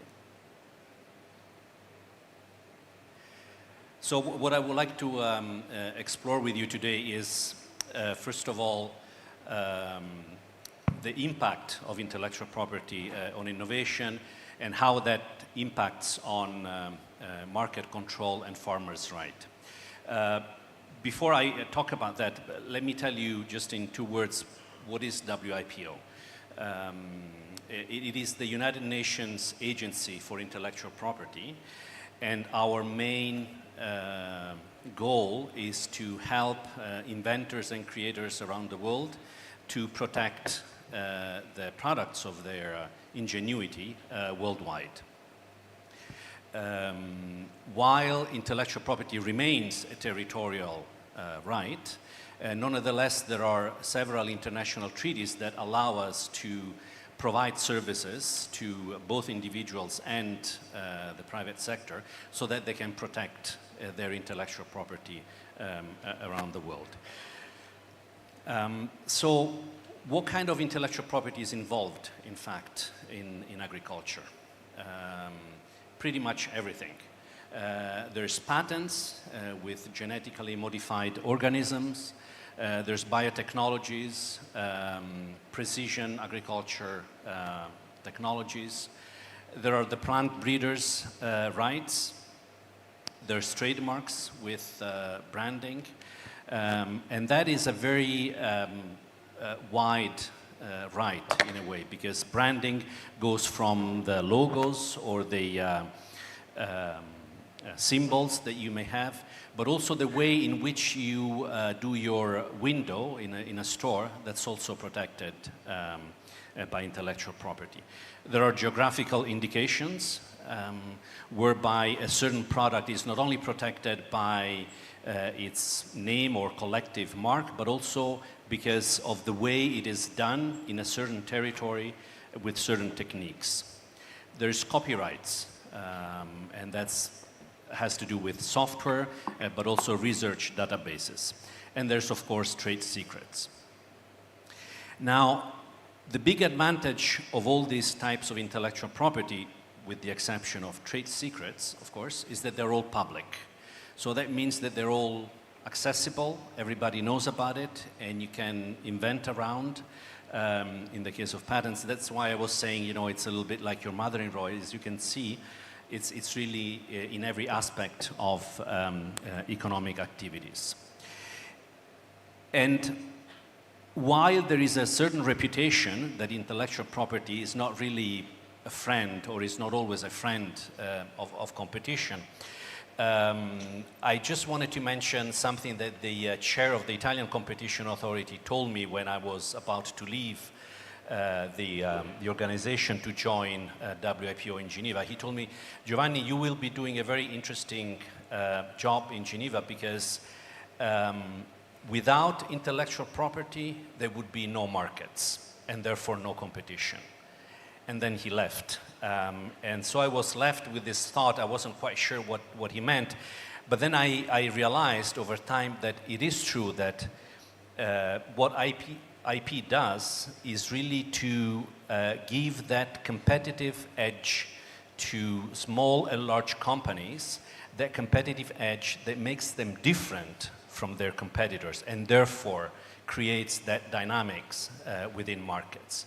If you didn't have the possibility to have your own product or your own service, then you wouldn't be able probably to present it as a different and a better or a cheaper one to potential consumers.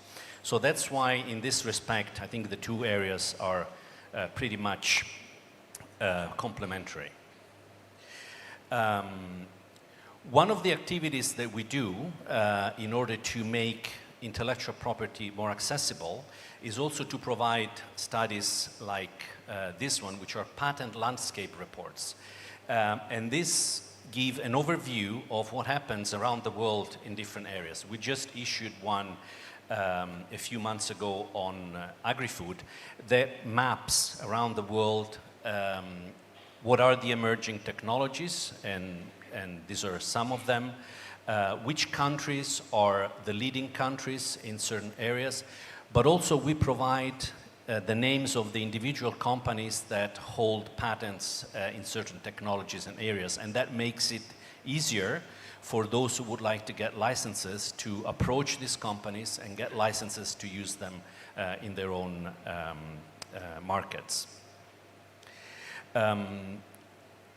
as it is happening in many other areas, what used to be mainly predominant player was the United States, but there are emerging economies like China, who's now the largest patent filer in the world, including the agri-business industry. Again, I really invite you to browse through this report because it contains a lot of information about the potential uses of technologies. And this is just a picture that gives you an idea of the different areas and the specific companies that are active in each of the different industries. Each of those little balloons is a company. The larger the balloon, the bigger the company. As you can see, there are agrochemical companies like BASF and Bayer that are particularly present in that area. But in the agri-food industry, there are companies that come from many different sectors, from biotech, but also industrial machinery, energy, electronics manufacturers, showing how pervasive the agricultural sector is in different areas of the economy. So this is one of the things that we do to sort of make intellectual property more approachable and hopefully help companies to be more competitive. But there are issues, of course. And some of them can be dealt with by competition authorities. Some others, as we've heard before this morning, are more in the hands of governments and regulations. There are certainly issues with certain areas which are in the hands of large multinational companies. But this is also the result of what has been happening over the past 20 or 30 years, which is basically the diminishing financing and activities done by public research institutes. Because what used to be mainly an activity done by public research institutes that would then give probably for free some of the results of their research, now is in the hands of private companies that, of course, have all the rights to get some profits out of it. And so when you look, for instance, at the seeds and agrochemicals, which is now in the hands of 4 large companies around the world, this doesn't have to be like that. But of course, you need a lot of government financing and intervention in order to tip the balance in a different direction.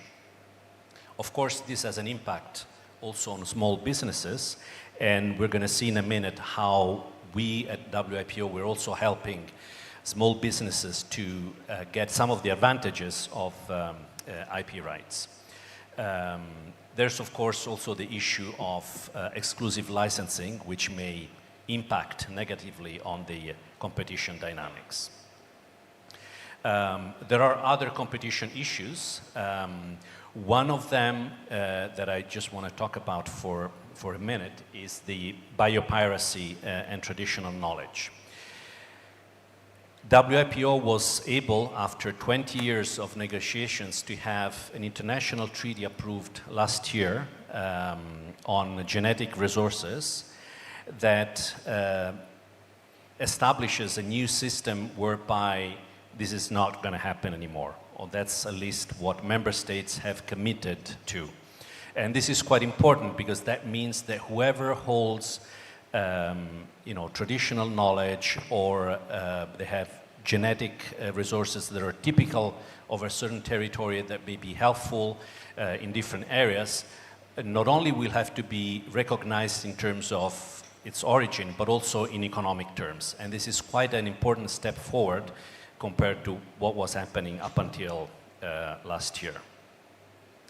There are competition issues concerning data ownership, but also all the research that has been done in genetic-related patents.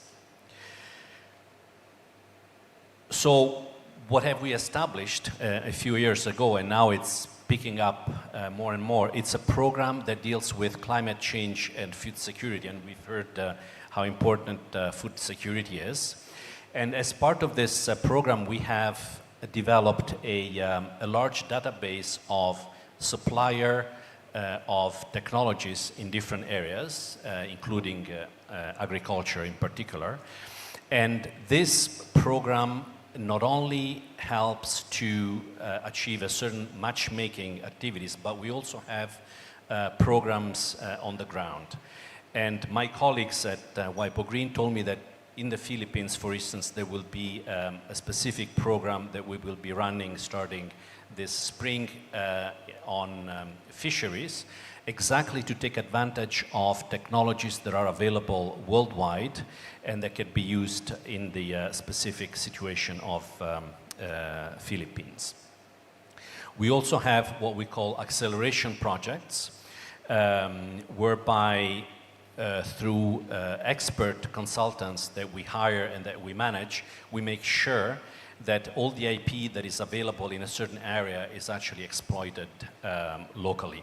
And so these are all activities that we implement in order to make, again, as I said at the beginning, intellectual property more accessible. Because one of the things that I think pervades a little bit the understanding of intellectual property is its inaccessibility, and it's a little bit exoteric, it's only for specialists, but in fact, it is accessible, and part of our work is exactly to make that clear.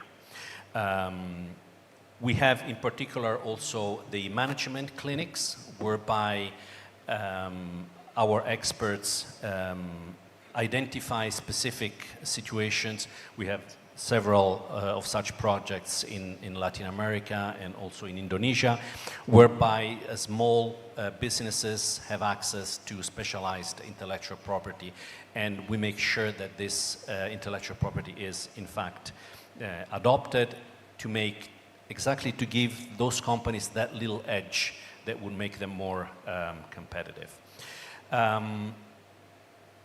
This is the diplomatic conference that I was talking about before, this international treaty that is crucial, in my opinion, to help particularly economies that are developing and that are emerging in order to reap the benefits of their own genetic resources. I will stop here for the time being. I'm sure that there might be questions, and I don't know if I have helped to make intellectual property a little bit less of an enemy to competition.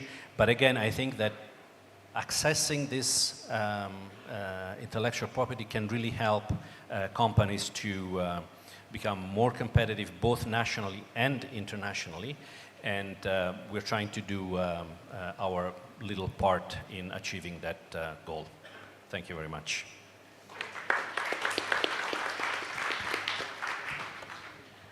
Thank you so much, Giovanni. But before you sit down, I actually have a follow-up question.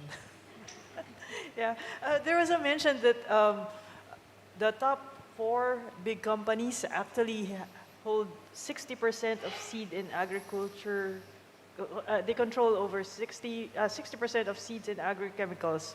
It would seem to be a fertile ground for anti-competitive behavior of some sort. Would you say that there's some kind of competition that still exists between these companies despite them being there in the top 3? This conference is recorded, right? Yeah. Okay. So I don't know. It is possible, of course. One thing that I think it's important is that when you look at the scale of for instance, of the patenting activities of these 4 large players and public research institutes that operate in the same field, these companies have tens of thousands of patents, whereas the public research institutes, they only have 10, 15. And the reason is that these research institutes are not particularly interested in patenting. And I think this is a mistake. I think here in the Philippines there is this very well-known case of Ramon Barba, the gentleman who developed this technique to make mangoes more productive. Now, this gentleman, he was a researcher and he developed this technique, but he didn't bother patenting it. And then at a certain point, he found out that a company actually filed a patent for his invention. And it was only after a long legal battle that in the end the Philippine Patent Office granted Ms. Ramon Barba the patent and not the company that filed the patent protection. But this is just an example to say that I think also the government and the public institutions should pay more attention to protect the inventions. And that doesn't mean that this has to be paid by the farmers, because what Mr. Ramon Barba did after he got the patent, he gave it out for free. So he didn't get any money for licensing out his technology, but at least he was recognized for the authorship, and I think that's important. So now, to go back to your question, there might be collusion, I don't know, but there's also an issue, of course, of countervailing bargaining powers, and so it's important that you also get that bargaining power in work, in action. Thank you. Thank you so much, Giovanni. I hate to put you on the spot like that. Yeah. Our next speaker is Cedric Penne. Cedric has been with the WTO Secretariat since 2010, so I'm sure he has a wealth of knowledge that's waiting to be unleashed right now. So, Cedric, please.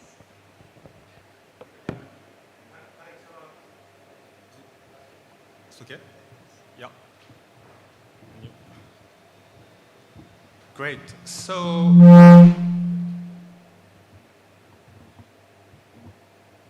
it's okay? Can you hear me? Yeah, okay. So, I'm very honored and excited to be here. And great thanks to the PCC for the invitation and the great organization. I'm here. It's not that I intend to make a lecture. It's just for technical reasons because my notes are on my laptop, okay? So this was the first disclaimer. Second disclaimer, I'm not a competition expert, even less than Giovanni, but I found this topic very interesting. And I will try to make the following point and respond to the following questions, see what are the links between WTO disciplines and competition policies applicable to food and agriculture, especially in developing countries. Also, part of the disclaimer we have to do is that, of course, what I'm going to say is without prejudice to the views and positions of all WTO members. So,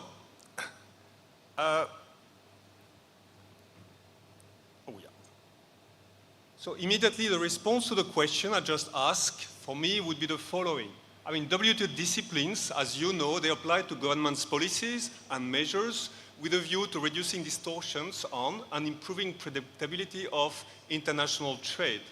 Competition policies, they apply to companies on domestic markets to reduce trade distortions resulting from anti-competitive policies.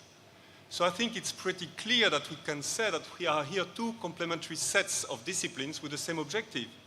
Objective being have a well-functioning, fair, predictable, and less distorted market that contribute to better allocation of resources with due account of legitimate policy objectives. I mean, we could discuss whether we should add adjectives with the qualification of markets, but that would be the general pitch. So basically, what I'm going to do now is try to let you know, and I assume most of you are not WTO specialists, why what we do in Geneva is of interest to you, because we cannot work in isolation one from the other, planet competition and planet WTO.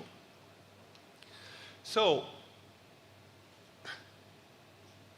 let me start with some basics about the WTO disciplines. First, WTO disciplines are applicable to goods, services, and intellectual property. I will focus my presentation only on goods. Giovanni spoke about intellectual property. Services is also important, of course. Key principles. The agreements are lengthy and complex because they are legal texts covering wide range of activities. But we have a number of simple fundamental principles which I'm going now to very quickly describe. The first one is a non-discrimination. I mean, Professor Yamashita mentioned it. And non-discrimination is divided in two main issues: most favored nation and national treatment. Most favored nations means countries cannot discriminate between their trading partners.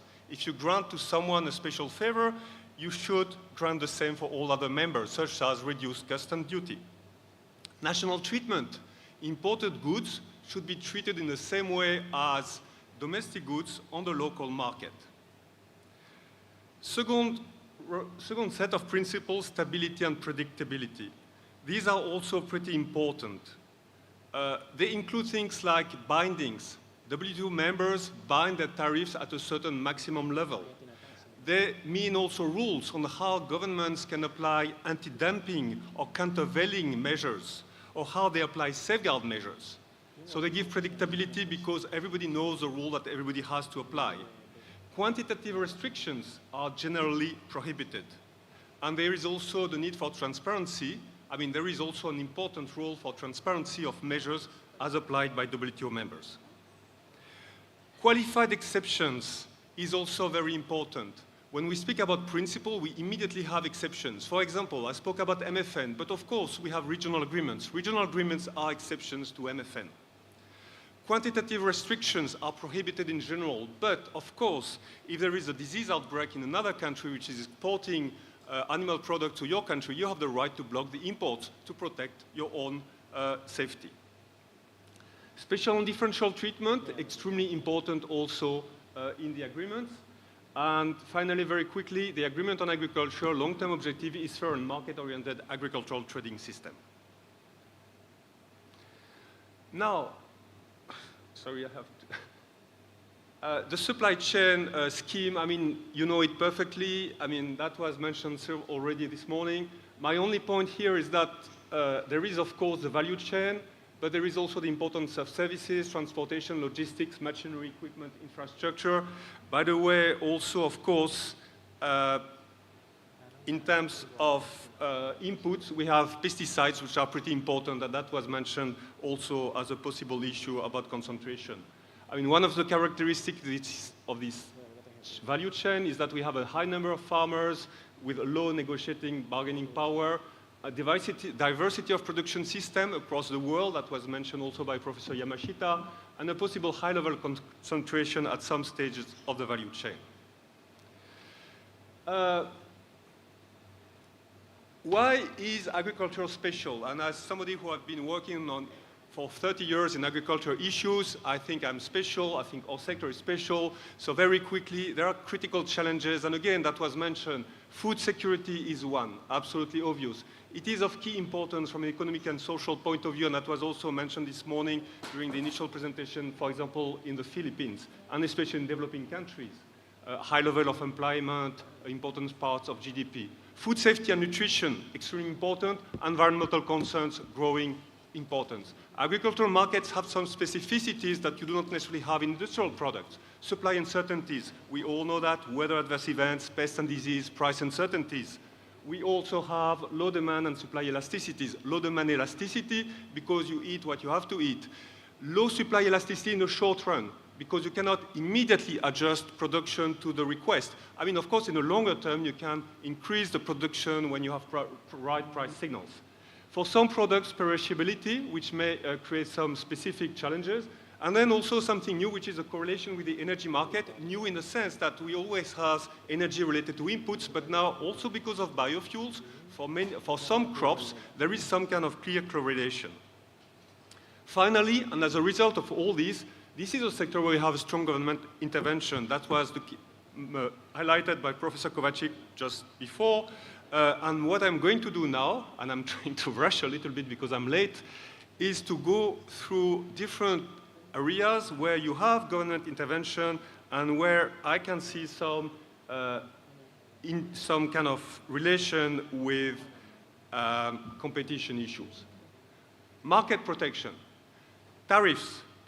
tariffs are bound in the WTO, and tariffs are generally higher than in industrial goods. You can see in the small charts that's more or less kind of twice in average as high as industrial goods. WTO disciplines, also members anti-dumping regulations. I'm not going to speak too much about that. You are specialists of these issues to avoid predatory practices by foreign exporters on their markets. Tariff rate quotas. Tariff rate quotas is a specific tool which is very frequent in agriculture. We have in the WTO 1,200 tariff rate quotas by all members, including 14 for the Philippines. Why? Notably because of the tarification process which took place during the Uruguay round, members were asked to transform all their pre-Uruguay round various forms of protection into tariffs and tariff rate quotas to ensure minimum or current access. This was the case for the Philippines, by the way, and as you know, Philippines obtained in 1995 an extension of a period for rice quantitative restrictions, and that was finally came to an end in 2019 with the rice certification law that was adopted at that time. TRQs are also present in regional trade agreements as part of the negotiations. Principles for TRQs, non-discrimination between members as they apply to TRQs. It's also an issue about transparency, and there is also always this question about the fill rate of TRQs. Because TRQs are access opportunities in the WTO, they are not guarantee of access. So there is always this question about fill rate, and that may depend, and that will depend on administration methodology, which may also impact on the conditions of competition. Last but not least, on market access, I want to mention the trade facilitation agreement, which we are all aware, which the goal is to reduce red stamps, extra costs at the border, which is pretty important at the border, which may also be important on the domestic markets. Now, moving to another issue, which is quantitative restrictions. So I'm sorry, I'm going very fast to different elements, but I just want to give you an overview so that you get, and then if you ask questions and want to follow up, we are more than happy to do so.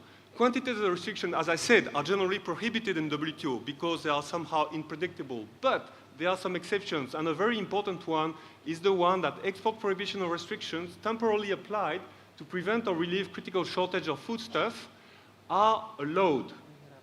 Export taxes are not regulated, but they can be addressed for new members in their accession protocols. So the economic effects is pretty clear. Professor Yamashita also mentioned it. It has depressing effects on prices for consumers because it lowers the price on the domestic market and impact condition of competition between domestic producers and competitors from foreign countries. There may be three main reasons to apply export restriction or export taxes. The first one is food security. Second one is budgetary resource for some countries. And third one is support to the domestic processing industry because you lower the cost of the raw material. What we have witnessed in the recent years, and here is a monitoring by the WTO since beginning of 2022, is that there has been an increase of quantitative export restrictions since 2022. I mean, that was obviously to a large extent linked with the war in Ukraine. And what we see, and that is still to be discussed and better understood, is that it doesn't seem that the number of export restrictions decrease. Of course, here you have the number of export restrictions, which can be prohibition, which can be licenses, which can be different measures. It's also the case, of course, that a restriction applied by a big country, which is a big exporter, would not have the same impact as a small country on a product where it's not the main player. Private standards, I will skip that one because it was addressed by Professor Yamashita. Now, support and subsidies. Also something, definitely very important because it can impact the condition of competitions. And again, this is something that was mentioned just before. So in the WTO, you have two main sets of disciplines for subsidies and support on agriculture. The first one is the Agreement on Agriculture. In the Agreement on Agriculture, we focus on the support to farmers only. And the overall goal is to reduce and cap the trade distorting domestic support, so support that distort trade and production. There are some exceptions, including for developing countries, what we call Article 6.2, including, for example, input subsidies generally available to low-income or resource-poor producers. Because here, this is of particular interest for developing countries. There is a whole issue about subsidies which may impact negatively small producers in developing countries which do not benefit from the same level of support than in some developed countries. One category of support of importance is market price support. Market price support is when the government guarantees a certain price, administered price, to the farmers. And in particular, in this type of support, we have what we call the public stock holding for food security purposes. I don't know whether you are familiar with that, but this is a system where the government buys at an administered price, and the stocks which are kind of procured through the system are then used to ensure food security and to feed vulnerable people. This is the most sensitive issue in the agricultural negotiation at the moment in the WTO. By the way, the Philippines are applying that system as per the notifications, and the Philippines benefit from the peace clause from 2013 that allow members to be prevented from any dispute at the WTO on those issues. The Philippines didn't have to use that peace clause. Another member, important member, had to use it, which is India had to use it. So, public stockholding for food security purposes is really a question which is in a sense related to competition issues, because what is the goal? The goal is to guarantee a price to the farmer, to guarantee a certain revenue. At the same time, it is also to ensure products that you can sell to the poor consumer at a price which is compatible with the capacity to buy. But of course, there is an issue of competition between domestic producers, which benefit from that scheme, and competitors in other countries. So this is the whole issue behind that discussion. The Subsidies and Countervailing Measures Agreement is the second set of disciplines on support. The goal is to have no injury to the domestic industry, no serious prejudice to the interests of other members, and this agreement also applies to agricultural support in addition to the disciplines of the Agreement on Agriculture. Finally, last but not least, export subsidies, meaning subsidies contingent on export, they are in a way of being phased out as a result of the 2015 Nairobi ministerial decision on export competition. It's going to be completely eliminated in 2031. As of today, only a small group of members, LDCs and few other net food importing developing countries, are allowed to use some of those subsidies.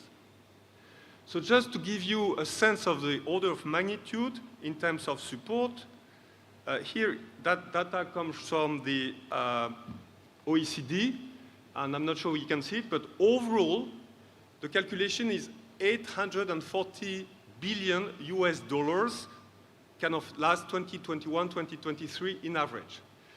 Be careful, a large part of that support comes from market support, but here the OECD calculates as market support coming from the tariffs, okay? So because a tariff is a form of support for the farmer because there is a difference between domestic price higher than international price. So the bulk of the support as calculated by the OECD comes from tariff protection. Now, moving to another issue, state trading enterprises. State trading enterprises is allowed by the WTO disciplines. We have Article 17 GATT that deals with state trading enterprises. What is a STE? It's a STE, which is a state enterprise or enterprise to which member grants formally or in effect exclusive or special privileges. This includes monopsony rights and monopoly rights, but that's far beyond that. It can be many other things. STEs are pretty frequent in agriculture, especially in developing countries, for food security reasons, for example, or for safety reasons, for example, tobacco, alcohol. Generally, we have less STEs today than we had 30 years ago. I mean, for example, in the Philippines, if I'm right, there was a monopoly trade in rice and sugar and maize some time ago, and that disappeared in the mid-80s. I hope I am right. But there are still some STs operating, and we have now cases of government-to-government trading operation, including in the context of food security crisis. So it's not an issue in itself, it's not a problem, but that may raise some question about competition between STs and private companies, or relationship between STs and their buyers or suppliers. And now I have 1 minute and 30 seconds to go on food security, which is a real challenge. It's my fault, I suppose. Okay, so very quickly, food security, very important, critical, and I suppose a lot of interest by competition authority for food comes also from these issues. So that was mentioned. Here is the definition from the FAO. 4 dimensions: availability, access, utilization, and stability. 4 of them are important.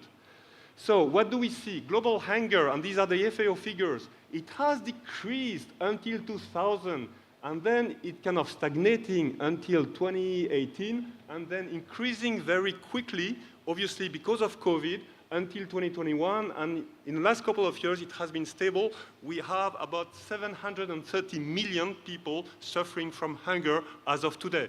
What is important here is that that phenomenon didn't start with COVID, it started before, and and some people think that in fact it's the financial crisis in 2008 which had an impact already on the less progress on fight against food insecurity. So now, very quickly, this slide to show you that, of course, food security, there are different forms of food security, and what you have here are the figures from the IPC, which is the Integrated Food Security Phase Classification. So we have 1 million people in catastrophic situation. We have 26 in emergency situation, 127 million people in in crisis situation. And here on the map, you can see the regions of the world which are suffering the most difficult situations. Great. Do I have 3 more? Yeah, and that's my last 3? Okay. Okay. So, now, what I want to just finish on food security. As I said, food security is very complex. And in that sense, I refer also to the Philippines Development Plan 2023-28, where there is a section on food security which describes pretty well the complexity.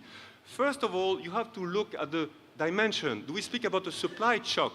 I mean, bad local weather event, typhoons, exactly, for example, disease outbreak, soaring price on farm inputs, or do we speak about a demand shock, meaning people do not having any more the capacity to buy food for economic reasons? Time dimension, you should differentiate what is emergency, short-term, long-term, obviously. Geographical dimension, do we speak about local shock or global shock? I mean, local shock is local, I don't know, flooding, etc. I mean, global shock is increasing prices overall. Different type of crisis, food security crisis, with impacts on availability, accessibility, quality, and stability. And I just want to focus a little bit, because we always think about food security as an availability problem, but accessibility is also important. Accessibility meaning the capacity of the people to get the food. That is, at the level of the country, for some countries, it will create a huge burden on the budget. It may create a budget deficit. But for people also, the food may be there, but the question is, I cannot afford the food, and this is becoming a big problem. Utilization is important. Behind utilization, we mean quality, nutrition, safety of products. And by the way, nutrition is hunger, but it's also, for example, obesity, which also, again, has been mentioned in the PDD by the Philippines. Long-term, of course, long-term, increasing productivity of agricultural diversity, quality of products, and that was addressed by Professor Yamashita. So, of course, depending on the situation, you will have a different response. If it is an emergency, we speak about humanitarian food assistance, World Food Programme, emergency stocks. But for example, if you speak about excessive inflation, then it's something about reducing tariffs, having appropriate level of imports, releasing stocks on the market, but then market surveillance and looking at economic and financial measures. So just to say that in 2022, at the 12th WTO Ministerial Conference, members, despite their huge differences, agreed on a declaration on emergency response to food security with a lot of very important commitments, including again the importance of trade and domestic production to improve global food security, the need to facilitate trade, the need to give specific consideration to the needs of developing country members, and the importance, which is also very important, of notification transparency. And here again, in the PDD 2023-28, the importance of transparency on supply, demand, prices is stressed. And I will just finish by that final slide, which relates to the situation of inflation. So bear with me. So in red, you have all this data comes from the FAO. So we have year-on-year differences from 2001 until 2024. So what you see in red is the FAO price index, which is a representation of international prices. And then the other lines, the yellow, the black, the pink, and the brown, are consumer price, general indices, and food indices coming from FAO data. What you can see very easily is the fact that, of course, international prices have big moves, coming very high very quickly. For example, 2008. So you see the peaks in 07, 08, 2011, and then the more recent 2021, 2022. What you see is that it goes high level of volatility, 60% spike in 2008, then prices decreased minus 30%. But of course, when you look at consumer price indices, the level of variation is different. And when you look more carefully, you can see that there is a time lag. There is a time lag between the moment the international prices increase and the moment you have inflation. And in some cases, you don't have inflation, and that depends depending on the region. So just to say that that question about transmission of price signals from international price to domestic price is a very important one. I mean, on our side, in the WTO, we would look mostly at international prices, but Secretary Balisakan made reference to that question about how it transmits to domestic prices. I end with that. I thank you very much. The key takeaways is, I hope you followed my presentation, and if you need any more information, we have a lot of additional resources in the WTO. Thanks a lot for your attention. Yeah, thank you.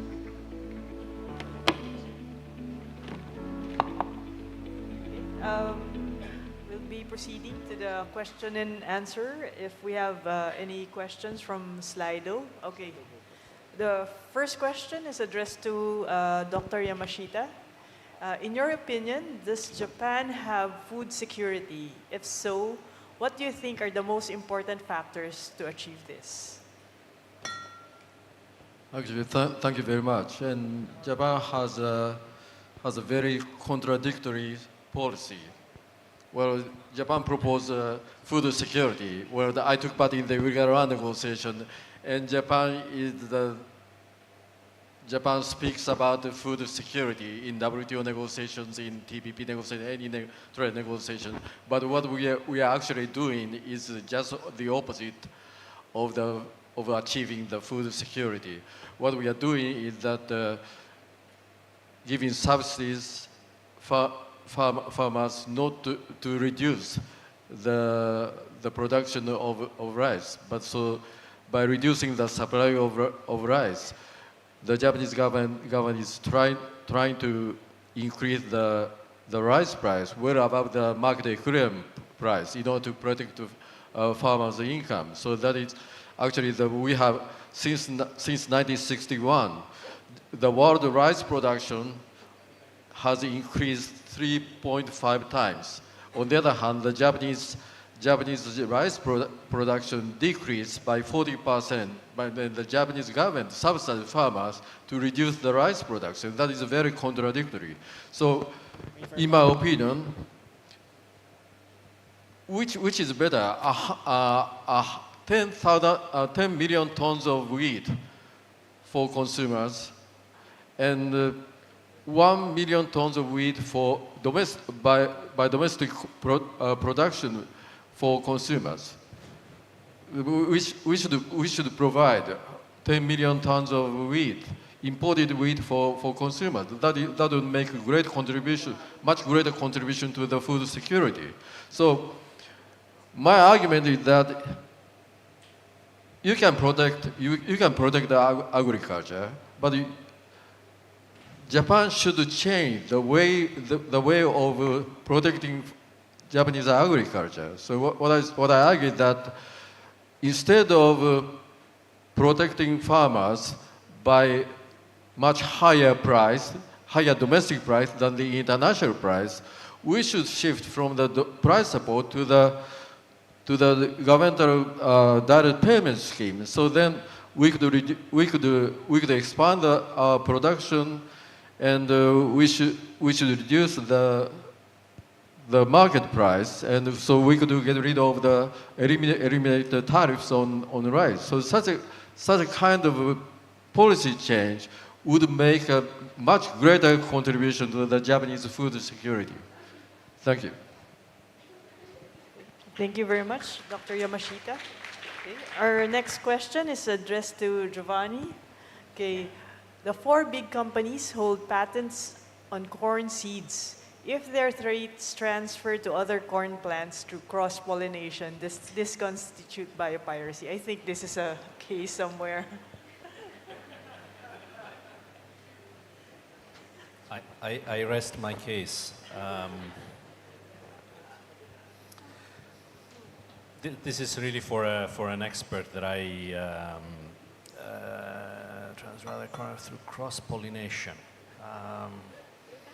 I don't have an answer to that. I can get back to the anonymous person, but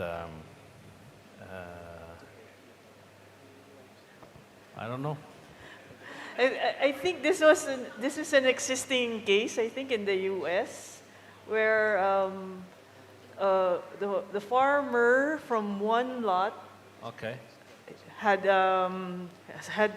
purchased some, and it pollinated the other. So what happened was the farmer, I think, was actually sued, but the farmer from the other lot sued back and say, I can't sell this because these are now GMO. Okay. So it went something like I mean, to me, if it's not a voluntary act, it shouldn't be biopiracy, but, you know. Okay, to the anonymous caller, we'll get back to you on that. Okay, question for Cedric. Have there been any WTO DS cases where competition policy considerations played a role, particularly in the context of GATT Article 20 exceptions? If so, how have these panels or the A&B approached this intersection between WTO obligations and competition-related justification? Quite a mouthful of... Well, that must be a question by a specialist in WTO law. Okay, well, I mean, and I know there is at least one in the room too, so, no, I mean, my answer would be as follows. As far as I am aware, regarding disputes related to food and agricultural products and application of Article 20 exceptions, including SPS-related disputes, because SPS is some kind of lex specialis of Article 20. I'm not aware of any complete competition-related issue in the strict sense of competition. So, I'm not so sure what the question comes from, but at least in that field, I cannot recall of anything of that sort. I mean, again, I mean, the Article 20 basic is that it should, I mean, the two concept of Article 20. Article 20, for those who are not aware, is the general exceptions, and it sets a specific, I mean, subcases of areas where you can have an exception, and you have two main tests. The first one is, in general, that the measure should be necessary to kind of do what you are supposed to be, what you want to do as part of these different elements. And then you have the chapeau of Article 20, which says that it should not be more, no more discriminatory or kind of than necessary, etc. So that's So that is a double test in order to ensure that it's not arbitrary, no more discriminatory than necessary, and no arbitrary or unjustifiable measure. Yeah. Thank you, Cedric. I'd like to thank my panel for our discussion this afternoon. I think we are being prompted to... Oh, there's another question. Okay. Can patent pooling effectively untangle patent tickets in agricultural industry? What is the best approach for a competition agency to balance fostering innovation in agriculture and promoting competitive markets? I would think that's for Giovanni. So it is, you know, sometimes I think competition agencies are probably charged with too many responsibilities. You know, in my opinion, also some of these cases, in particular patent tickets, are more hypothetical than actual. I don't think that there are real cases in this case. But my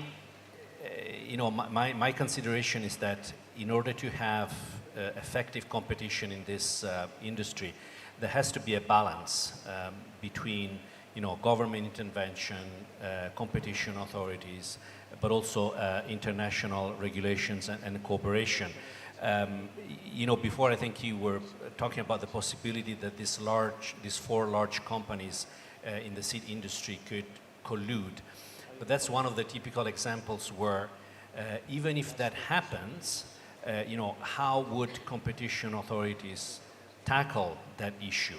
If the collusion takes place in country A and the effects are in country B, are competition authorities in country B able to get the necessary information in order to prove that collusion? So there is the need of some kind of international agreements in order to, for instance, exchange that kind of information that would prove that possible infringement. So again, I think it's an exercise of balancing different powers and rights. I will stop here. Okay. Thank you. Earlier today, there was some mention about private standards being set in some jurisdictions. And I'd like to ask the panel your thoughts on how this affects access of small farmers, especially in markets in more developed countries. And are there sort of benefits to actually having these private standards? Well, Japan has Japan Good Agriculture Practice standards, and actually the government has some policy or some measures to facilitate farmers to acquire the GA Good Agriculture Practice certification. So that it is very difficult for farmers to acquire the certification of GAP. So we should form a group of farmers, and by consulting with each other, and they will help each other to acquire the GAP certification. So otherwise we couldn't export agricultural products overseas because in Europe, and you cannot sell your agricultural products in the European Union's supermarket. And in the United States, more and more supermarkets require farmers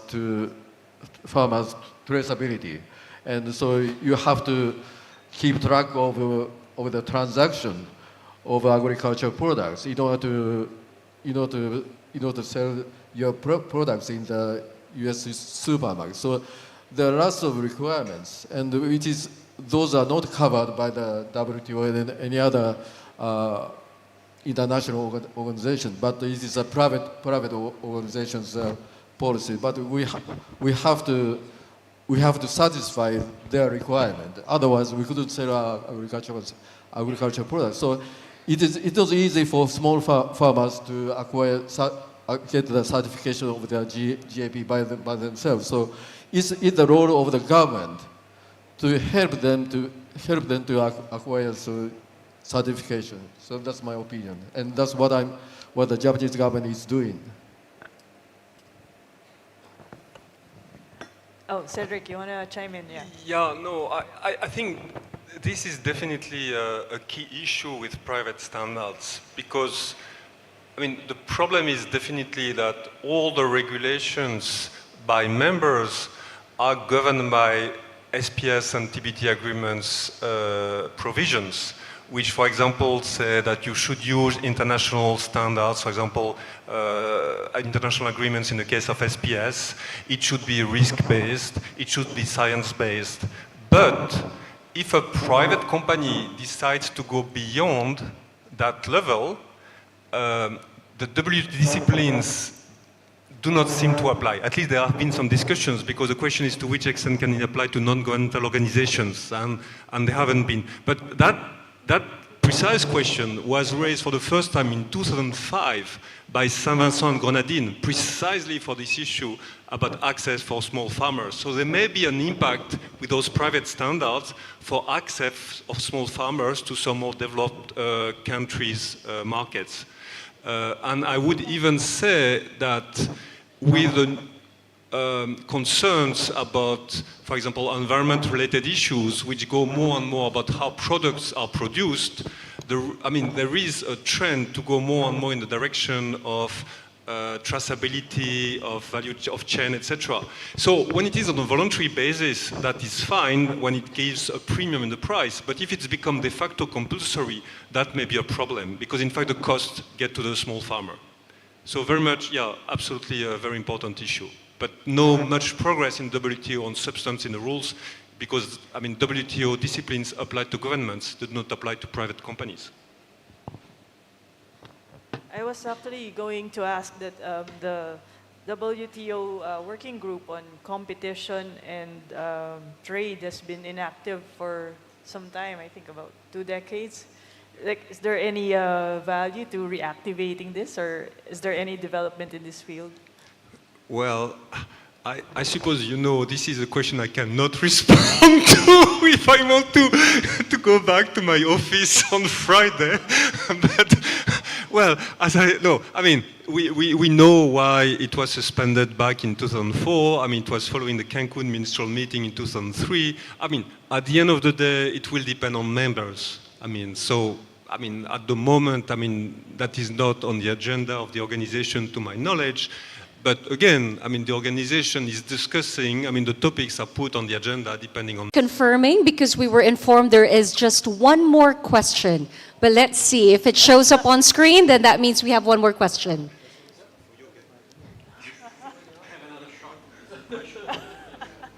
All right, I believe we are good. Thank you very much.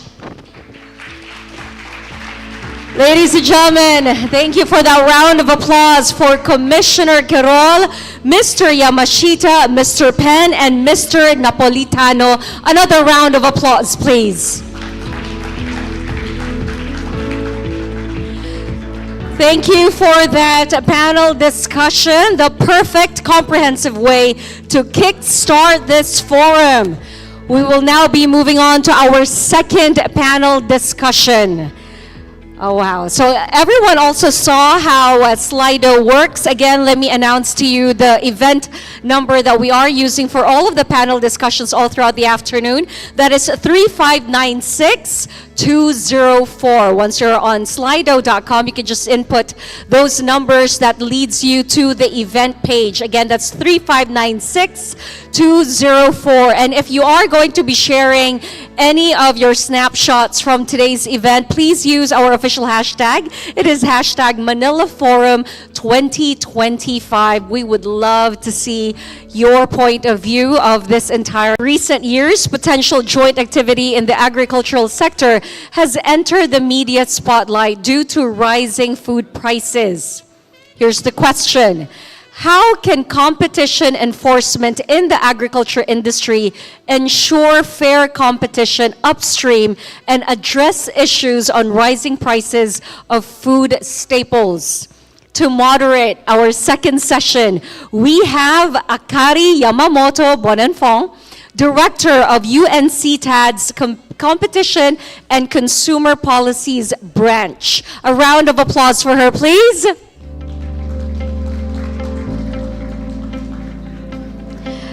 Joining this panel are Izzat Muhaimin of the Malaysia Competition Commission. A warm welcome, please, for him as he makes his way to the stage.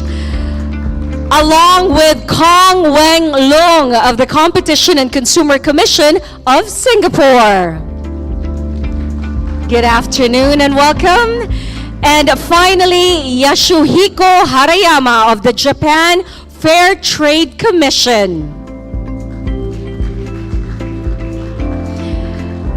And just like the first panel, before we begin, can we have a photo op of everyone on stage?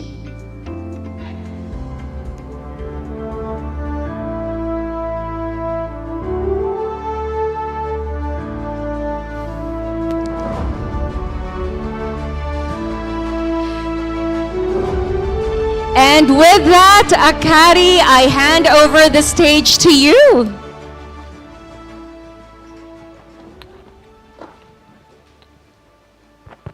Thank you.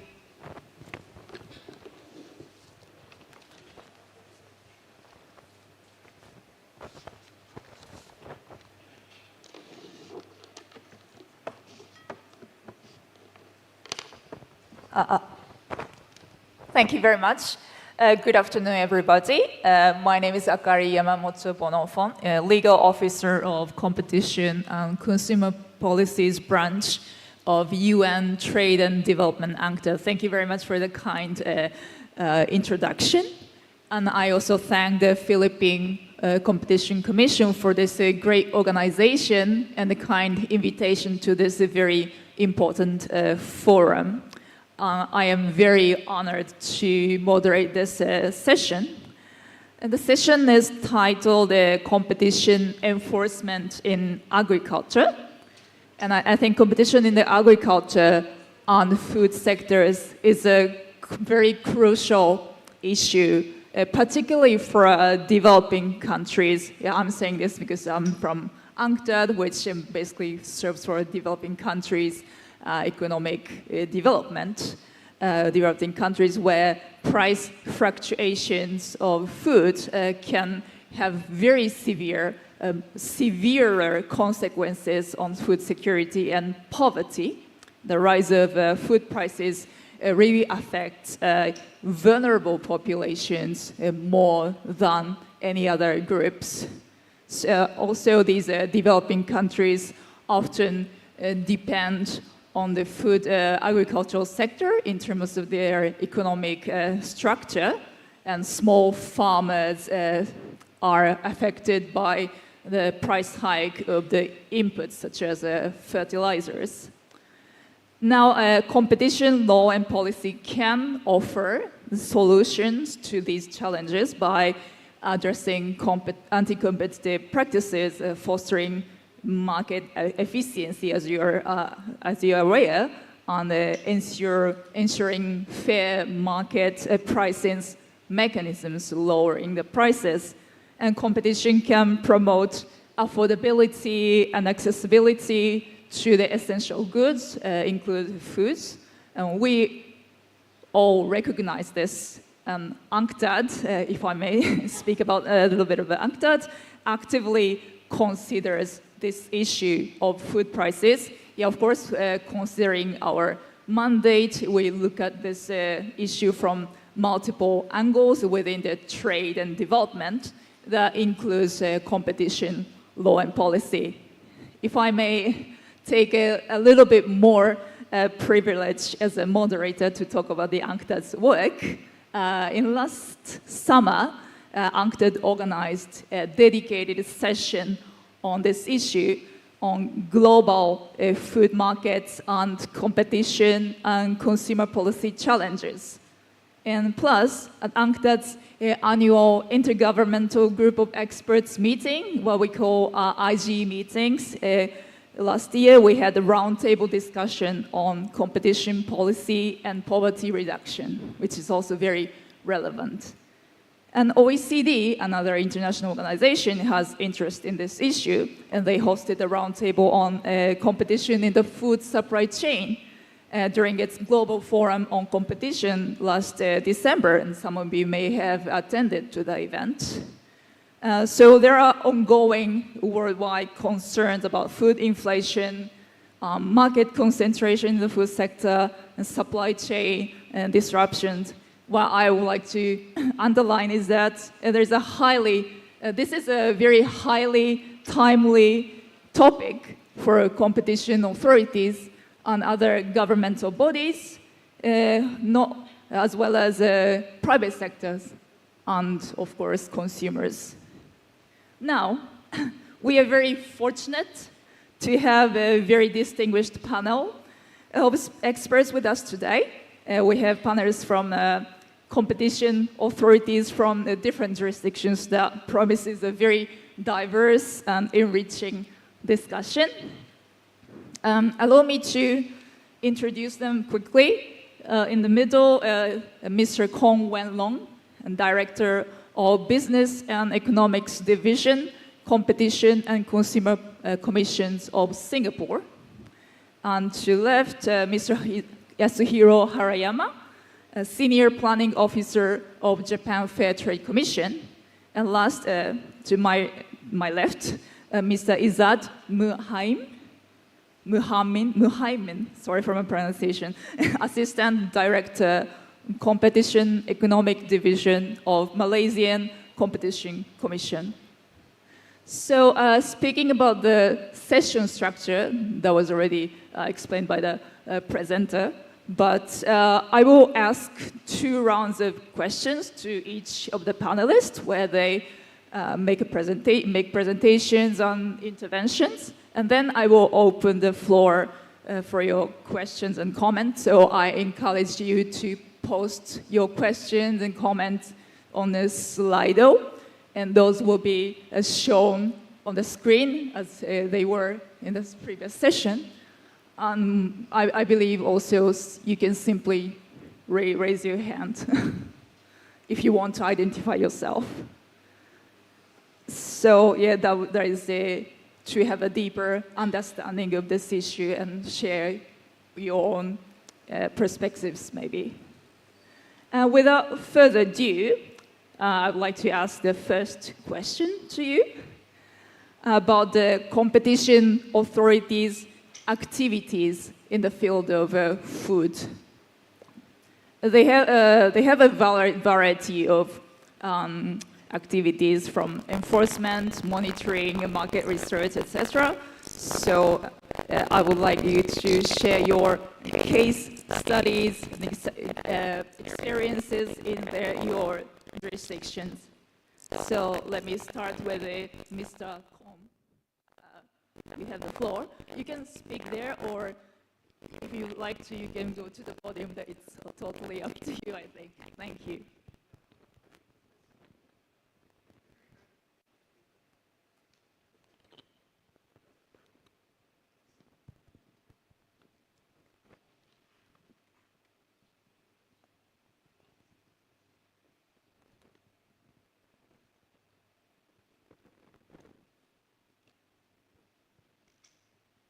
Good afternoon, everyone. Thank you, Akari. I'm very happy to be here to talk about competition enforcement in agriculture and food industry. And some of you may know, actually, Singapore has a very small agriculture industry, and it makes up less than 1% of the GDP in Singapore. And we import more than 90% of our food. That's actually competitive markets in food and agriculture is actually very important to us.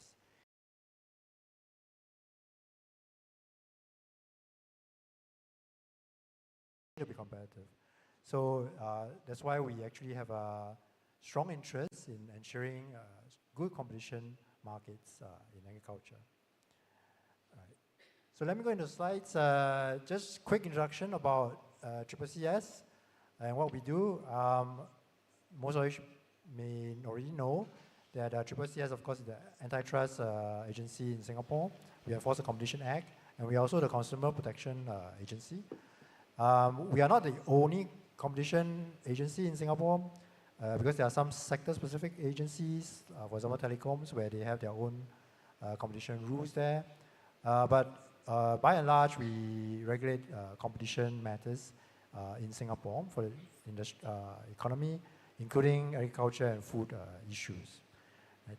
So we don't just do in enforcement work. So besides investigations and enforcement work, we also study markets to understand whether there are any issues besides competition law infringement issues that could affect competition in the market. We also try to advise government to implement policies that enhance competitive markets. Okay, so a general way discussion about how we want to detect anti-competitive activities, and this doesn't just apply to agriculture or food products. We apply this generally if you're talking about anti-competitive activities. Of course, I think it's commonly applied for many different agencies. Feedback or complaints, leniency applications. We have a secret complainant scheme or whistleblower scheme where we pay a reward to individuals to come forward and basically expose cartel activities. Market monitoring, or market studies, we sometimes do when we are doing more in-depth to understand market structures, and potentially this may unearth any competitive practices. And we also have a notification regime where companies that are unsure whether their activities are infringing competition law can come forward and with what they want to do. And it's actually a good idea to have this regime in place because companies are genuinely want to carry out activity for commercial, economic reasons. They're not sure whether it infringes the Competition Act. And so they come forward, we can discuss that. We can find out whether there are any issues, and then we can actually discuss with them how to change their activity so that they can fulfill what they want to do, but still avoid infringing Competition Act. Right. So this is generally how we detect any competitive activities, and we actually apply it itself to agriculture food products. Right. So I just want to go quickly into an example of a food product that we actually had an enforcement action on, which was basically a fresh chicken distributor cartel, a price fixing cartel that came up. And I think as just now, I think Professor Kovacic mentioned somehow cartel activity in chicken-related industry is kind of endemic. We also had such a cartel in Singapore. So fresh chicken distributors, we don't breed chickens in Singapore for food, but we import the live chicken, it's slaughtered in Singapore, so then they are sold as fresh chicken to supermarkets and different market stores and so on. Right, so these are the distributors that import the live chicken, they slaughter them, and then they sell them as fresh chicken. Right, so, and this came about through one of the scheme I mentioned, a whistleblowing scheme. Right, so actually a complainant came in from the industry, an individual, who actually blew the whistle on such activity, and it's a cartel that has been lasted for a very long time, even before the Competition Act came into place, right? And it would have been probably quite difficult on our own to detect it because this is a very close-knit industry. The players are mostly family-run over a few generations, and they actually have been known each other for decades. Right? And they regularly meet up for social events as well as their commercial activities. So the whistleblower was actually very important for this case. And so then we managed to obtain the information to commence investigation. And it was an important case for us because the fresh chicken industry in Singapore is a very important source of protein, right? Meat in Singapore. As you can see on this chart, in 2016 when we were investigating this case, about 49 million live chickens were slaughtered in Singapore, and by far Singaporeans consume chicken the most compared to other types of meat, right?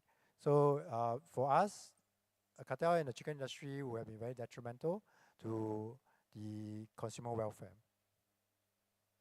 Right. And the price fixing arrangement actually covered a very large part of the industry, more than 90% market share by the 13 fresh chicken distributors, making out more than $500 million at the time of sales. So in terms of the market impact from this cartel, it was very large. Basically, you could say basically the entire industry was cartelized. So we had to go over the entire industry to tackle this problem and make sure that actually the cartel can be stopped. Right. So as I mentioned, this was a cartel that was likely not easily detected, and it actually ran for for our infringement finding. We found it lasted from at least 2007 to 2014, so at least 7 years, and there could have been more. So they basically had a price fixing arrangement to increase prices, and they also had an agreement to not to compete for each other's customers. Right? So both market sharing and price fixing. Right? And of course, they met up regularly, and they have usually increased prices, and you have a quick discussion. Interestingly, they will also discuss this sometimes during social events. So it's a bit more traditional kind of cartel, given that nowadays we have a lot of e-commerce and digital discussions, but it's a bit more of a traditional kind of cartel where they meet up in rooms and they have secret discussions and so on, right? And so then they will have their discussions about increasing prices and not competing for each other customers. And so at the end of the day, was this case important not just in terms of the size of the industry, but also in terms of the impact on consumers? And it was actually pretty detrimental to if it was not stopped and it was continued. Because the fried chicken products sold to supermarkets and hawker centers, we found they essentially they increased by about 10 to 30 cents per kg each time they agreed to increase the prices, right? And they basically had increased prices about once or twice a year, right? So you are talking about 10 to 30 cents each time they talk about how much they want to increase. And this made up about 3 to 5% of the price of the chicken. So each time they wanted to increase price, they would increase it by 3 or 5%. Right? So it's and it's been ongoing. So cumulatively, you can imagine the harm that can come out from this cartelized product. Right? And of course, food is a very important part of anyone's economy. Okay? So at the end of the day, we found that this was a major case. So we went after the cartel hard, and I think up to today is still the highest total penalty that we have imposed on a single case that we had. So despite agriculture being a small industry in Singapore, it's actually turned out to be our largest case in terms of financial penalties. Right. So just to give an example of enforcement case in Singapore related to agriculture. So I think I'll stop here and let my fellow panelists talk about their different experiences. Thank you.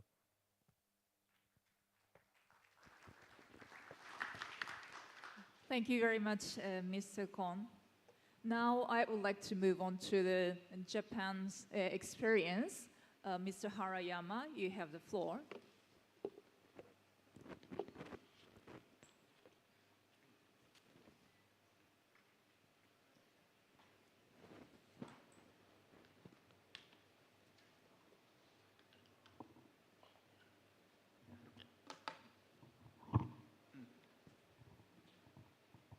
Okay, thank you.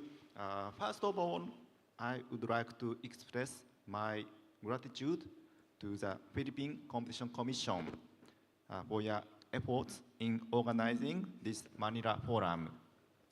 Hosting an international conference on competition law, such as this one, is of great importance. In recent years, food prices have been rising in Japan as well.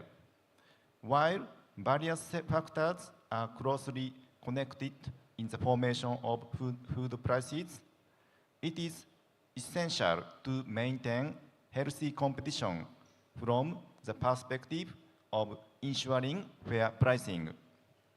In this regard, I believe the proper enforcement of competition law and advocacy activities play a crucial role. Today, I would like to share some of the initiatives undertaken by the Japan Fair Trade Commission, the JFTC, regarding the food supply chain. These include examples of enforcement cases, consultation cases, and market studies. Next slide, please.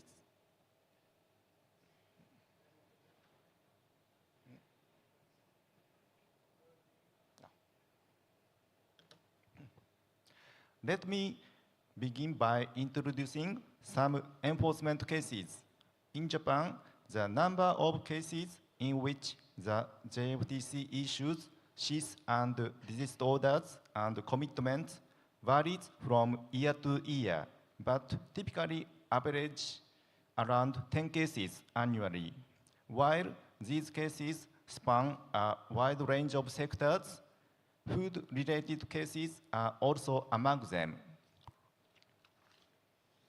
Let me provide an overview of a case related to school lunches. This case involves bid rigging in junior high school lunch procurement. In Japan, public elementary and junior high schools provide school lunches as part of their operations. This case relates to bidding conducted by a local government for school lunch services. To prevent a decline in contract prices, participants agreed on dividing the city into 18 blocks and designating existing vendors as the prospective winners for bids in each block. In response, the JFTC issued cease and desist orders and surcharge payment orders. Next slide. This is a case involving a cartel on beverage cans. This case involves 4 manufacturers of beverage cans that engaged in price-fixing cartels. In this case, for instance, to respond to fluctuations in raw material cost, the manufacturers agreed to decide on the policy for revising sales prices and exchange information regarding the revision scope, timing, and other details, and adjust them, thereby maintaining their sales prices. The JFTC issued cease and desist orders and imposed surcharge payment orders totaling approximately 160 million US dollars. This was the 4th highest surcharge case in Japan's history. Next slide. I would like to introduce a case involving resale price maintenance by a food manufacturer. This case involves 5 instant noodle producers. These products are long-standing bestsellers in Japan, having both high popularity and strong brand recognition. Nissin Food Products, a food manufacturer, established both regular sale prices for normal periods and special sale prices for special sale period, collectively referred to as proposed prices, for its 5 instant noodle products. The company implemented several conducts to ensure retailers to adhere to these proposed prices. The conducts effectively prevented consumers from purchasing these products at lower prices. Next slide.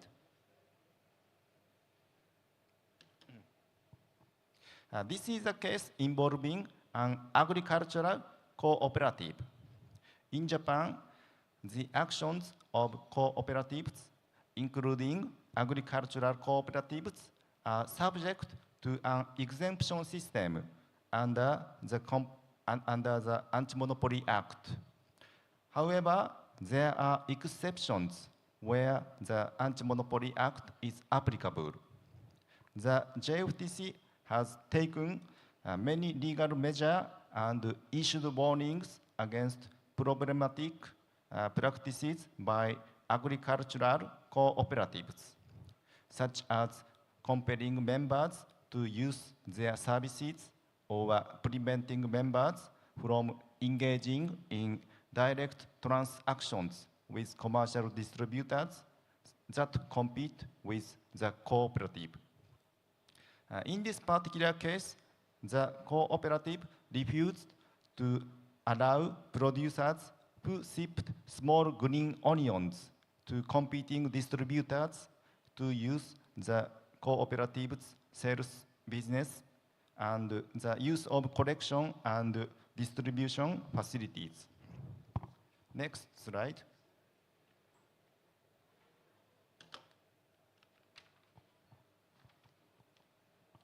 Now, I would like to discuss consultation cases.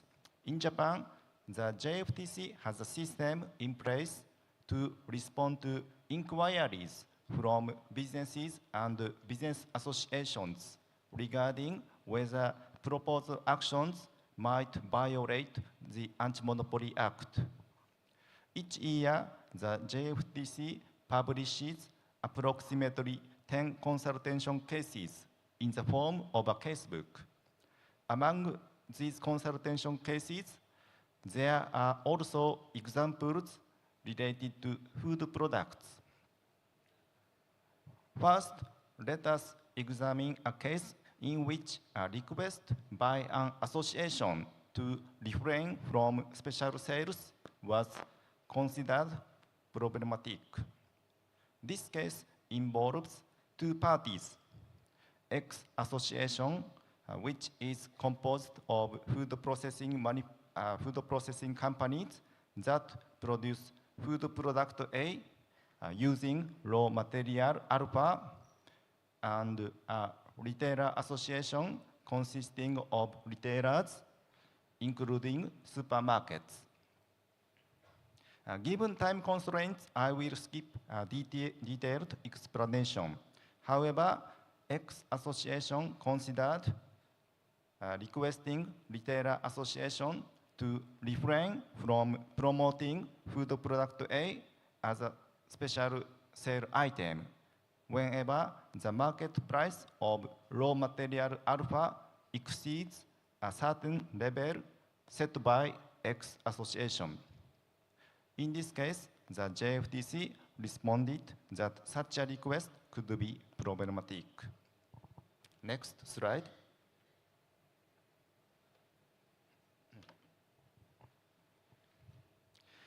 This case involves negotiation over transaction conditions conducted by an agricultural federation of cooperatives which were considered potentially problematic.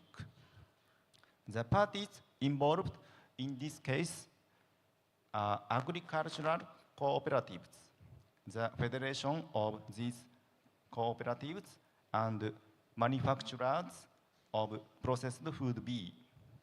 The key issue in this case was whether the actions to be taken would qualify as exemption under the Anti-Monopoly Act for cooperatives. Given time constraints, I will skip a detailed explanation. However, the consultation of this case was problematic. Next slide.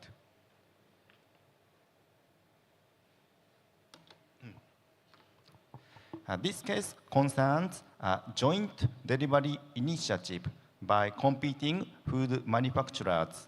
which was evaluated not to violate the Anti-Monopoly Act. This case is an example of a non-hardcore cartel, a type of case occasionally observed in Japan's consultation cases. In this case, Company X, with a 14% market share, and Company Y, with a 30% market share, plan to jointly transport food products from their factories to a logistics hub located nearby. From there, the producers are to be shipped via rail to a distant logistics hub. Given time constraints, I will skip a detailed explanation. However, after considering several factors, it was concluded that this initiative posed no issues. Next slide.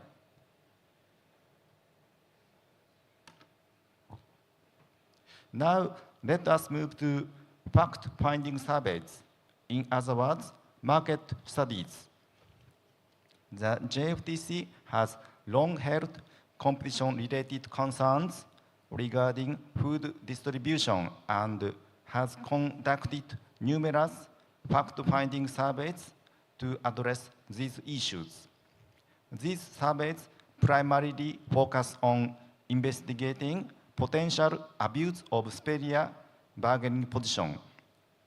Abuse of superior bargaining position is prohibited in Japan under the Anti-Monopoly Act. One example of such fact-finding surveys is the research into transactions related to private brand products in the food sector. The survey revealed that during the establishment of trade terms for launching private brand products, retailers were relatively more likely to engage in practices that could constitute an abuse of superior bargaining positions against manufacturers. Next slide.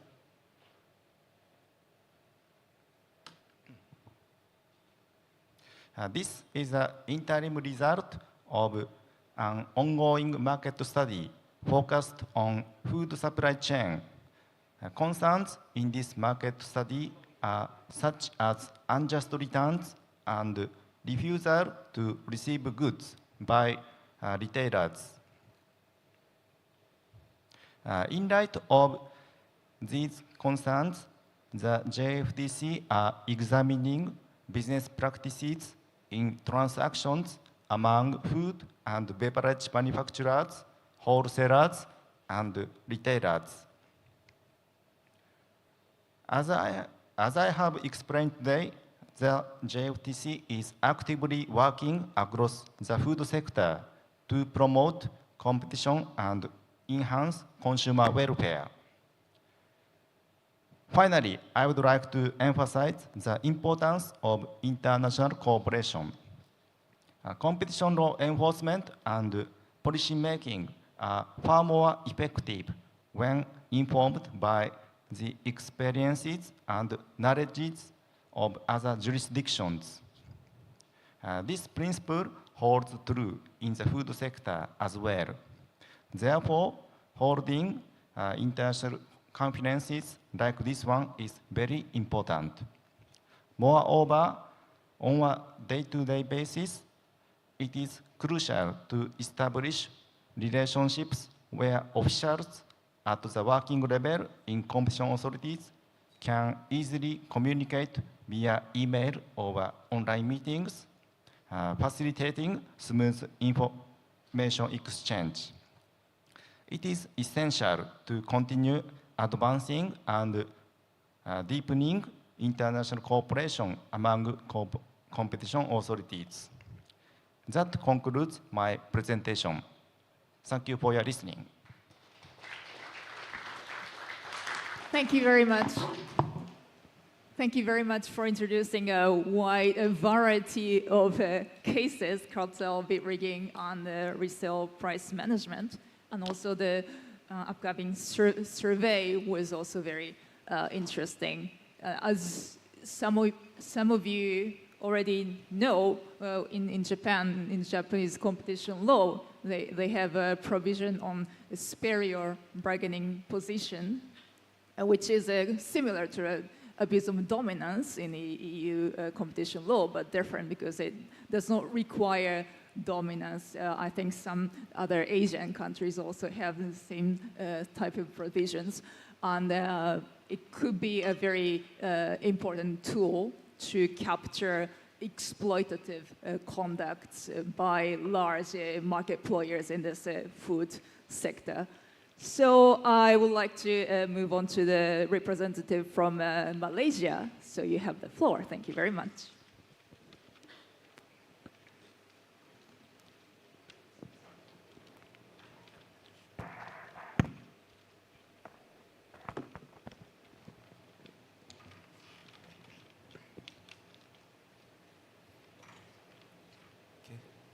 All right, thank you. I'm the moderator. Good afternoon, ladies and gentlemen. My name is Izzat from the Malaysia Competition Commission. Thank you for Philippine Competition Commission for hosting and inviting us to speak in this prestigious Manila Forum. Okay. This morning, when I had breakfast, I went to the Filipino kitchen and I saw Auro chocolate.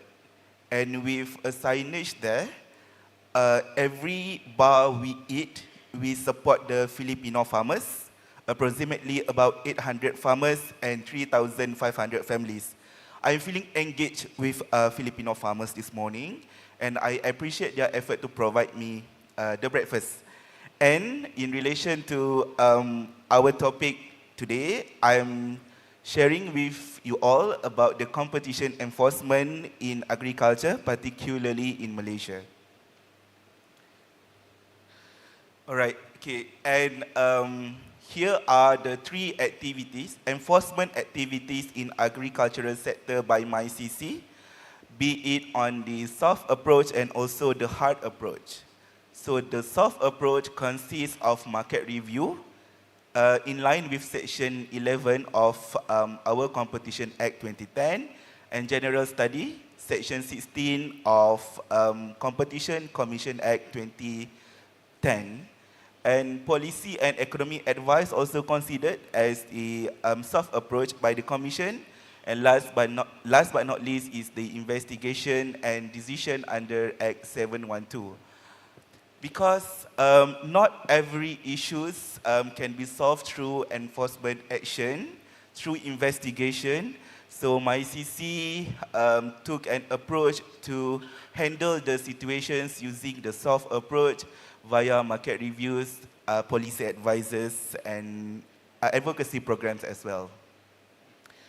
Okay, and on the market reviews and general studies, since establishment of MyCC in 2011, we had done 5 studies. Number 1 is market review on domestic broiler market. It was conducted in 2014 when MyCC was just 2 years old. And in 2019, we conducted a bigger market review on food sector with focus in 5 different subsectors: beef, Indian mackerel, round cabbage, infant formula, and mustard leaf. Later, I'm sharing with you what are the gist or key highlights of the research finding. Just last year, 2024, we concluded a study on paddy and rice industry in Malaysia, and also a study on competition issues in the importation of beef, coconut, and onion into Malaysia. And for this year, the MyCC is in the midst to conduct another study, particularly in fish and vegetables, and we expect to conclude the study by end of this year. All right, so what are the lessons learned of market review on domestic broiler? That was the first activity of the Commission in doing the market review.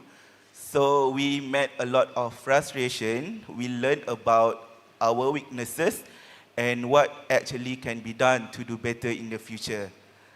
And in this market review, though it was not really accepted by the stakeholders, but it was actually helped us in our case. Later, I'll share with you in the case of 5 chicken feed millers that my CC find recently.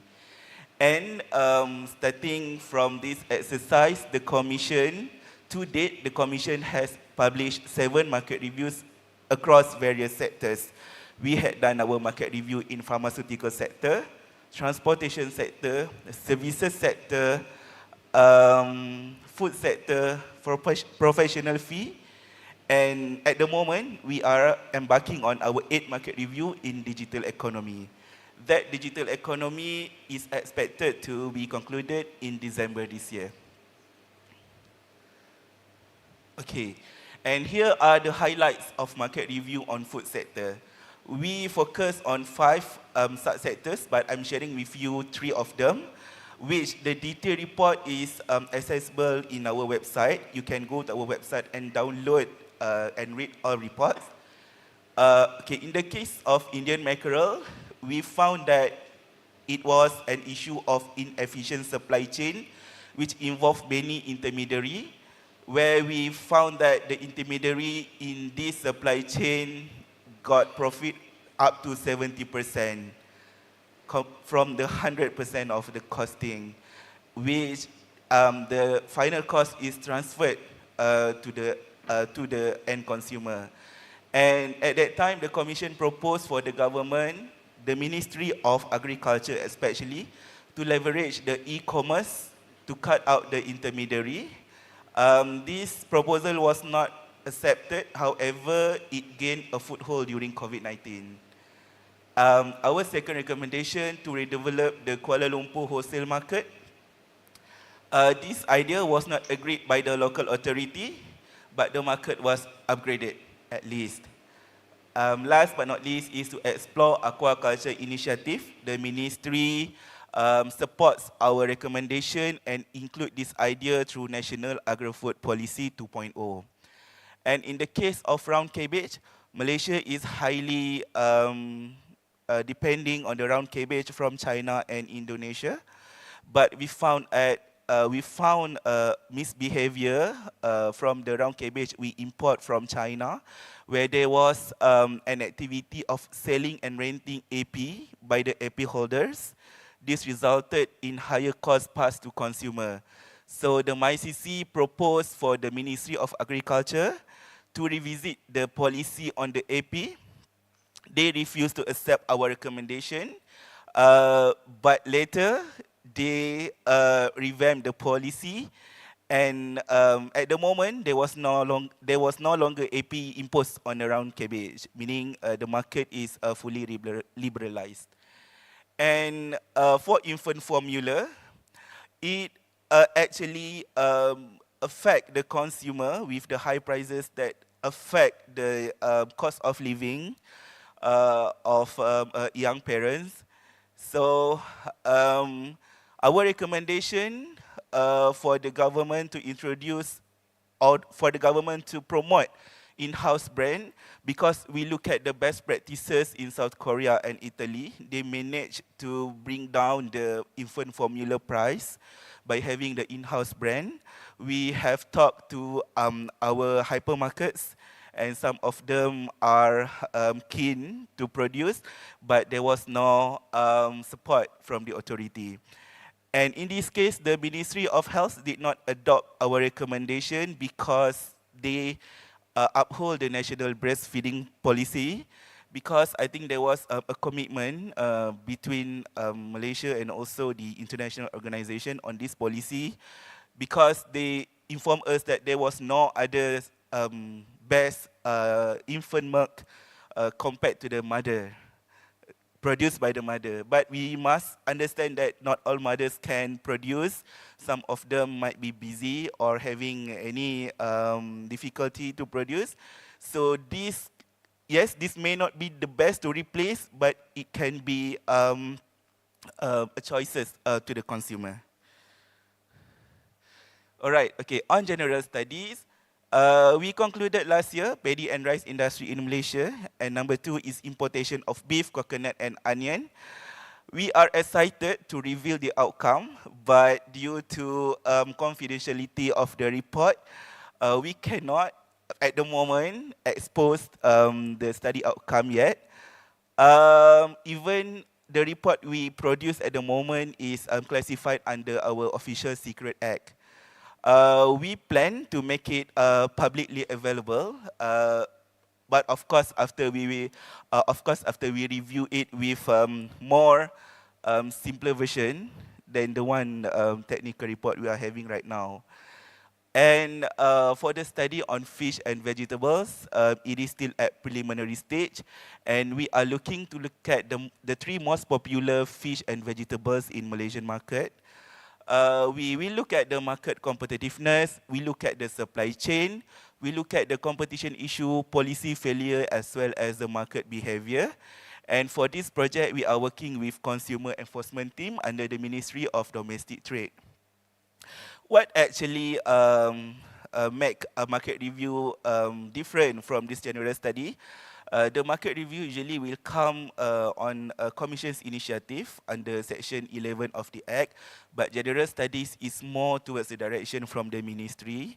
For example, paddy and rice industry, the study was initiated when there was an allegation of cartel in the industry, and we reported this study in the National Cost of Living Council, as well as the Food Security Council chaired by the Prime Minister. And importation of beef, coconut, and onion, there was also allegation of cartel in the industry. And we reported this study to the Economic Council, also chaired by the Prime Minister.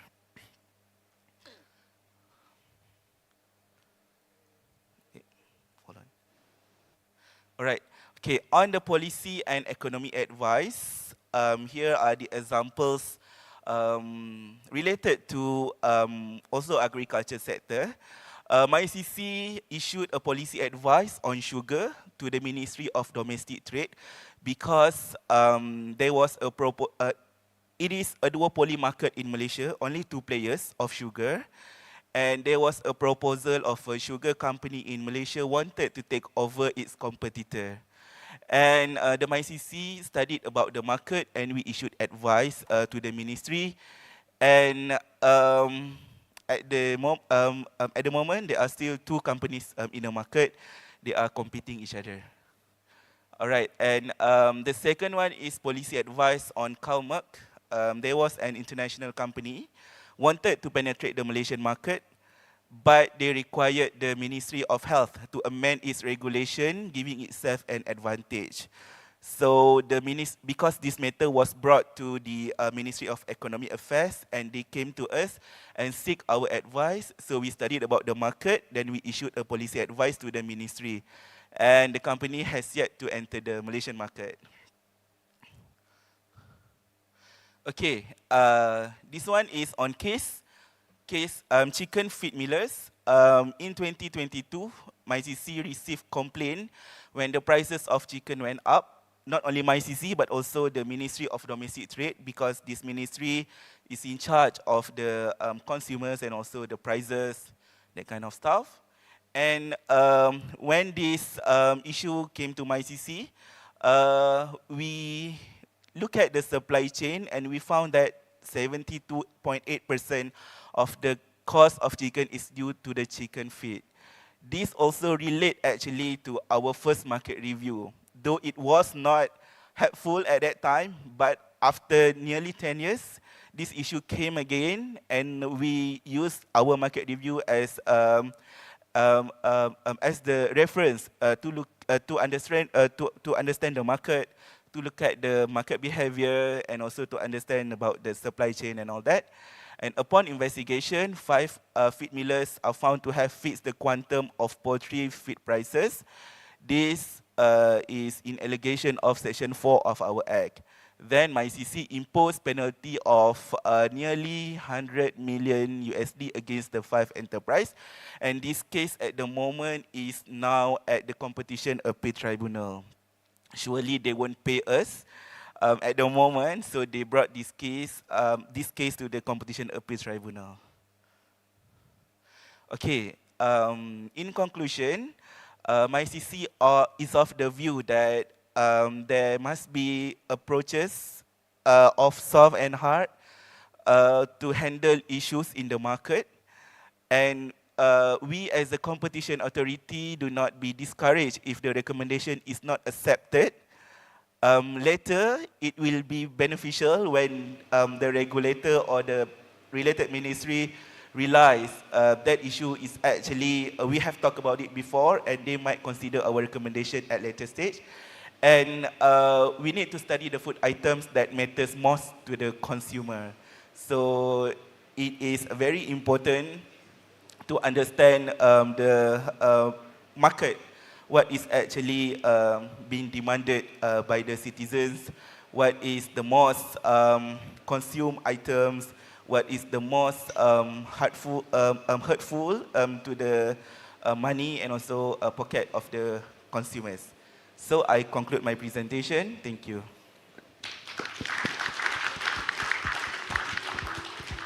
Thank you very much. Thank you very much for sharing a number of market studies and general market reviews and general studies. I would say I am repeating myself in a number of occasions, but market study is a very important tool, especially for younger competition authorities with a less resourced, because it works. It helps competition authorities to find out competition concerns, and that could be the basis for the much more formal interventions. But it also works as a advocacy tool. It could be a warning for the private sector, and also it works for raising awareness of consumers. So it's a very important initiative, I think. And well, if I move on to the second question, I think we still have time, yeah. So far, we have mostly heard about the enforcement actions and other types of initiatives by competition authorities. Well, some of them have already stepped into the policy parts, but I would like us to elaborate a bit more about this policy perspective, as there is an urgent need, definitely, to lower the food price, to maintain the food price, or we are facing the external challenges in the agriculture food sectors, such as climate change or sustainability concerns. So the governments around the world often intervene based on the broader policy objectives beyond competition. And for instance, an easy example is a direct price control on food, or subsidies that were already discussed in the previous session. Sometimes those were implemented to ensure affordability and food security by the governments all over the world. However, such interventions may have, as you know, a negative impact on competition, potentially distorting incentives, limiting market entry, discouraging competition innovation, or anti-competitive effects, so to speak.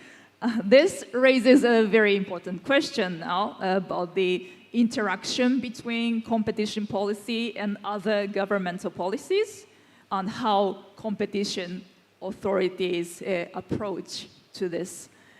I would like to now ask each panelist again, how do competition authorities can strike the right balance between competition and other policy considerations for food price hikes and food security. And I would like to follow the same order of the speakers, so I would like to give the floor to Mr. Kon. Thank you. I think fundamentally, competition, competitive markets and sustainable environment, as well as the food security, are actually complementary. So they are not necessarily in conflict. And I think we can all agree that when a market's competitive, there's a certain drive for innovation, better drive for productivity, and therefore the sustainable production or food security actually will also reap benefits from having competitive markets. So as for wider, when it comes to policy issues, there needs to be a balancing. I think it's more important to consider that competitive markets are needed, but perhaps the way it's achieved through policy initiatives needs to be considered more carefully, and to make sure that policy objectives are also achieved. So, I mean, as I mentioned earlier, that we also, like other agencies, provide competition advice to other government agencies, including on such food-related issues, for example. And what we usually advocate is that we want to have markets as open as possible.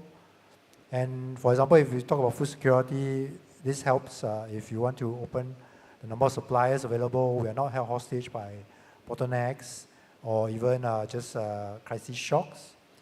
And so we want to be as open as possible about it. But perhaps at certain emergency times, we need to have emergency supply, and therefore we need certain preferential treatment. Then in that case, of course, there needs to be some policy adjustments for emergency periods, but then at the same time, those emergency periods should truly only be emergency periods and temporarily. So then that in the long run, the markets can go back to being competitive, and we still focus on ensuring competitive markets to ultimately drive a better outcome. Yeah, thank you. Thank you very much for your insights.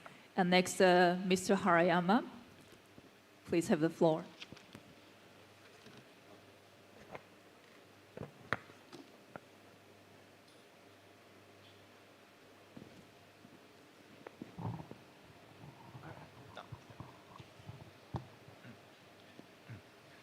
Here, I would like to introduce the JFTC's response during emergencies, such as natural disasters, as well as its competition law advocacy in the agricultural sector.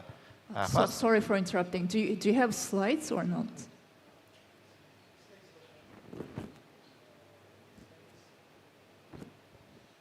Can you show the slides?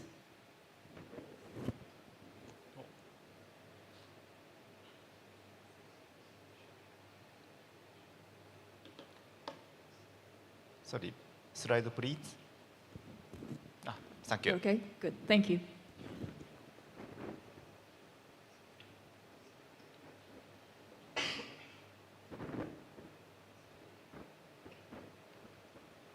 Yeah.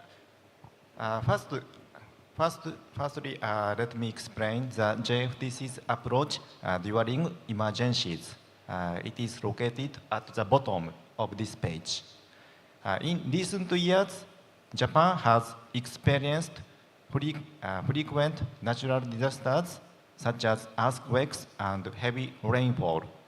During such events, supply chains are often disrupted, and significant quantities of supplies are needed for recovery efforts, creating situations vastly different from normal periods. While it is essential to ensure compliance with competition laws, even during emergencies, it is equally critical to stabilize the lives of citizens, protect public health, and maintain business continuity.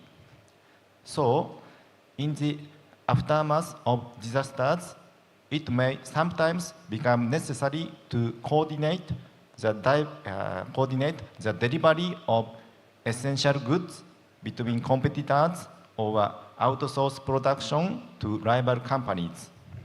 In such cases, balancing competition with other policy objectives, such as ensuring stable supply of goods and safeguarding public health, becomes crucial. However, companies may sometimes face uncertainty about whether their intended actions are lawful under competition laws. To address this, the JFTC has published several documents clarifying its perspective on what actions may or may not raise issues under the Anti-Monopoly Act during emergencies. This initiative was prompted by the major earthquake that struck Japan in 2011. First, I would like to highlight the creation of collection of assumed cases. That is to say, a casebook. This casebook provides guidance on how competition laws apply to collaborative efforts by rival companies or business associations to supply goods. It contains approximately 10 examples, such as arrangements by business associations to recommend capable member companies in response to sudden demand during disasters, and production outsourcing to rival companies when a company's factory is affected by a disaster. And the JFTC has published Q&A. In addition, the JFTC has published its approach on coordinating the distribution of goods during disasters and has published examples of consultations. Next, let us move to page 5.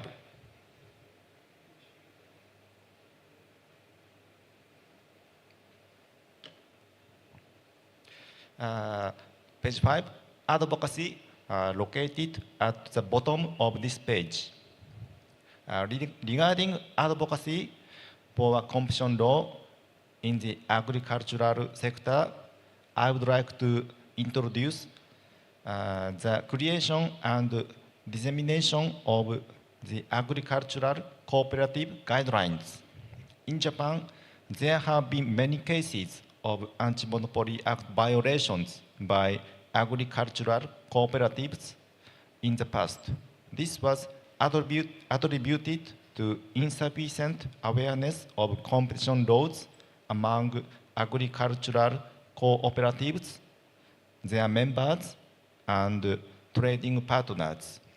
To address this, the JFTC has developed guidelines that explain with specific examples which practices by cooperatives and federations may raise concerns. Furthermore, the JFTC has collaborated with the Ministry of Agriculture, Forestry and Fisheries to conduct explanatory sessions across Japan to raise awareness.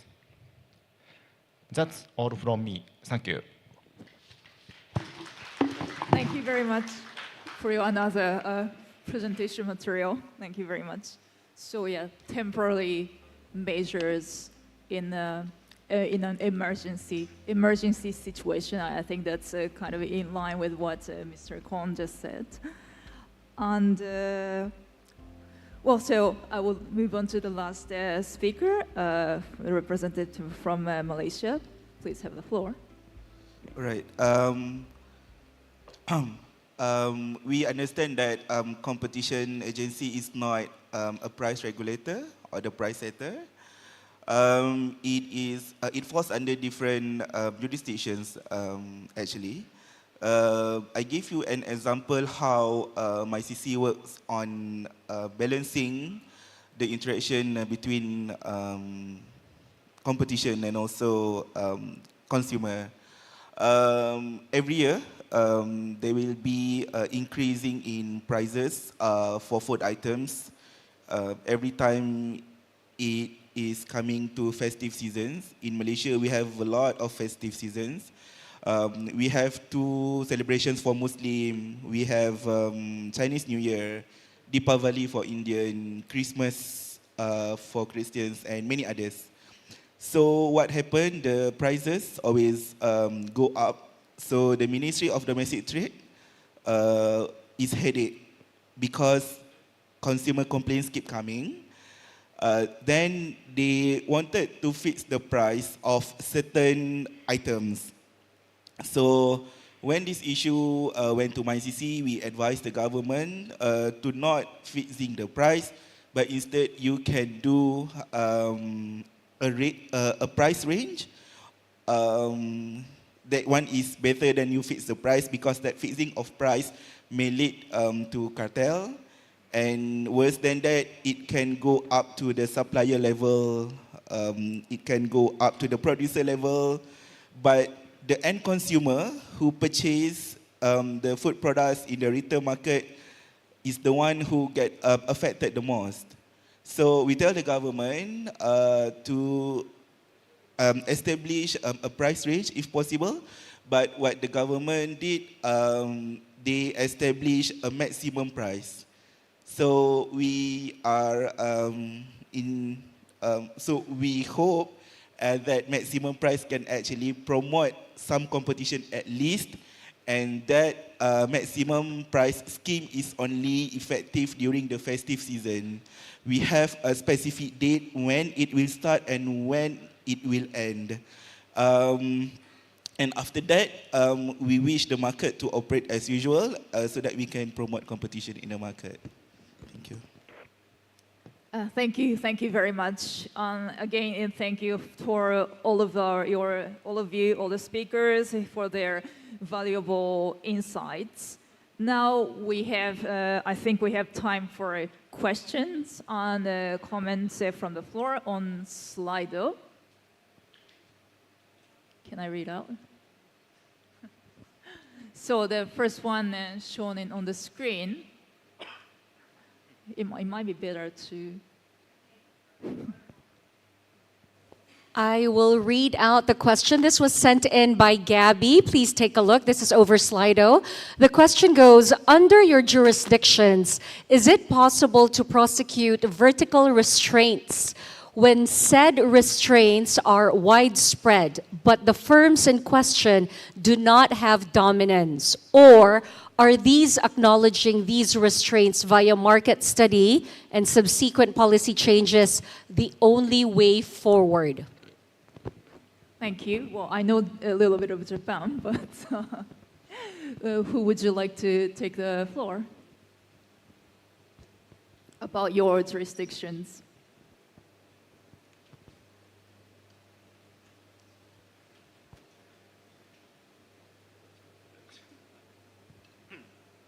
Yes, yeah, please. Yeah, it is hard to say, but in Japan, dominance regulation, Japan has a system that is different from the EU. So if a company doesn't have a dominance, I think JFTC can prosecute the case, but of course it's by administrative procedures, administrative one, not criminal one. Yeah, that is a Japanese situation. And the second question is, especially I think there is a complaint from trading partners at the first stage of the as a trigger of case. Yeah, sure. All right, and in the case of Malaysia, we determine our dominant position by having at least 60% of the market share. So being a monopolist is not an infringement to our law. It will infringe the law if you abuse your dominant position against other competitors. To address the second question, whether market study is the only way forward.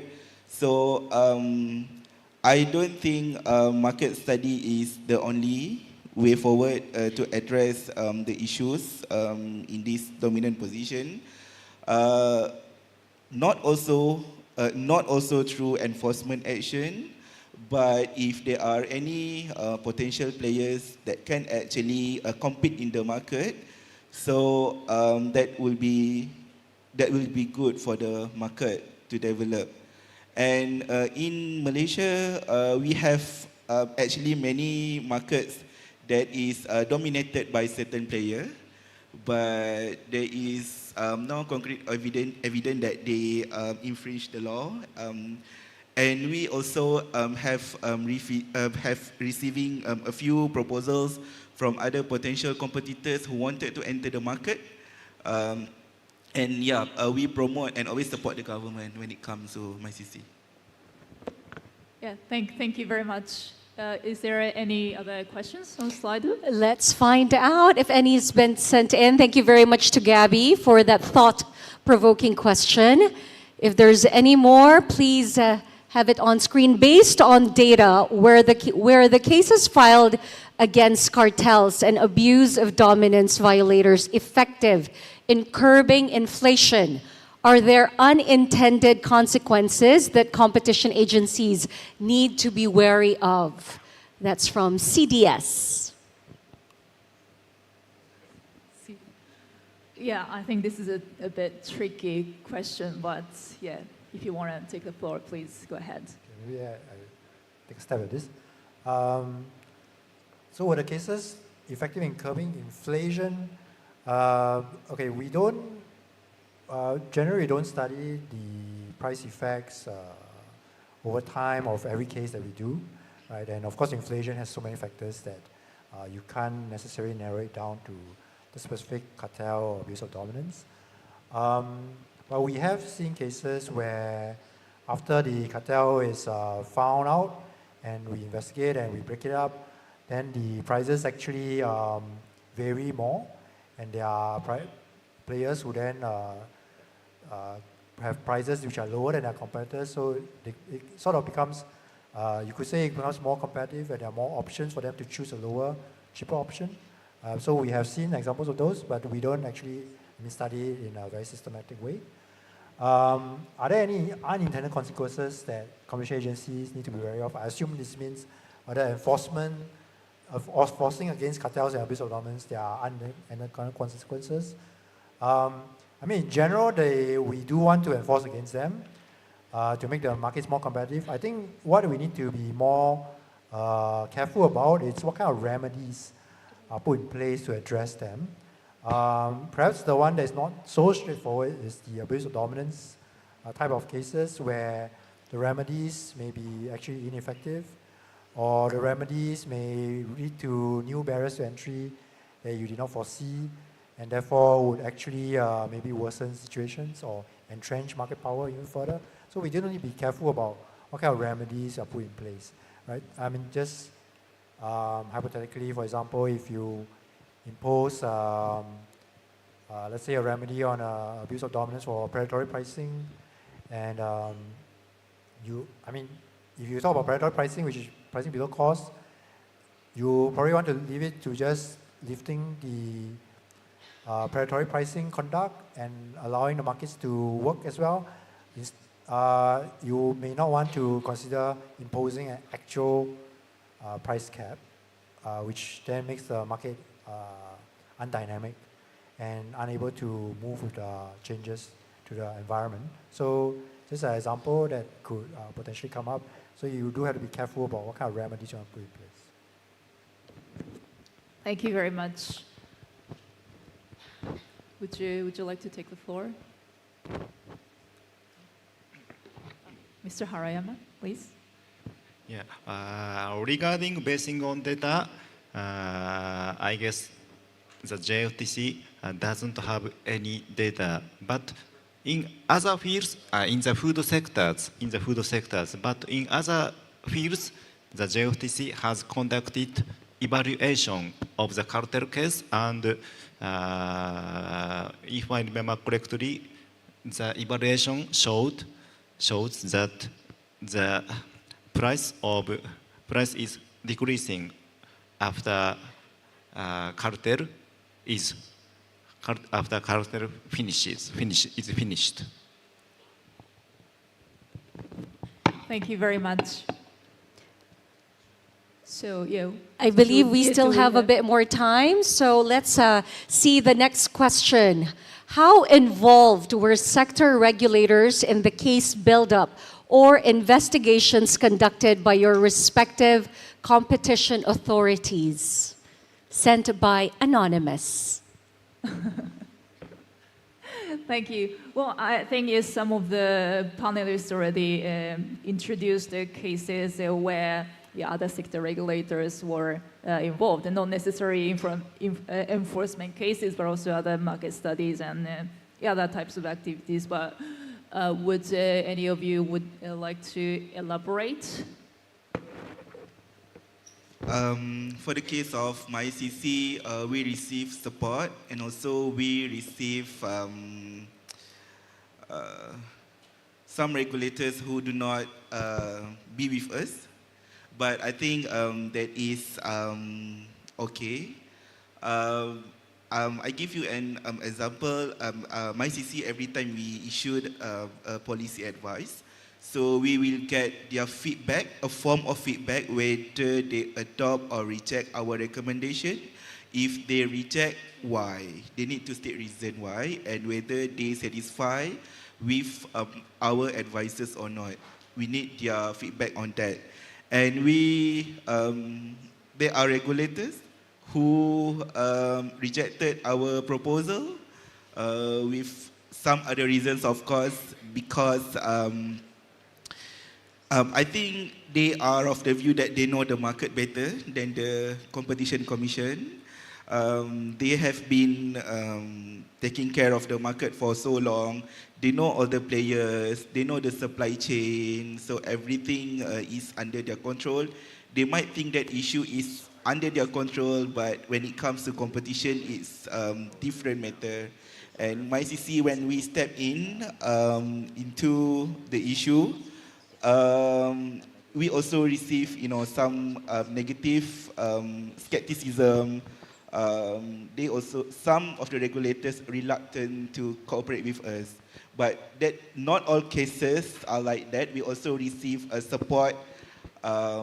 We at the moment is looking into many bid rigging cases involving many projects, many government tenders, in particular regulator. And so far we have received good feedback from them to help us getting all the information, the documentation. So how involved for sector regulators? It depends on the case. Thank you. Thank you very much. Mr. Kwon or Mr. Hariyama? Will that be okay? Okay. Is there any other questions? Yes, Ms. Sakari, just to inform you, we have received quite a number of questions, so we have 8 more to go. And for fairness, because we do appreciate that you've been sending in questions through Slido, we will go through every single one of them. Not all of the panelists need to answer, just the ones who wish to chime in on the question. Let's move on to MyCC. I guess the microphone doesn't leave your hand. We noted a lot of market studies in the agriculture sector done by the MyCC. Given most developing countries' limited budget, how did you prioritize which sectors to look into first? Okay, we look at the issues, the most important food issues, which food item has issue in supply. We look at which food item has issue in the pricing. which food item made the consumer money, spend most of it. So that is how we prioritize things. Yeah, it's impossible to look all issues at one time.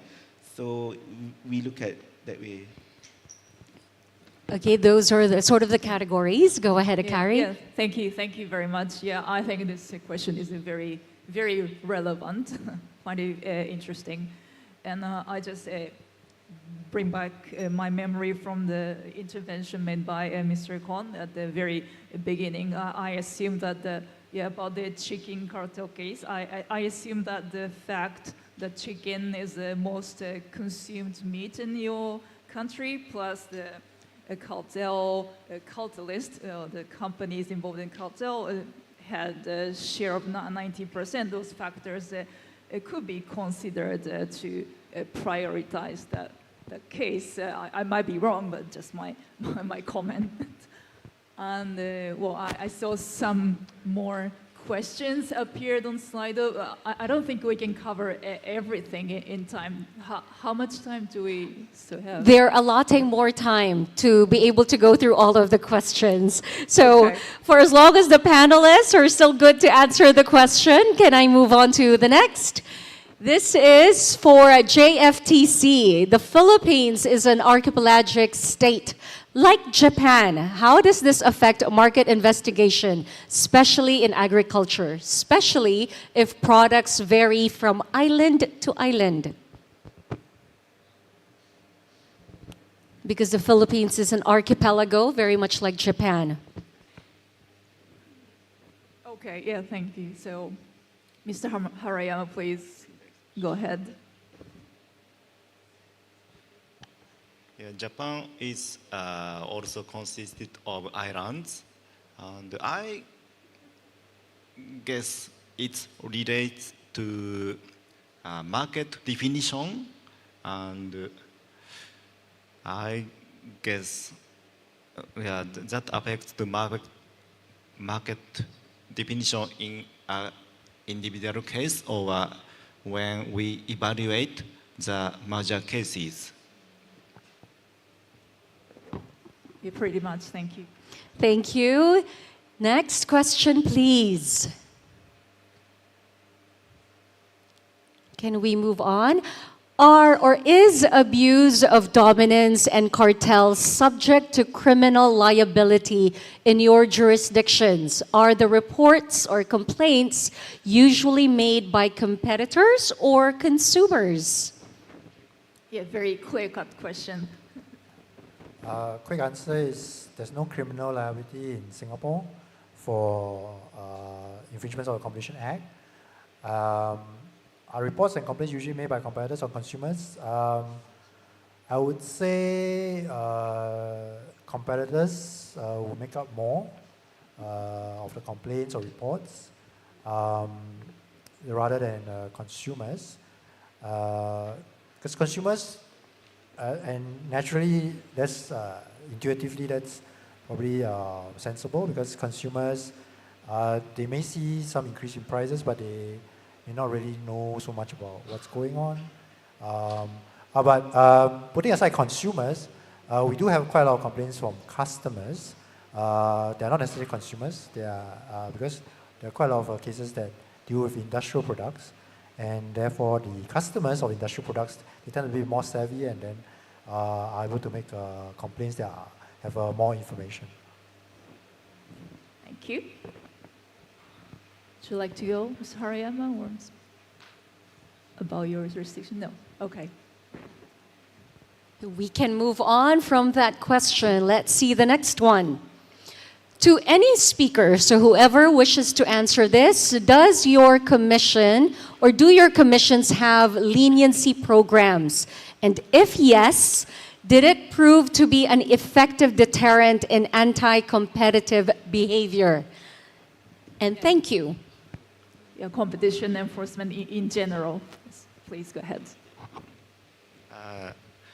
As to leniency program, Japan has leniency programs and it works very well. And the JFTC receives about 100 applications every year, or several, such as 550 or 60 or 100 applications every year, and it works very well.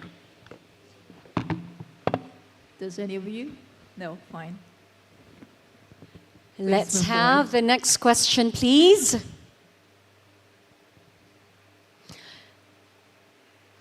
We've I think already that's the answered same. this particular Yeah. one. Okay, and I believe that is it.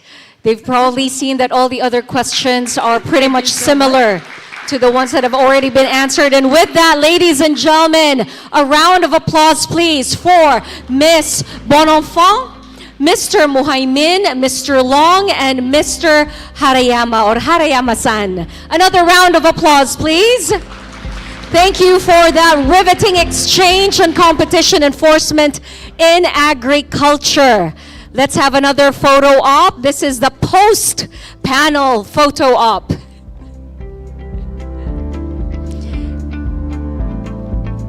Ladies and gentlemen, we do have one more panel discussion, and one that you wouldn't want to miss. That is coming up a little bit later on, but we are going to take a 20-minute coffee break. Feel free to use this time to stretch, grab more caffeine, or network with the colleagues and all the fellow attendees, or simply take a breather. 20 minutes for that. And if you are capturing any of the scenes on stage or all around, we would love to see it. Please use our official hashtag. Again, it is hashtag Manila Forum 2025. Hello once again to those joining us over the live stream. We appreciate your presence. You can also watch this whole event on the official Facebook page, official YouTube page, and on Zoom. Well, maybe not the repeat on Zoom, but that's all thanks to the Philippine Competition Commission. It is going to be on their official pages. You can re-watch it right there. But for now, ladies and gentlemen, please enjoy your coffee break, and I'll see you again in 20 minutes for the final panel discussion.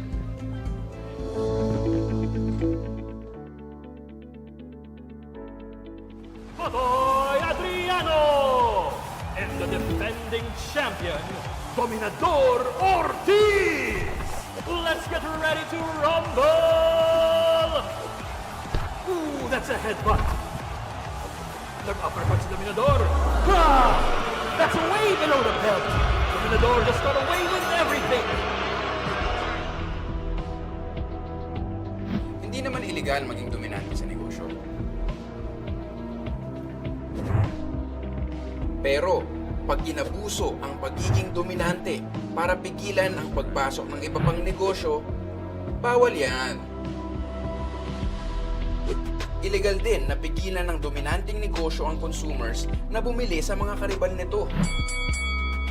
Isa yan sa mga abusong iniimbestiga ng Philippine Competition Commission para panatilihin patas ang laban sa merkado. Kaya isumbong sa PCC ang anumang pang-aabuso sa negosyo. Tandaan, kung may kompetisyon, consumers ang panalo.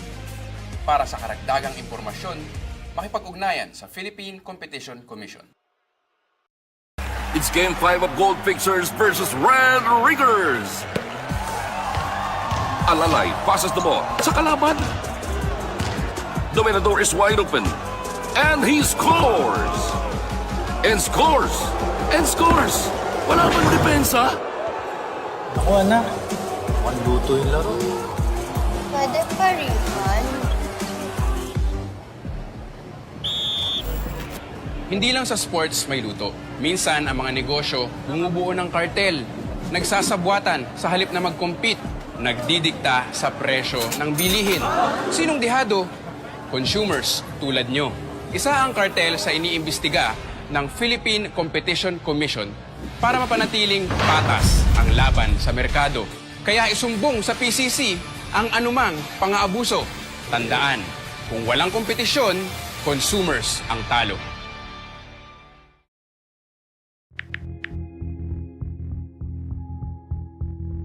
Pare-parehas bang mataas ang presyo? hindi ka dapat maging bihag ng kawalan ng kompetisyon. Kung may kompetisyon, abot kaya ang presyo ng mga bilihin. Kung may kompetisyon, consumers ang panalo. Para sa karagdagang impormasyon, makipag-ugnayan sa Philippine Competition Commission. Minsan sa bidding, nagsasabwatan ng mga contractors sa halip na mag-compete o magpapabaan ng offers. Bid rigging ang tawag dito. Mahal na nga ang proyekto, substandard pa ang materyales para sure na may kickback ang mga magkakasabwat. Kaya isumbong sa Philippine Competition Commission para maimbestigahan at maparusahan ang mga may sala. Tandaan, kung may kompetisyon, consumers ang panalo. Bigla ang shortage at bigla ang taas ng presyo, posibleng may sabwatan ang mga business owners para magka-peking shortage. Kapag nililimitahan ng kartel ang supply para tumaas ang presyo, output limitation ang tawag dito. Ipinagbabawal yan ng Philippine Competition Act. Pag may output limitation, isumbong sa Philippine Competition Commission. Tandaan, kung may kompetisyon, consumers ang panalo. Para sa karagdagang impormasyon, makipag-ugnayan sa Philippine Competition Commission. Sabay-sabay bang nagtaasan ang presyo ng bilihin? Posibleng may kartel na nagdidikta nito. Sabay-sabay na tinataasan at pinagpaparehas ang presyo para walang choice ang consumers. Ang tawag dito ay price fixing. Ipinagbabawal yan ng Philippine Competition Act. Tandaan, kung may kompetisyon, consumers ang panalo. Para sa karagdagang impormasyon, makipag-ugnayan sa Philippine Competition Commission. In his first professional fight, Totoy Adriano! And the defending champion, Dominador Ortiz! Let's get ready to rumble! Ooh, that's a headbutt. Nag-uppercut si Dominador. Ah! That's way below the belt. Dominador just got away with everything. Hindi naman illegal maging dominante sa negosyo. Pero, pag inabuso ang pagiging dominante para pigilan ang pagpasok ng iba pang negosyo, bawal yan. Illegal din na pigilan ng dominanteng negosyo ang consumers na bumili sa mga kariban nito. Isa yan sa mga abusong iniimbestiga ng Philippine Competition Commission para panatilihin patas ang laban sa merkado. Kaya isumbong sa PCC ang anumang pang-aabuso sa negosyo. Tandaan, kung may kompetisyon, consumers ang panalo. Para sa karagdagang impormasyon, makipag-ugnayan sa Philippine Competition Commission. It's Game 5 of Gold Fixers versus Red Riggers. Alalay passes the ball sa kalaban. Dominador is wide open. And he scores! And scores! And scores! Wala pang depensa. Ako anak, mukhang luto yung laro. Pwede pa refund?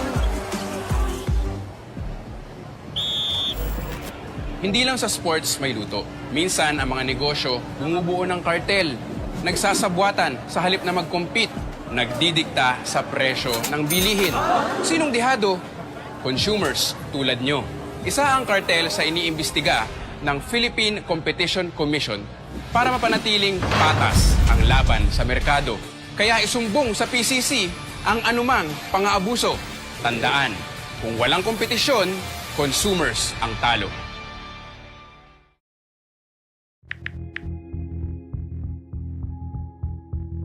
Pare-parehas bang mataas ang presyo? Hindi ka dapat maging bihag ng kawalan ng kompetisyon. Kung may kompetisyon, abot kaya ang presyo ng mga bilihin. Kung may kompetisyon, consumers ang panalo. Para sa karagdagang impormasyon, makipag-ugnayan sa Philippine Competition Commission. Minsan sa bidding, nagsasabwatan ng mga contractors sa halip na mag-compete o magpapabaan ng offers. Bid rigging ang tawag dito. Mahal na nga ang proyekto, substandard pa ang materyales para sure na may kickback ang mga magkakasabwat. Kaya isumbong sa Philippine Competition Commission para maimbestigahan at maparusahan ang mga may sala. Tandaan, kung may kompetisyon, consumers ang panalo. Bigla ang shortage at bigla ang taas ng presyo, posibleng may sabwatan ang mga business owners para magka-peking shortage. Kapag nililimitahan ng kartel ang supply para tumaas ang presyo, output limitation ang tawag dito. Ipinagbabawal yan ng Philippine Competition Act. Pag may output limitation, isumbong sa Philippine Competition Commission. Tandaan, kung may kompetisyon, consumers ang panalo. Para sa karagdagang impormasyon, makipag-ugnayan sa Philippine Competition Commission. Sabay-sabay bang nagtaasan ang presyo ng bilihin? Posibleng may kartel na nagdidikta nito. Sabay-sabay na tinataasan at pinagpaparehas ang presyo para walang choice ang consumers. Ang tawag dito ay price fixing. Ipinagbabawal yan ng Philippine Competition Act. Tandaan, kung may kompetisyon, consumers ang panalo. Para sa karagdagang impormasyon, makipag-ugnayan sa Philippine Competition Commission. In his first professional fight, Totoy Adriano! And the defending champion, Dominador Ortiz! Let's get ready to rumble! Ooh, that's a headbutt. Nag-uppercut si Dominador. Ha! That's way below the belt. Dominador just got away with everything. Hindi naman illegal maging dominante sa negosyo. Pero, pag inabuso ang pagiging dominante para pigilan ang pagpasok ng iba pang negosyo, bawal yan. Illegal din na pigilan ng dominanteng negosyo ang consumers na bumili sa mga kariban nito. Isa yan sa mga abusong iniimbestiga ng Philippine Competition Commission para panatilihing patas ang laban sa merkado. Kaya isumbong sa PCC ang anumang pang-aabuso sa negosyo. Tandaan, kung may kompetisyon, consumers ang panalo. Para sa karagdagang impormasyon, makipag-ugnayan sa Philippine Competition Commission. It's Game 5 of Gold Fixers versus Red Riggers. Alalay passes the ball sa kalaban. Dominador is wide open. And he scores! And scores! And scores! Wala bang depensa? Naku anak, mukhang luto yung laro. Pwede pa refund? Hindi lang sa sports may luto. Minsan, ang mga negosyo bumubuo ng kartel, nagsasabwatan sa halip na mag-compete, nagdidikta sa presyo ng bilihin. Sinong dihado? Consumers tulad nyo. Isa ang kartel sa iniimbestiga ng Philippine Competition Commission para mapanatiling patas ang laban sa merkado. Kaya isumbong sa PCC ang anumang pang-aabuso. Tandaan, kung walang kompetisyon, consumers ang talo.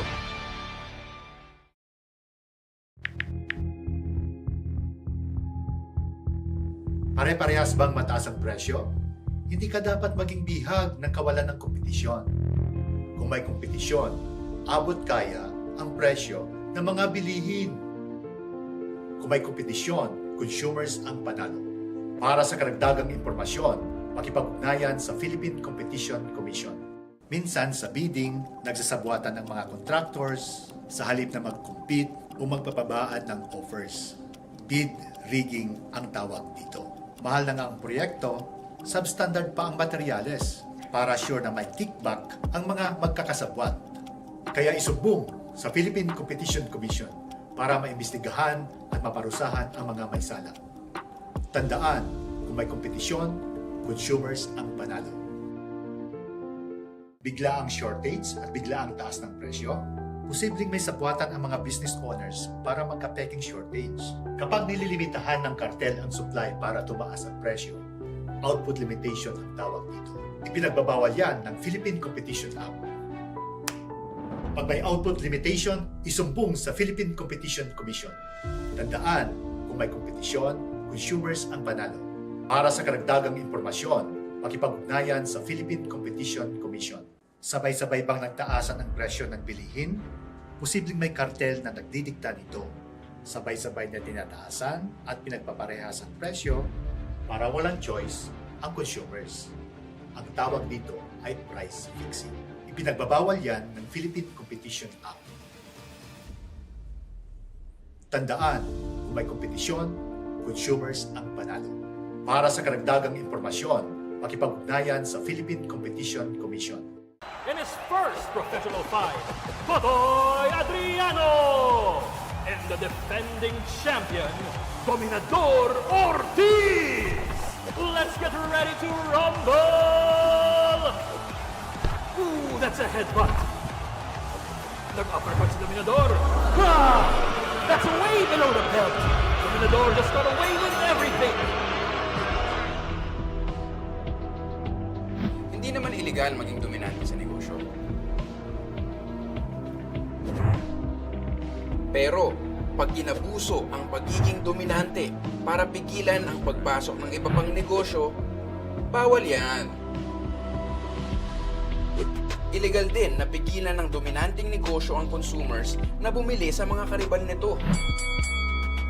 Isa yan sa mga abusong iniimbestiga ng Philippine Competition Commission para panatilihing patas ang laban sa merkado. Kaya isumbong sa PCC ang anumang pang-aabuso sa negosyo. Tandaan, kung may kompetisyon, consumers ang panalo.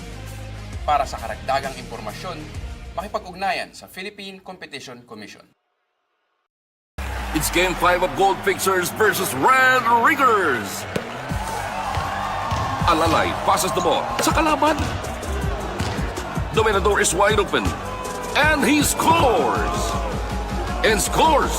And scores! Wala bang depensa? Ako anak, mukhang luto yung laro. Pwede pa refund? Hindi lang sa sports may luto. Minsan, ang mga negosyo bumubuo ng kartel, nagsasabwatan sa halip na mag-compete, nagdidikta sa presyo ng bilihin. Sinong dihado? Consumers tulad nyo. Isa ang kartel sa iniimbestiga ng Philippine Competition Commission para mapanatiling patas ang laban sa merkado. Kaya isumbong sa PCC ang anumang pang-aabuso. Tandaan, kung walang kompetisyon, consumers ang talo.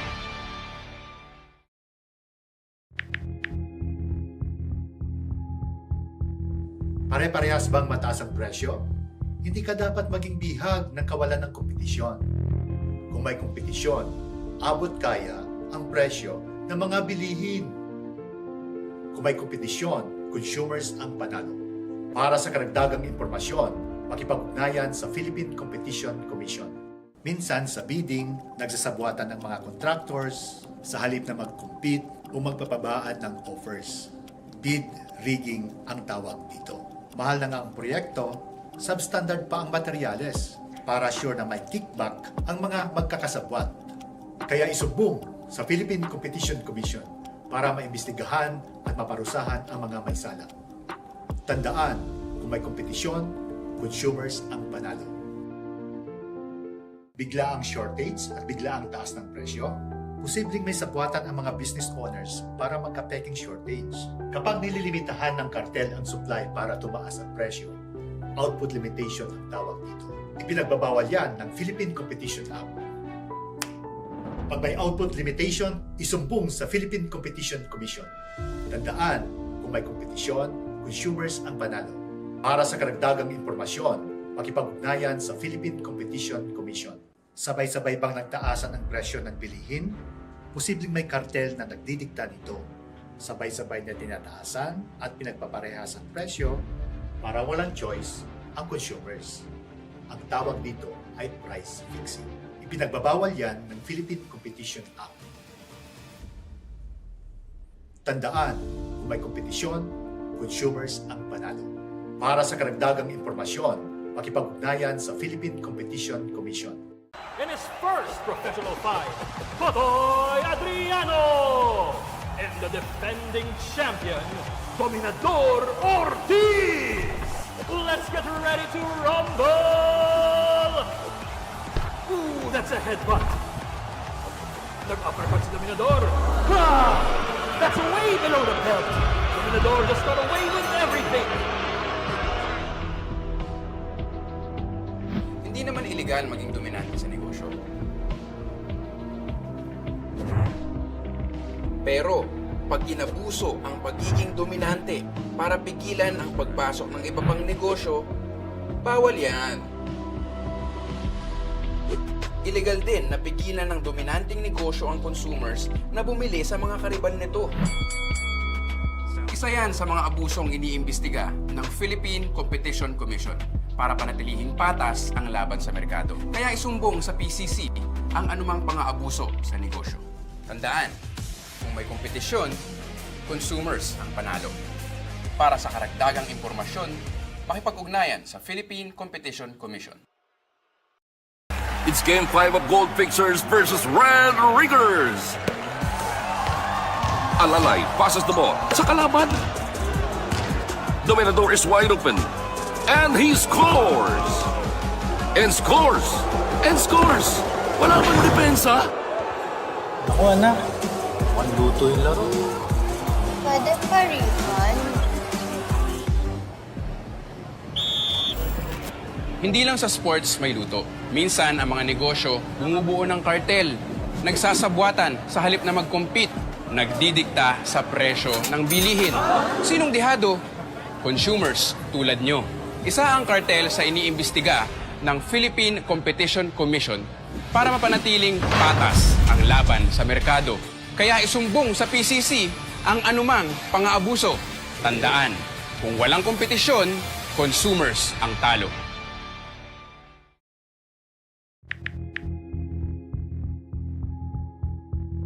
Pare-parehas bang mataas ang presyo? Hindi ka dapat maging bihag ng kawalan ng kompetisyon. Kung may kompetisyon, abot kaya ang presyo ng mga bilihin. Kung may kompetisyon, consumers ang panalo. Para sa karagdagang impormasyon, makipag-ugnayan sa Philippine Competition Commission.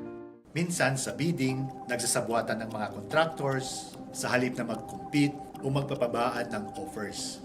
Bid rigging ang tawag dito. Mahal na nga ang proyekto, substandard pa ang materyales para sure na may kickback ang mga magkakasabwat. Kaya isumbong sa Philippine Competition Commission para maimbestigahan at maparusahan ang mga may sala.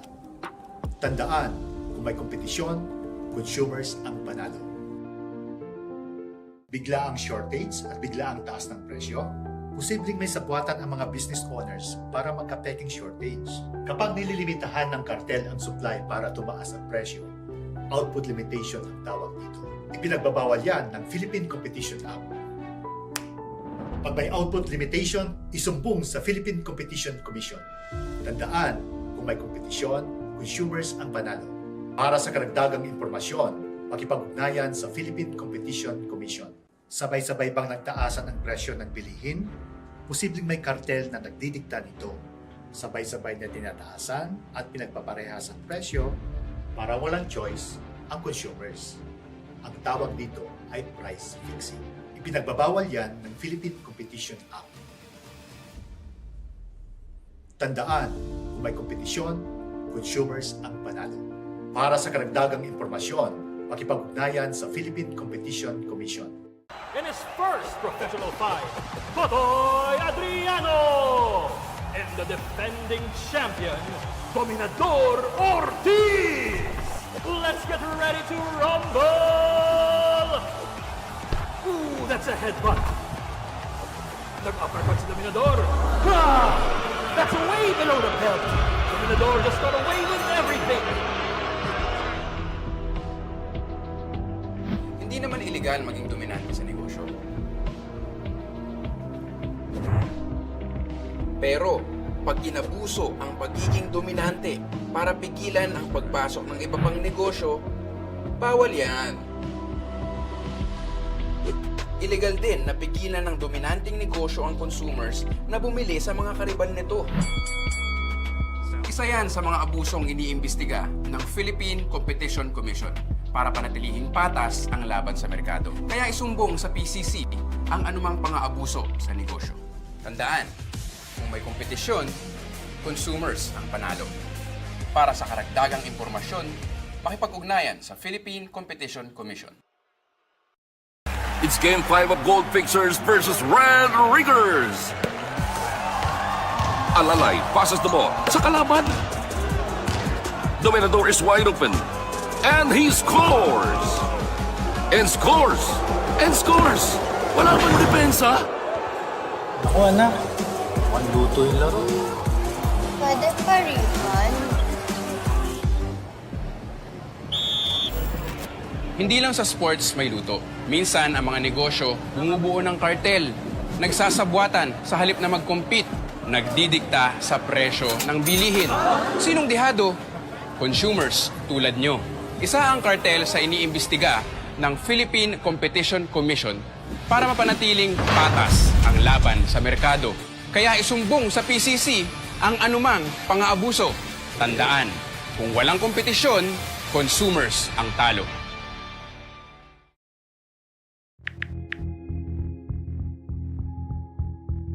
Pare-parehas bang mataas ang presyo? Hindi ka dapat maging bihag ng kawalan ng kompetisyon. Kung may kompetisyon, abot kaya ang presyo ng mga bilihin. Kung may kompetisyon, consumers ang panalo. Para sa karagdagang impormasyon, makipag-ugnayan sa Philippine Competition Commission. Minsan sa bidding, nagsasabwatan ng mga contractors sa halip na mag-compete o magpapabaan ng offers. Bid rigging ang tawag dito. Mahal na nga ang proyekto, substandard pa ang materyales para sure na may kickback ang mga magkakasabwat. Kaya isumbong sa Philippine Competition Commission para maimbestigahan at maparusahan ang mga may sala. Tandaan, kung may kompetisyon, consumers ang panalo. Bigla ang shortage at bigla ang taas ng presyo, posibleng may sabwatan ang mga business owners para magka-peking shortage. Kapag nililimitahan ng kartel ang supply para tumaas ang presyo, output limitation ang tawag dito. Ipinagbabawal yan ng Philippine Competition Act. Pag may output limitation, isumbong sa Philippine Competition Commission. Tandaan, kung may kompetisyon, consumers ang panalo. Para sa karagdagang impormasyon, makipag-ugnayan sa Philippine Competition Commission. Sabay-sabay bang nagtaasan ang presyo ng bilihin? Posibleng may kartel na nagdidikta nito. Sabay-sabay na tinataasan at pinagpaparehas ang presyo para walang choice ang consumers. Ang tawag dito ay price fixing. Ipinagbabawal yan ng Philippine Competition Act. Tandaan, kung may kompetisyon, consumers ang panalo. Para sa karagdagang impormasyon, makipag-ugnayan sa Philippine Competition Commission. In his first professional fight, Totoy Adriano! And the defending champion, Dominador Ortiz! Let's get ready to rumble! Ooh, that's a headbutt. Nag-uppercut si Dominador. Ah, that's way below the belt. Dominador just got away with everything. Hindi naman illegal maging dominante sa negosyo. Pero, pag inabuso ang pagiging dominante para pigilan ang pagpasok ng iba pang negosyo, bawal yan. Illegal din na pigilan ng dominanteng negosyo ang consumers na bumili sa mga kariban nito. Isa yan sa mga abusong iniimbestiga ng Philippine Competition Commission para panatilihin patas ang laban sa merkado. Kaya isumbong sa PCC ang anumang pang-aabuso sa negosyo. Tandaan, kung may kompetisyon, consumers ang panalo. Para sa karagdagang impormasyon, makipag-ugnayan sa Philippine Competition Commission. It's Game 5 of Gold Fixers versus Red Riggers. Alalay passes the ball sa kalaban. Dominador is wide open. And he scores! And scores! And scores! Wala bang depensa? Ako anak, mukhang luto yung laro. Pwede pa refund? Hindi lang sa sports may luto. Minsan, ang mga negosyo bumubuo ng kartel, nagsasabwatan sa halip na mag-compete, nagdidikta sa presyo ng bilihin. Sinong dihado? Consumers tulad nyo. Isa ang kartel sa iniimbestiga ng Philippine Competition Commission para mapanatiling patas ang laban sa merkado. Kaya isumbong sa PCC ang anumang pang-aabuso. Tandaan, kung walang kompetisyon, consumers ang talo.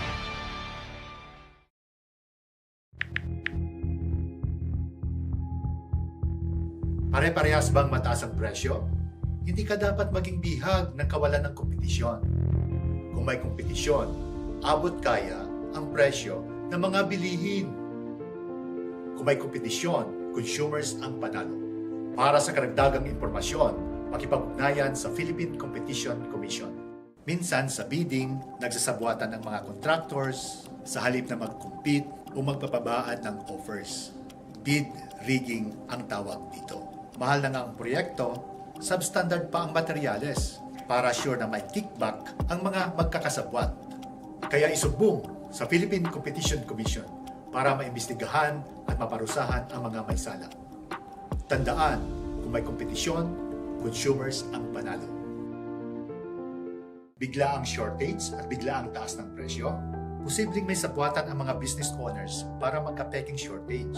Kapag nililimitahan ng kartel ang supply para tumaas ang presyo, output limitation ang tawag dito. Ipinagbabawal yan ng Philippine Competition Act.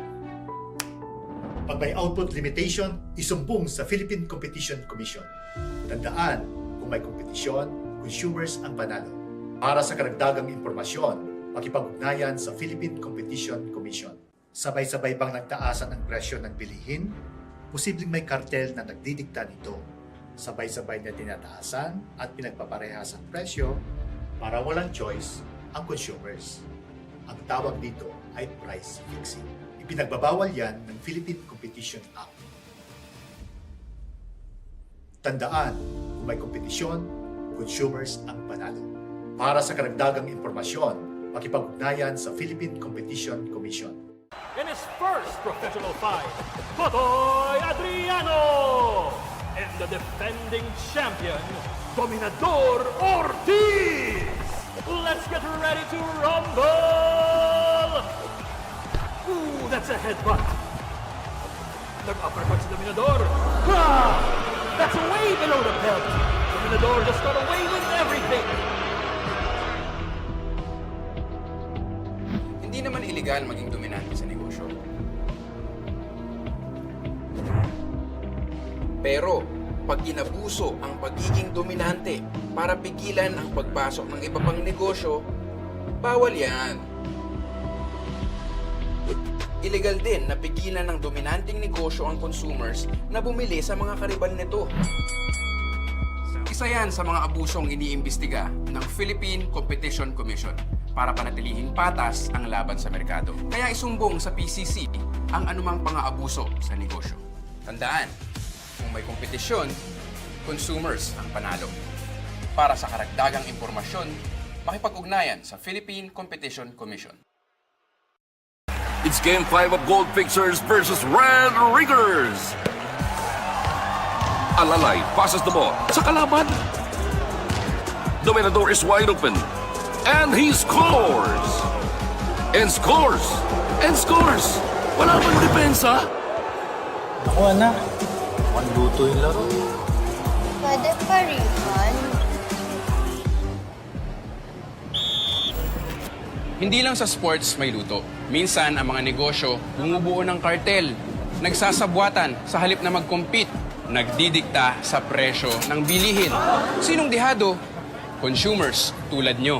Isa ang kartel sa iniimbestiga ng Philippine Competition Commission para mapanatiling patas ang laban sa merkado. Kaya isumbong sa PCC ang anumang pang-aabuso. Tandaan, kung walang kompetisyon, consumers ang talo.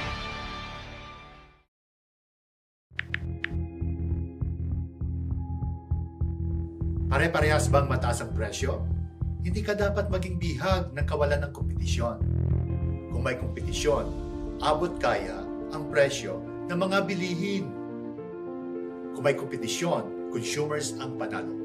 Para sa karagdagang impormasyon, makipag-ugnayan sa Philippine Competition Commission. Minsan sa bidding, nagsasabwatan ng mga contractors sa halip na mag-compete o magpapabaan ng offers. Bid rigging ang tawag dito. Mahal na nga ang proyekto, substandard pa ang materyales para sure na may kickback ang mga magkakasabwat. Kaya isumbong sa Philippine Competition Commission para maimbestigahan at maparusahan ang mga may sala. Tandaan, kung may kompetisyon, consumers ang panalo. Bigla ang shortage at bigla ang taas ng presyo, posibleng may sabwatan ang mga business owners para magka-peking shortage. Kapag nililimitahan ng kartel ang supply para tumaas ang presyo, output limitation ang tawag dito. Ipinagbabawal yan ng Philippine Competition Act. Pag may output limitation, isumbong sa Philippine Competition Commission. Tandaan, kung may kompetisyon, consumers ang panalo.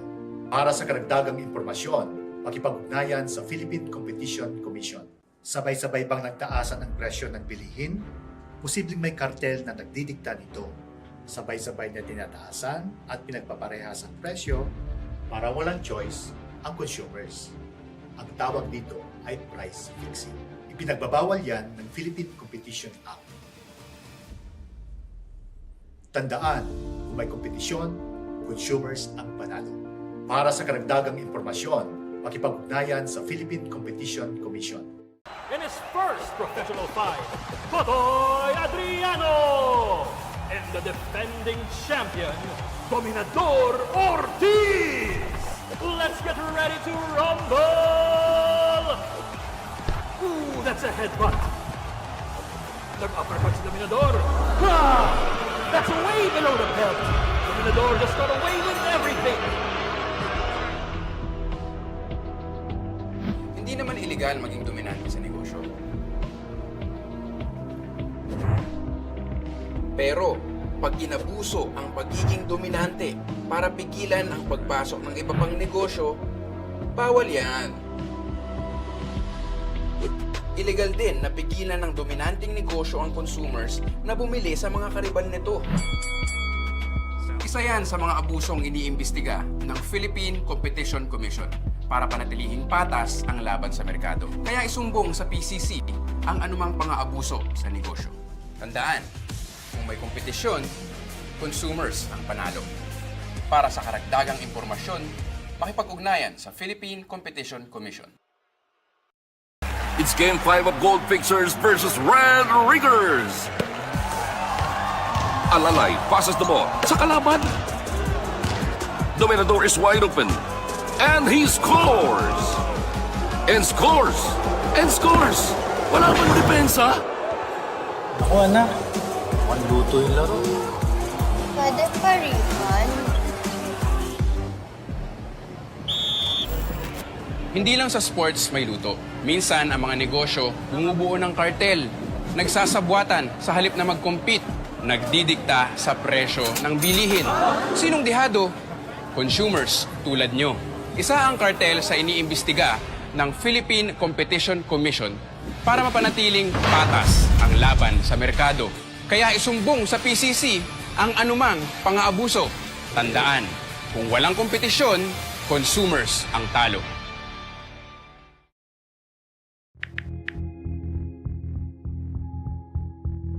Pare-parehas bang mataas ang presyo? Hindi ka dapat maging bihag ng kawalan ng kompetisyon. Kung may kompetisyon, abot kaya ang presyo ng mga bilihin. Kung may kompetisyon, consumers ang panalo. Para sa karagdagang impormasyon, makipag-ugnayan sa Philippine Competition Commission. Minsan sa bidding, nagsasabwatan ng mga contractors sa halip na mag-compete o magpapabaan ng offers. Bid rigging ang tawag dito. Mahal na nga ang proyekto, substandard pa ang materyales para sure na may kickback ang mga magkakasabwat. Kaya isumbong sa Philippine Competition Commission para maimbestigahan at maparusahan ang mga may sala. Tandaan, kung may kompetisyon, consumers ang panalo. Bigla ang shortage at bigla ang taas ng presyo, posibleng may sabwatan ang mga business owners para magka-peking shortage. Kapag nililimitahan ng kartel ang supply para tumaas ang presyo, output limitation ang tawag dito. Ipinagbabawal yan ng Philippine Competition Act. Pag may output limitation, isumbong sa Philippine Competition Commission. Tandaan, kung may kompetisyon, consumers ang panalo. Para sa karagdagang impormasyon, makipag-ugnayan sa Philippine Competition Commission. Sabay-sabay bang nagtaasan ang presyo ng bilihin? Posibleng may kartel na nagdidikta nito.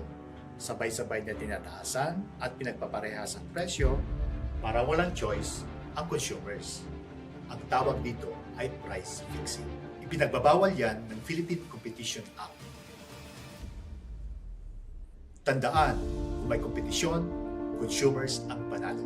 Para sa karagdagang impormasyon, makipag-ugnayan sa Philippine Competition Commission.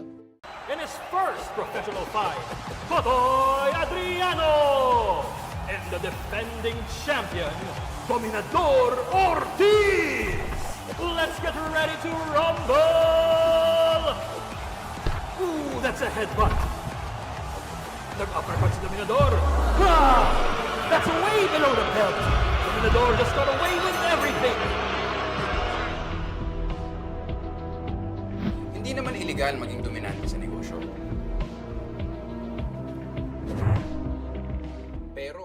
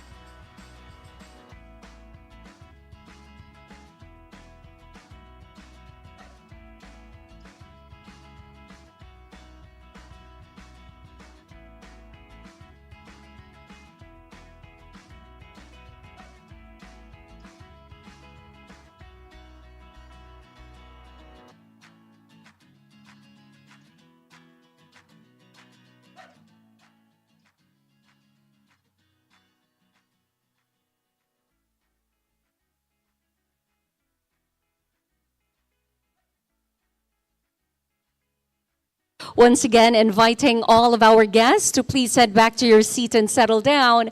We will resume our program in just a few.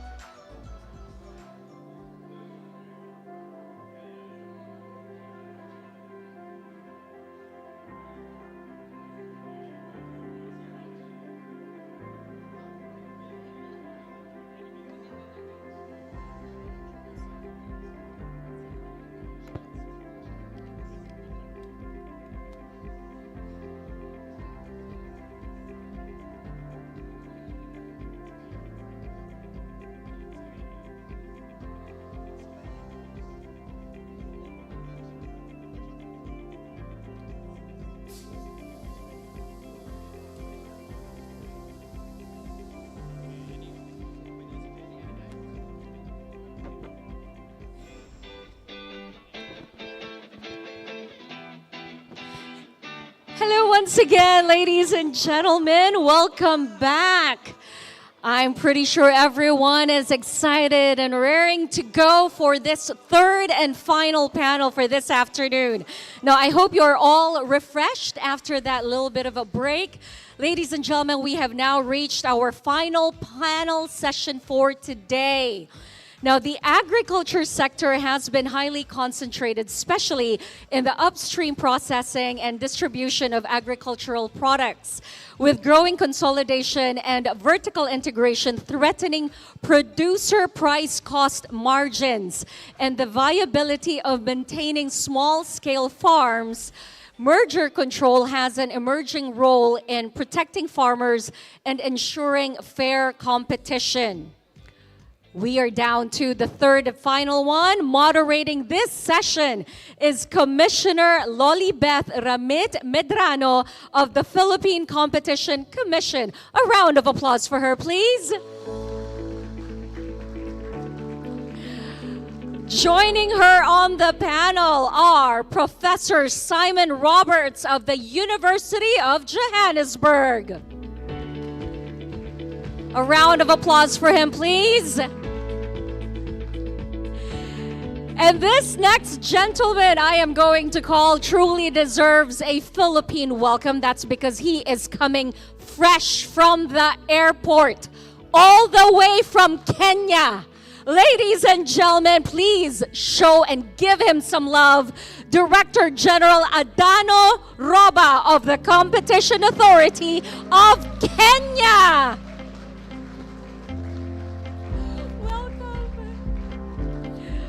Oh, wow. That just goes to show how truly important our gathering is. He made it, a buzzer beater right there.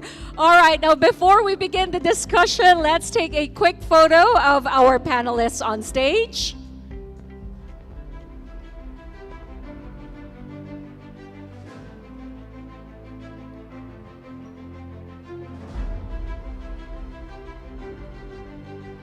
And with that, Commissioner Medrano, take it away. Thank you and good afternoon. I hope you all had time to get some coffee and do a bit of stretching because we need that energy for this session.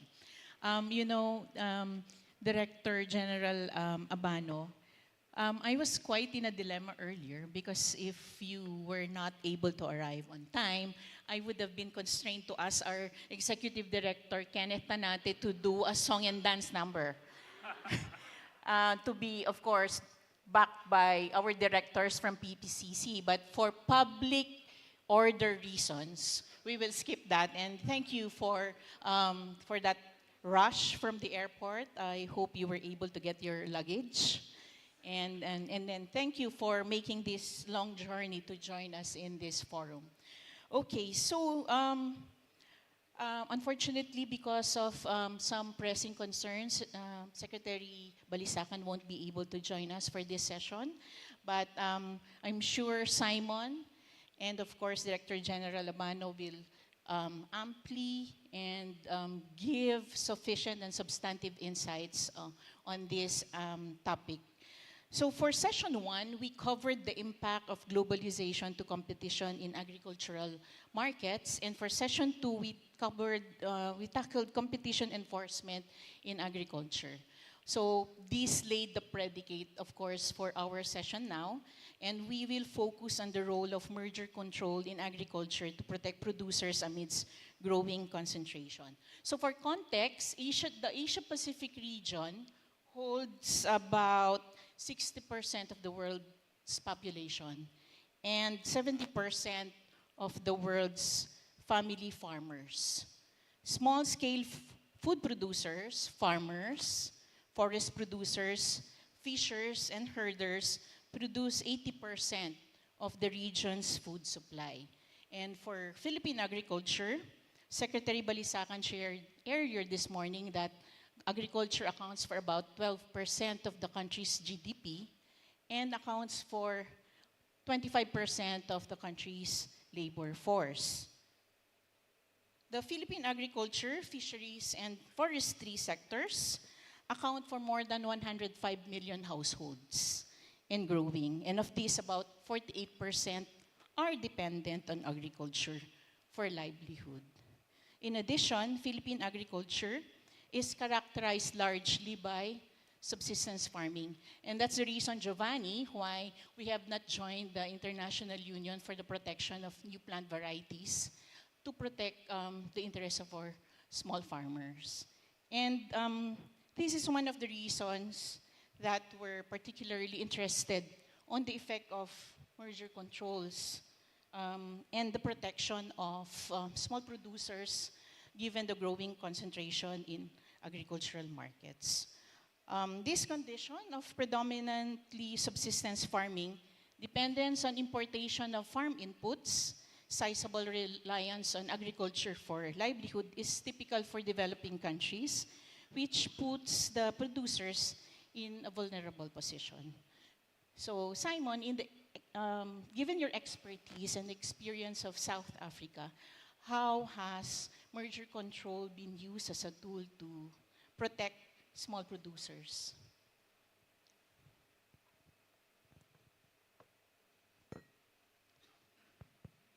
Thank you. Thank you very much. It's a great privilege to be invited to come to speak at the forum. And congratulations to the PCC for such an amazing event. It's especially good to be here because I've been involved in working also with the International Competition Network's special project on food and agriculture. So I've been taking notes as we've been going along, and I'm following up with people here. I've got some slides, and I'm going to talk about mergers, but also make some comments about the challenges facing international merger review in the context of high levels of concentration. And I'm going to talk about it based on work that we've been doing both at the University of Johannesburg in South Africa, but also we're working in East and Southern Africa, where the majority of farmers are also small scale, so there's very important parallels, including with the Competition Authority of Kenya, in fact. So I'm going to draw on those experiences. If people are interested in the work we're doing, you can see links to the website and the email there. Please, as Bill said, please don't be shy, get in touch and follow up. And I'm also going to walk around a bit because I'm used to kind of doing this as well. So it's the end of the day, I think, keep our energy levels going. We know, I think, that the critical issues that we have very, very high levels of concentration. This concentration has implications for inflation, the adjustments to shocks, and sustainable food systems. How do mergers fit into this? Well, one of the reasons we're here with these high levels of concentration is because of mergers. But the challenges facing merger review, I'm going to pick up on three big challenges. One is that they're international, and competition authorities are only really starting to get to grips with the international scope of these markets and the effects that mergers can have given that scope. Secondly, there's really big issues about coordinated effects. So the likelihood of collusion that comes about through a merger. So the merger may not obviously lead to a substantial lessening of competition on its own, but the nature of these large corporate groups means that you've got these interactions that are happening.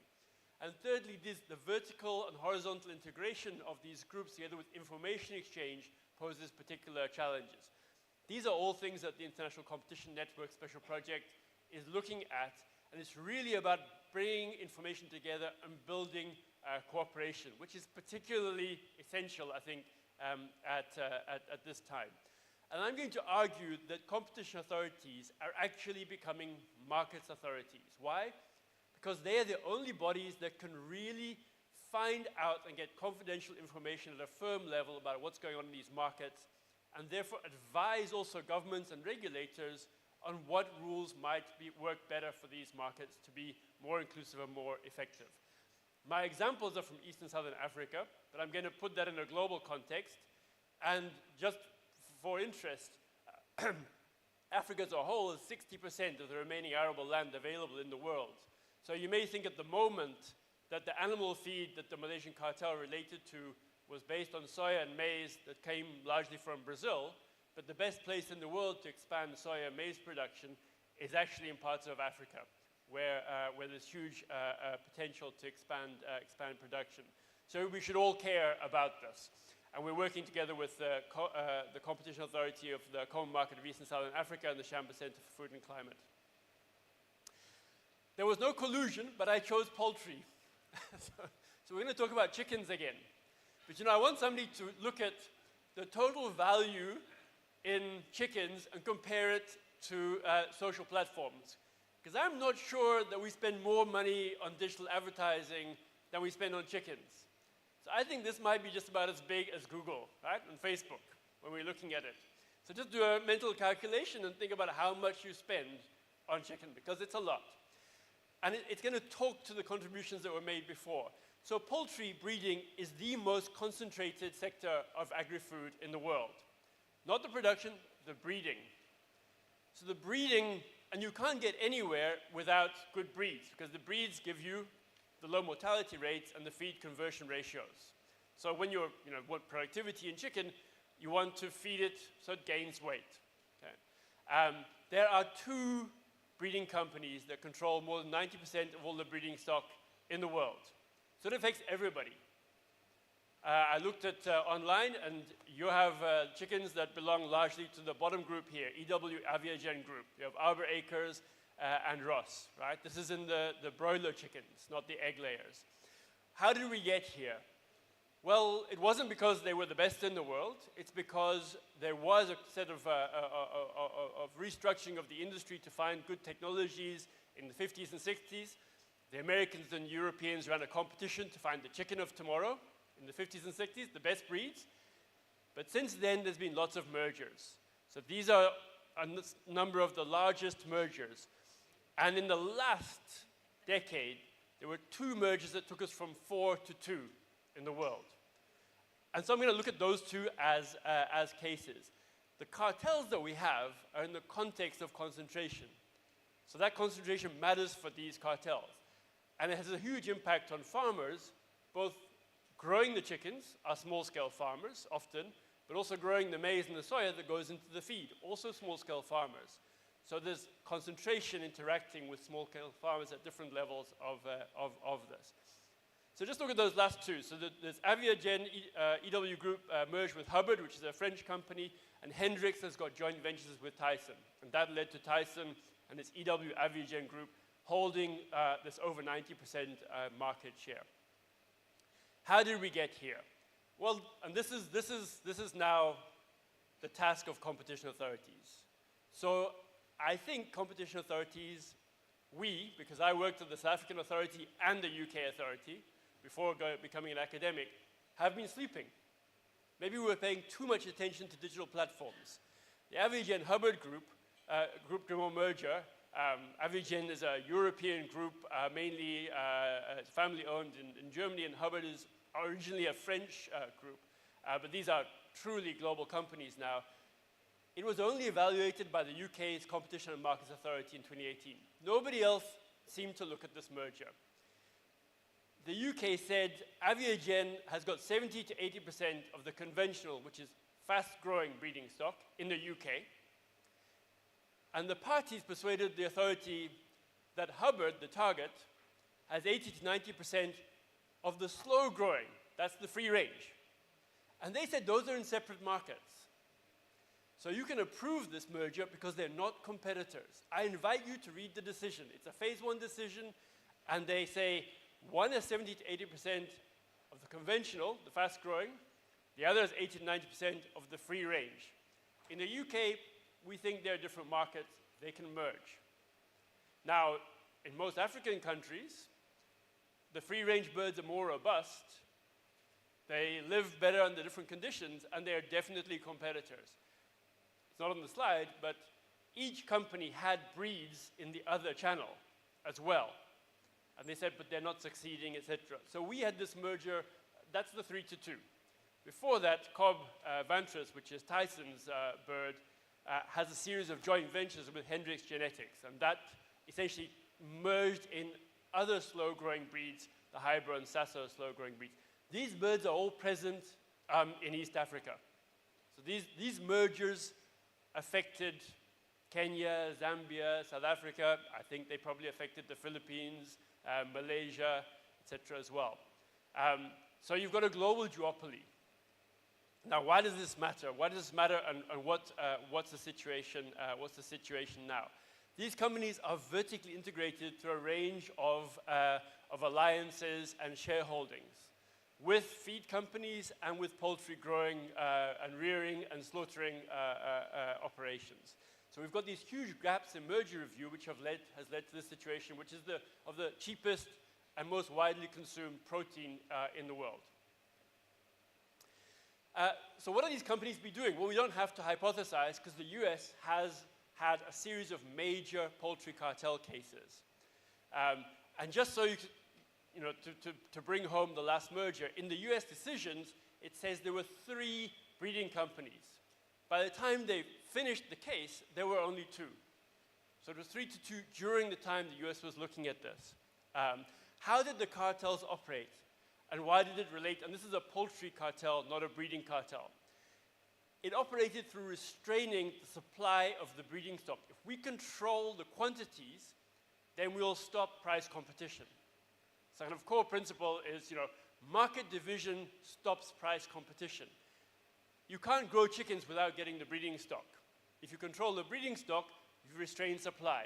This is the US case. That they, after 2008, when there was a demand shock, the companies constrained supply and the breeding stock was monitored. And it was monitored through providing information to a third party called AgriStats. So this is a difficult cartel because it says information exchange cartel. Through a company which is not an American company called AgriStats that collects the data and shares anonymized and aggregated information. So it looks very innocent. The US case is that all the individual companies can identify their shares because of other signifiers that are in that market. Why would this information sharing agreement, which involves the largest chicken producer in the world, the largest meat producer in the world, and the largest global trader in the world, stop at the border with Mexico? Doesn't make any sense.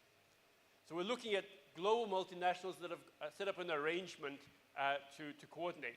Because it's information exchange, jury trials failed to find it was a criminal cartel, even though there was a leniency applicant. And the US DOJ filed a case against AgriStats, which is still to be heard. How does that impact on all of us? Well, in East Africa, we're tracking the day-old chick prices. That's on the right-hand side there. And you can see the day-old chick prices in Kenya, Kenya's not there, South Africa, Zambia, Tanzania, have increased substantially above the Brazilian price. Brazil spends a lot of time monitoring what's happening in their poultry industry. This is the price you pay for a chicken before you start feeding it, in US cents. So if you're in Tanzania, you're already paying well over twice what a Brazilian producer is paying. You're not going to be competitive already. And we have cases such as in Zambia, which actually mirror, in fact, I'd say the Zambians found the cartel before the Americans, because the Zambians found a cartel constraining the breeding stock in 2018. But maybe we weren't communicating enough with each other. And he said, well, this is a complicated, well, maybe those companies are not the same. Well, if you look at the shareholdings from Tyson and EW Aviagen, you can see shareholding right down to producers in South Africa, Zambia, and Malawi. The shareholding and the information flows go down, the information flows go back up. So you've got a direct kind of line of sight all the way through the licensing of the breeds and the shareholding into this on-the-ground operation. So my question to you is, what are the implications for your authorities? What is your day-old chick price that your farmers are paying? I'd love to know. I'd love to add it onto that picture. Let me move across, because I'm running out of time, to looking at other mergers in the form of joint ventures in global trading. There are, as we've heard, 4 companies controlling more than 70% of all the global trade. What have these companies been doing? Well, there's 2 joint ventures that they've formed, and the only authority that seems to look at these joint ventures is Brazil.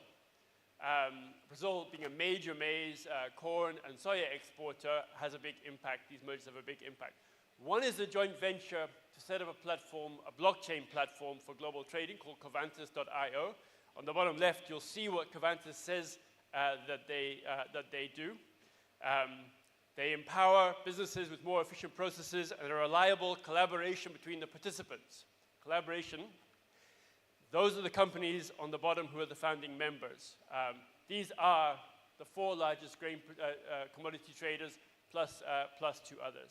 In 2023, 3 of them formed a sustainability joint venture to share information collected from all the farmers about sustainability standards. And the Brazilian authority was concerned about this and imposed a compliance regime, an antitrust protocol. So Brazil is monitoring the behavior of these authorities, of these companies in a global trading regime. But where does the soya that was feeding the Malaysian chickens come from? It came from these companies. These companies account for almost all the soya trade and corn trade in the world. So it also links into your feed and your trading stocks, as well as things like vegetable oil.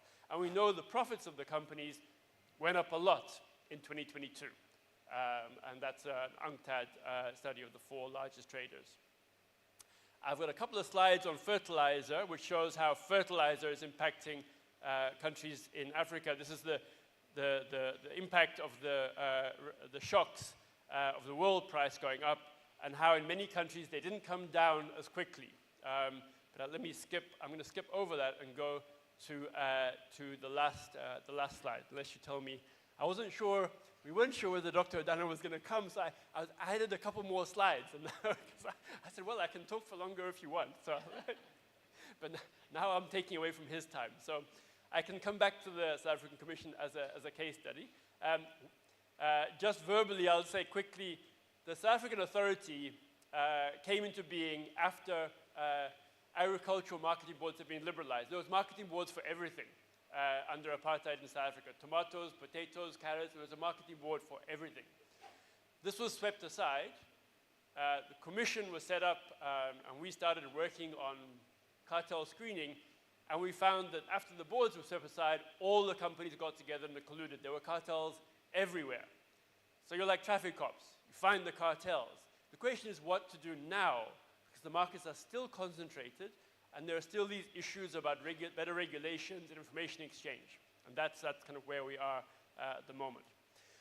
In terms of the agenda for action, this is my last slide to send you to really hopefully spur ongoing thought and engagement. First of all, we know that in the food systems debates that are happening, competition and market power should be central. Food and agricultural commodities are traded. If you look at the food systems debates, that community hardly talks about competition. And we hardly talk about sustainability. So there's this need to bring these 2 debates together. International mergers are transparently not effectively being reviewed. And I've just given you a couple of examples. There's lots of private information sharing going on. This is relevant for the merger evaluation, but it's also relevant for understanding the international scope of cartels. The Singaporean chicken cartel was of chickens that came live from Malaysia. The chickens from Malaysia were being fed by the feed that was being imported from Brazil. But each case is standing on its own. Right? But this is a graphic demonstration of the international scope of these arrangements, and we're catching them piecemeal. If I was the company, the money's still on the table, we'll find other ways to do this. We know that cartels, when they're caught, especially if there's a lot of profit potential, they tend to reform in different ways. So lots of information sharing. The incumbents also want to exclude rivals, because to maintain a cartel or to maintain profits, you have to keep entrants out, right? So there's an exclusionary dimension to this as well. And this is what the ICN Special Project on Food and Agriculture is trying to understand across jurisdictions, collect information on cases and inquiries. Authorities are also doing these market studies and investigations and becoming expert advisors. Nobody else can find out things like what is the transfer price of the soya meal into the feed. This is an internal transaction price. The Competition Authority can find that out. So the powers under inquiries means that authorities have to be expert advisors. Doesn't mean that the answers will be in the hand of the authorities, but the facts can be gathered. And so this research to prioritize attention more and better is really critical. This is what Bill was saying this morning. engaging with regulators, and feeding that into international cooperation. And just the last point is that climate change means all of this is much more important. Because what happens when you have a shock? When you have a shock, it means to meet the demand, you'll need to trade more. This is happening within East and Southern Africa. Drought in one area has good rains in another. So you need to trade more to respond to the effects of climate change. That's happening in cross-border markets. Who controls those markets? And this is the concentration that we need to care about. So climate change means it's even more urgent that these markets work better. So looking forward to all your questions, and thank you very much. Thank you, Simon, for that very informative, interesting, and insightful presentation. I think the audience would agree that we will never look at fried chicken from the food chains the same way again. And I hope we don't have any concentrations as far as gravy production is concerned. But at any rate, for our next presentation, Director General, thank you again for making it this far and for traveling so far just to join us for this forum. Can you share with us the experience of Kenya from a regulator's perspective in dealing with challenges as far as protecting small producers is concerned amidst growing concentration for agricultural markets? Thank you very much. Good evening, and I'd like to thank first and foremost P3C for the invite, and my apologies for making it late, and now that we are here. And also I will admit that coming after Professor Simon, whom we worked together on cross-border issues, I think it's only fair I focus on national dimension of merger control, more particularly in Kenya. I will admit that all the things that Professor Simons shared on poultry and fertilizer issues are the studies that we have participated in. Having said that, I think the most important aspect for our discussion here is that the extent of importance of agriculture in Kenya, more particularly, in terms of contribution to GDP, which is between 26 to 30%, particularly to Kenya, and also in terms of contribution to employment at the national level, and also revenue generation, which is more important for government, and also revenue in terms of reforming agricultural sectors. I know many of those sectors fall within the state aid or state corporations. The other aspect, which is very important for us when we're looking at merger control in Kenya, is the indirect contribution of agriculture to industry sector and agro-processing. How much of raw material goes into agricultural sector, and how much of that interlink between the producers and the distributors and processors. So those three components are extremely important when we are looking at merger control, and therefore it's an important component. The other aspect that is of great importance to National Competition Authority of Kenya is the role of thresholds and the role played by small and medium enterprises in the national economy, which constitute significant employment sector, and also they, for a large extent, they fall outside the threshold that are notified to the authority for approval. Our merger process is suspensory, meaning that all the mergers has to be approved before they are implemented by the national authority. And that makes it important for them to notify for our approval. If there is a merger that is approved without, merger that's approved without, implemented without our approval, then there's a penalty to that effect.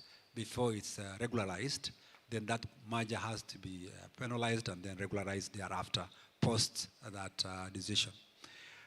In terms of merger and regulatory aspect, we do work with other sector regulators like the telecom and energy and agricultural regulators in the national economy.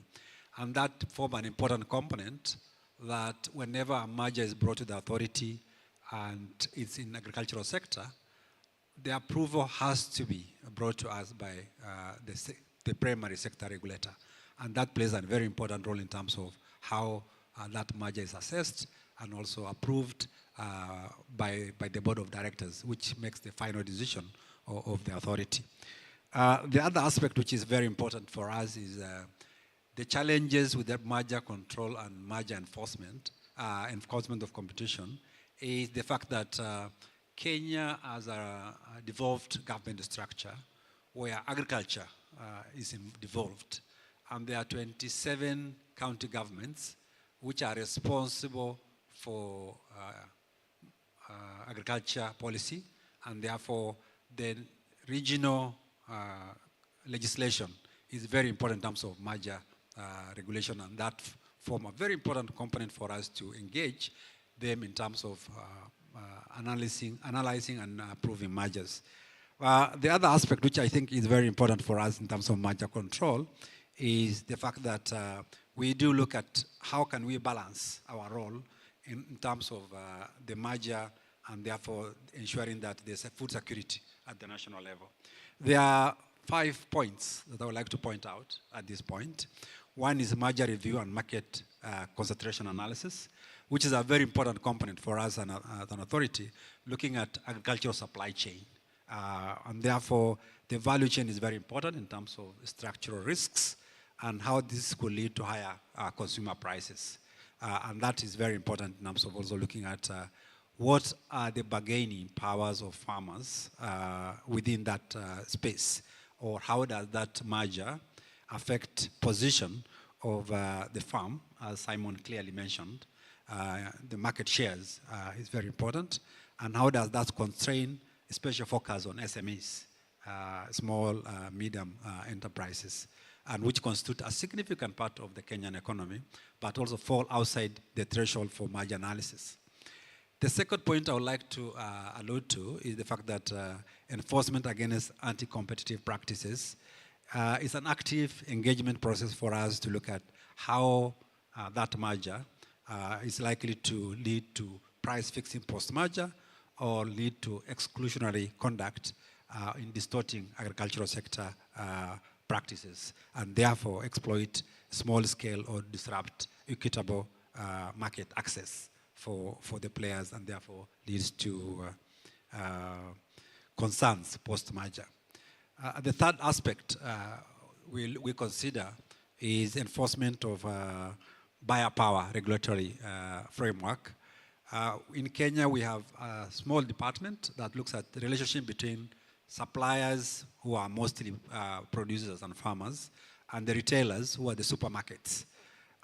This was an area that was introduced in 2019, and we look at the value chain along those interactions and what is the power of the retailer in terms of affecting the supply chain and distribution, and also unfair practices between those parties. That's more on regulatory power for buyer power relationship. The other aspect, the third aspect or the fourth aspect, is regulatory coordination and advocacy initiatives, where we work with other sector regulators who have primary mandate in agricultural sector as well. And in this sector, we have looked at issues around the tea sector, the sugar, which is one of the areas which are important to the Kenyan economy, and how that regulatory space affect entry into the tea sector, for example. There are associations at the mill level, the sugar millers, and there was a law that initially, before our intervention, required that the millers are the ones to approve any entry into that sector as opposed to players. What we did was to intervene in the tea sector and approach the regulator and expunge that provision where entry is prohibited by millers to allow entry. And that brought other entrants into the sector, allowing more competition and therefore more favorable terms in the trading of tea, which led to development of the purple tea. The final point with regard to how to balance competition and ensuring food security is with regard to market inquiries and monitoring. We do undertake market inquiries to inform our decisions, and that's a very important step for us to identify data-driven approaches in terms of detecting a structural barrier to competition in the national economy. And this we have done through collaboration with the regional competition agencies. COMESA is one of them. Professor Simon alluded to very clearly some of the areas that we have worked together in terms of edible oil, fertilizer in the past. The final section I would like to spend some time on is looking at what are the disadvantages of structures that disadvantage small-scale farmers in terms of competition space. Here I would like to point out 4 points in terms of structure and behavioral merger assessment. Post-merger, we evaluate merger and see compliance with conditions. There are 3 ways in which we can assess and approve merger. Maybe this form the basis for our decision. One is once we have received notification, we can analyze and approve merger without condition, or approve with conditions, or in rare occasions decline. And therefore this allows us to look at what are the conditions embedded in the approval and how do we assess post-merger that decision and how does it affect or even lead to potential for closure effect in that particular market. The second point is conditional approvals and remedies, what remedies we provide for assessing that merger and imposed condition, and behavioral undertaking of those parties are important in terms of mitigating risks post-merger, and therefore seeing there's no excessive market power. I think this is a very important point that Professor Simon alluded to in terms of mergers within the region and how they affect our competition regime in the region. The third point is post-merger monitoring and compliance checks, which is done by Enforcement and Compliance Department. Every 2 years, we assess mergers that have been approved to see the impact of that merger on the market. This is based on prices and based on entry and also benefit to consumers. And that is based on the initial conditions and also if there are additional potential benefit in the market post-merger, and therefore that allows us to see if our merger decisions are not only objective but also predictable over time, that within the agricultural sector, the merger that we approve in a given year, in the following years, are we able to present similar results based on our regime as a way of regulating market and therefore enforcing and ensuring that there's no concentration in given sectors. And that concentration applies across all sectors, although of particular interest to us now is agricultural sector. The other point is promotion of market entry and inclusivity in those sectors. We look at particularly advocating for SMEs, knowing that they play a significant part of our agricultural sector, and therefore the aggregation of those sectors and merging of those sectors are extremely important for them to grow their market, for them to grow their capital, and therefore grow the economy more broadly. And the final point I would like to point out is international and regional cooperation with the merger analysis. We are a member and also have cooperation agreement with the East African Community Competition Authority and COMESA. Mergers that 2/3 share holdings outside the Kenyan jurisdictions are approved within COMESA region. And therefore, what happens is parties notify to COMESA to avoid bureaucracies for the players, and therefore the transaction is approved at COMESA, but we are notified of our market to analyze and give our input on that particular segment that will then fall within the Kenyan jurisdictions. And therefore we have that collaboration, and that has ensured that cross-border mergers are implemented also as is required within the COMESA regulations. On the other part, the East African Community is just coming up in terms of their enforcement of the regime, but they are more effective, maybe moving forward once they start implementing the law to the fullest. But as of the moment, our strong international regional relation is with the COMESA Competition Commission. So I would like to stop there, and if there are any clarification, I'm ready to address. Thank you very much. Thank you very much, Director General Roba, for that very comprehensive sharing of experience. And if I may, we can identify with a lot of the points that you've raised. For example, the importance of market studies in mergers analysis and also in terms of enforcement.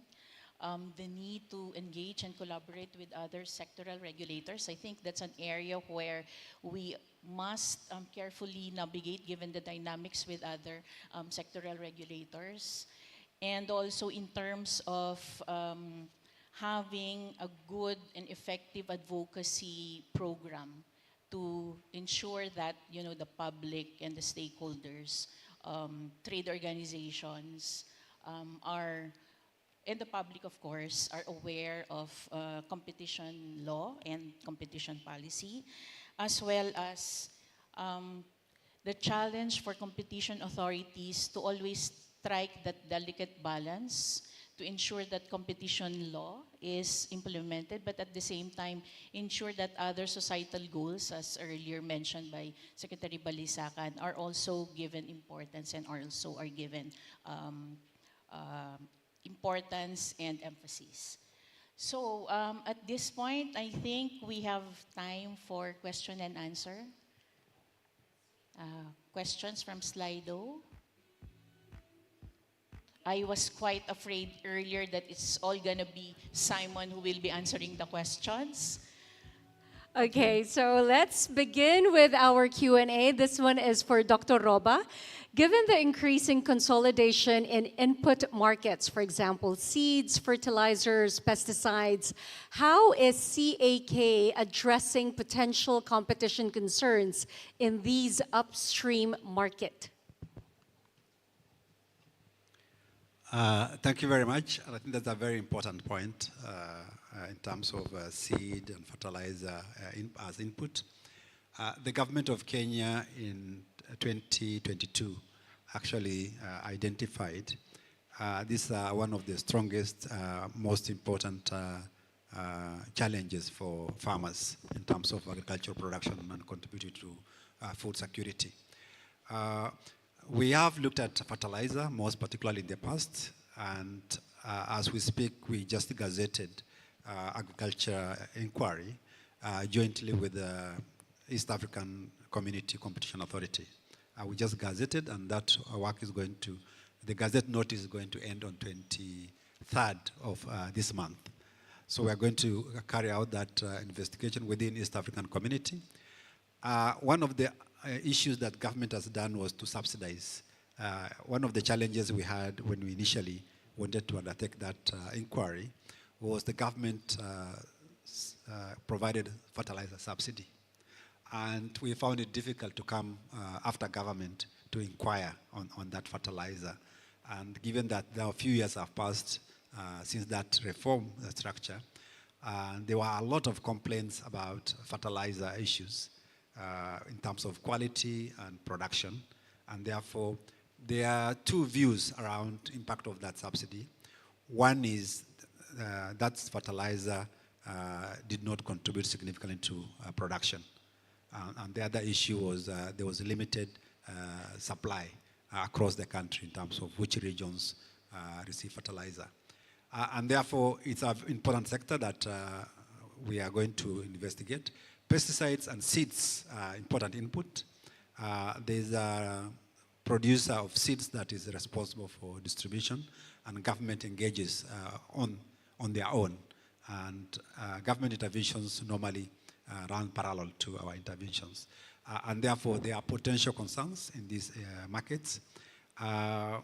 Following the animal feed inquiry that we carried out, and which we just released the results last week, I'll also speak to tomorrow, and also Professor Simon alluded to. These are the other three areas which are very important for our interventions. And what we are doing now is a market inquiry in fertilizer, and the other two areas that we are going to look into moving forward. Thank you very much, Dr. Roba. Shall we proceed to the next question, please? And this is for Dr. Roberts, or Professor Roberts. The recent merger between Bunge and Vitera, valued at approximately 34 billion US dollars, has created significant trading entity. How do you foresee such large-scale consolidations affecting global supply chains, particularly concerning market competition and pricing power? Thanks. It's a good question. Well, on the face of it, concentration to these kind of levels makes coordination more likely. It doesn't mean that the merger can be prohibited on kind of speculative grounds, but it means that we have to pay a lot of attention to what's going on in these markets. In the context of this merger, it gives me an opportunity to go to something I was going to talk about on the slide. In this merger was approved because there appeared to be relatively little overlap between the companies in many of the jurisdictions. Certainly in East and Southern Africa, where we work, they were not present as direct rivals. In the EU, there were conditions placed on the merger because there were particular bottlenecks identified along the supply chain. Although not many people seem to be aware that the EU actually looked at the merger in the context of the vertical integration of the companies along supply chains as well as the horizontal dimensions. But the big point is that this merger of two traders, two of the 6 traders that created this blockchain platform, wasn't really evaluated as far as we can see in the context of the information sharing that could have been going on already. And I think the digitalization of markets and supply chains means that it's much more challenging to try and work out what the effects of changes in structure are on the likelihood that there may be a substantial lessening of competition. So we know that consolidations are really potentially problematic. We know we have to find evidence, and the devil is in the detail. It means that when we look at these mergers, collecting that information and doing that analysis is absolutely essential because we've got to get the facts on the table. And I think we see with younger authorities that sometimes there's, the companies and their advisors say, why are you asking for all this information? We will tell you what the answer is. And they don't necessarily ask for the level of detail. Are you asking for the marketing and strategy documents? If they say they don't exist, are you asking for the marketing emails of the companies over the last 3 years? Are you asking for monthly pricing and cost data? Because the UK is, South Africa is, the EU is, so they've got the data and they're giving it to some authorities. And what we found out, working with different authorities, and other authorities are being told, no, there's nothing here to see. Don't have to look any further, and they're not following through in just checking, cross-checking what information are they using for their marketing decisions to enter one country or not enter the country. So when they're not competitors, it could reflect the fact that there's market division. We know this is the case in cement. I mean, from the history, the reason why companies like Lafarge and Holcim will not compete was they had already divided the countries. So in the merger, you have to look at these strategy type, this level of strategy and information. But the companies say, why are you suspecting us? Well, we need to suspect them in these levels of concentration. And I think there are some really important, there's a really great case study, and that we could talk about it a lot more. Before we go to the next question, can I ask Dr. Roba, in the case of the Kenyan Competition Authority, do you also request information from other authorities involving cross-border mergers? For cross-border mergers, we work with regional competition agencies. We are national, and therefore mergers that are cross-border with cross-border dimension, it's the regional authorities that will take the lead in analyzing those. But we analyze the component that fall within Kenya's jurisdiction.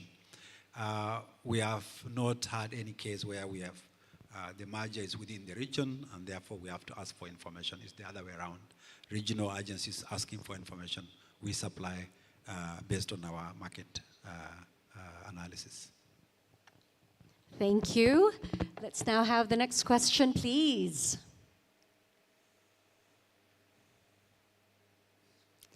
How can we ensure, okay, hold on. How can we ensure that technological advancements benefit local farmers rather than widen the gap between large agri-businesses and small-scale producers?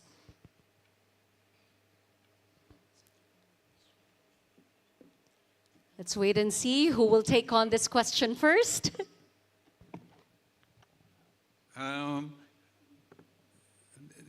There are instances where, in Kenya at least, where technology has been used to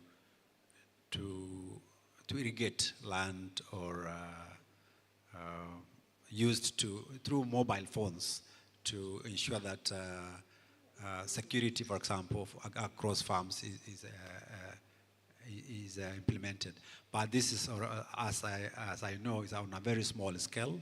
The initial stages are that there are a number of applications that are being developed internally, which even looking at the weather patterns and quality control of water, content of soil, are being applied at the farm level. There are also large-scale companies, which I know are based on technology.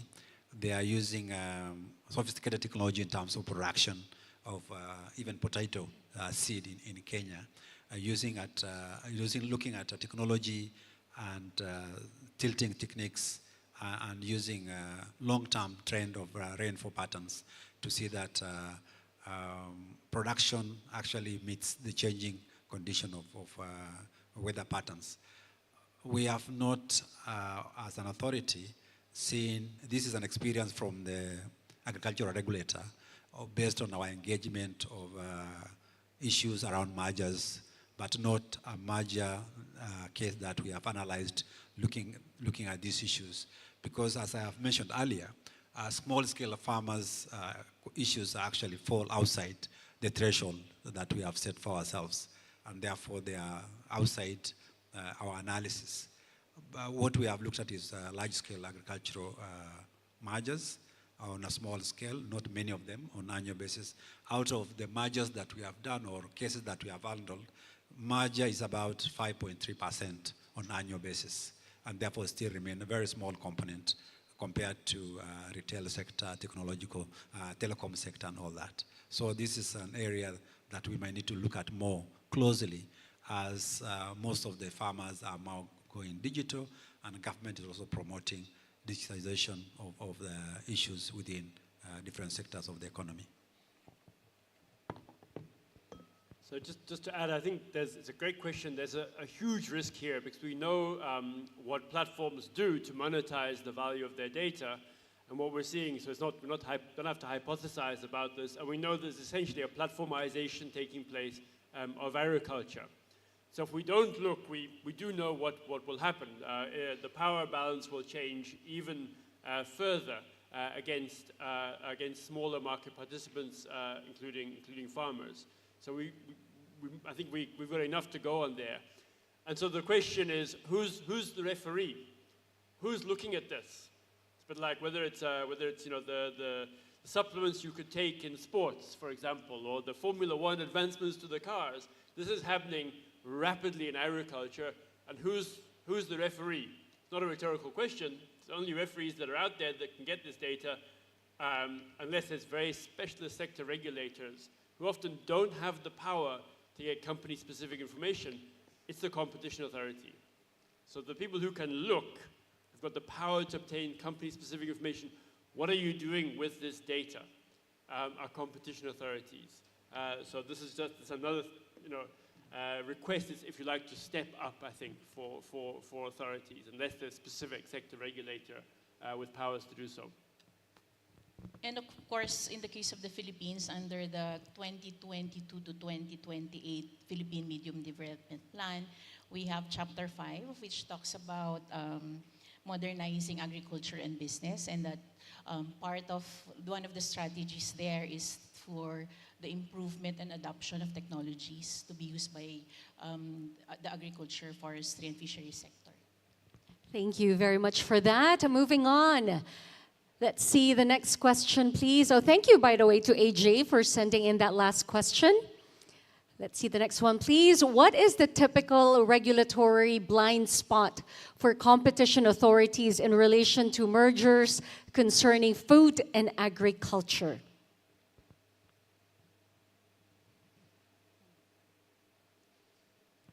Let's give our panelists a few more minutes to contemplate on this question.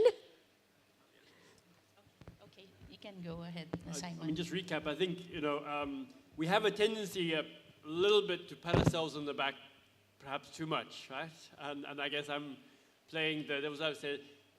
There are big blind spots. The international dimension is one, but I think also the coordinated effects of mergers are not being evaluated properly. And in vertical mergers, that they tend not, all the dimensions of vertical mergers are not evaluated. And we know that food and agriculture works in supply chains. And we know that there's different levels of vertical integration and licensing arrangements, et cetera, that work all the way through. And unfortunately, we have to look at those things. I know mergers are time-bound, and the companies obviously plan their notifications very carefully. And so we have to really look at those blind spots of vertical dimensions, coordinated effects, and the international reach of the companies, I think. Can I flip the question, Simon? What do you think are being overemphasized in this sense? I don't think, I mean, in the context, if there are any mergers, there's hardly any conditions or blocks being put on mergers. It's a kind of a back to basics agenda that I think we need to put on the table, but in the context of this internationalization, which makes it challenging. So we've got national authorities that have got huge information asymmetries, and we have global companies that essentially know everything. And so that this difference in the balance between what authorities know and what the companies know with digitalization has become even greater. But the costs of providing information to the authority are also much lower. The companies will say it's so difficult to provide. It's not. All of that data being digitalized means that it can be provided essentially costlessly. In the past, they would say, I'm going to deliver truckloads of physical documents. And they would do it. I mean, this has happened to us, right? You say, you call their bluff, and they deliver truckloads of documents, right? Now it's all there digitally. So I think the other thing that is necessary is authorities really have to invest in data science people. You've got to be able to screen digitally millions of emails. The UK authority is really good at this. And they're happy to talk to any other authorities. They've talked to the Kenyan authority. What do they use to screen all those emails? When they've given you the emails, you can't read them all. So you have to use tools to do that. If you have the tools, you can also look at all of that. I think the entire economics office just would like to hug you for that, Simon. That's been their advocacy, to have a strong data science unit in the office. Down to the final question for our panelists. Should competition authorities be looking beyond traditional merger control tools to assess impacts on food security and rural livelihoods? What alternative approaches do you recommend? This is our final question. Would you like to take that, Dr. Roba? Thank you very much. I think this is a very important question, given that agricultural issues and food security largely within the small scale. And that makes it very challenging in terms of data availability. Just to weigh in on the previous question also, in terms of blind spots, what I would like to say is that mergers typically merger analysis is typically based on data that are submitted by the parties. And there are instances with now digitization of data and all aspects of issues that concerns data submission and key data for analysis merger. I think there's a lot of issues that competition agencies need to look into, particularly in digital space and platforms. How credible are these data, and can we relook at some of those data? And also we have encountered instances where during inquiry that we mentioned earlier, some associations are not compelled through the law to provide data because the law is not strong enough, and also recommendations are not tied to the extent that they can actually be punitive to the parties. So those are some of the areas that I think we need to look at.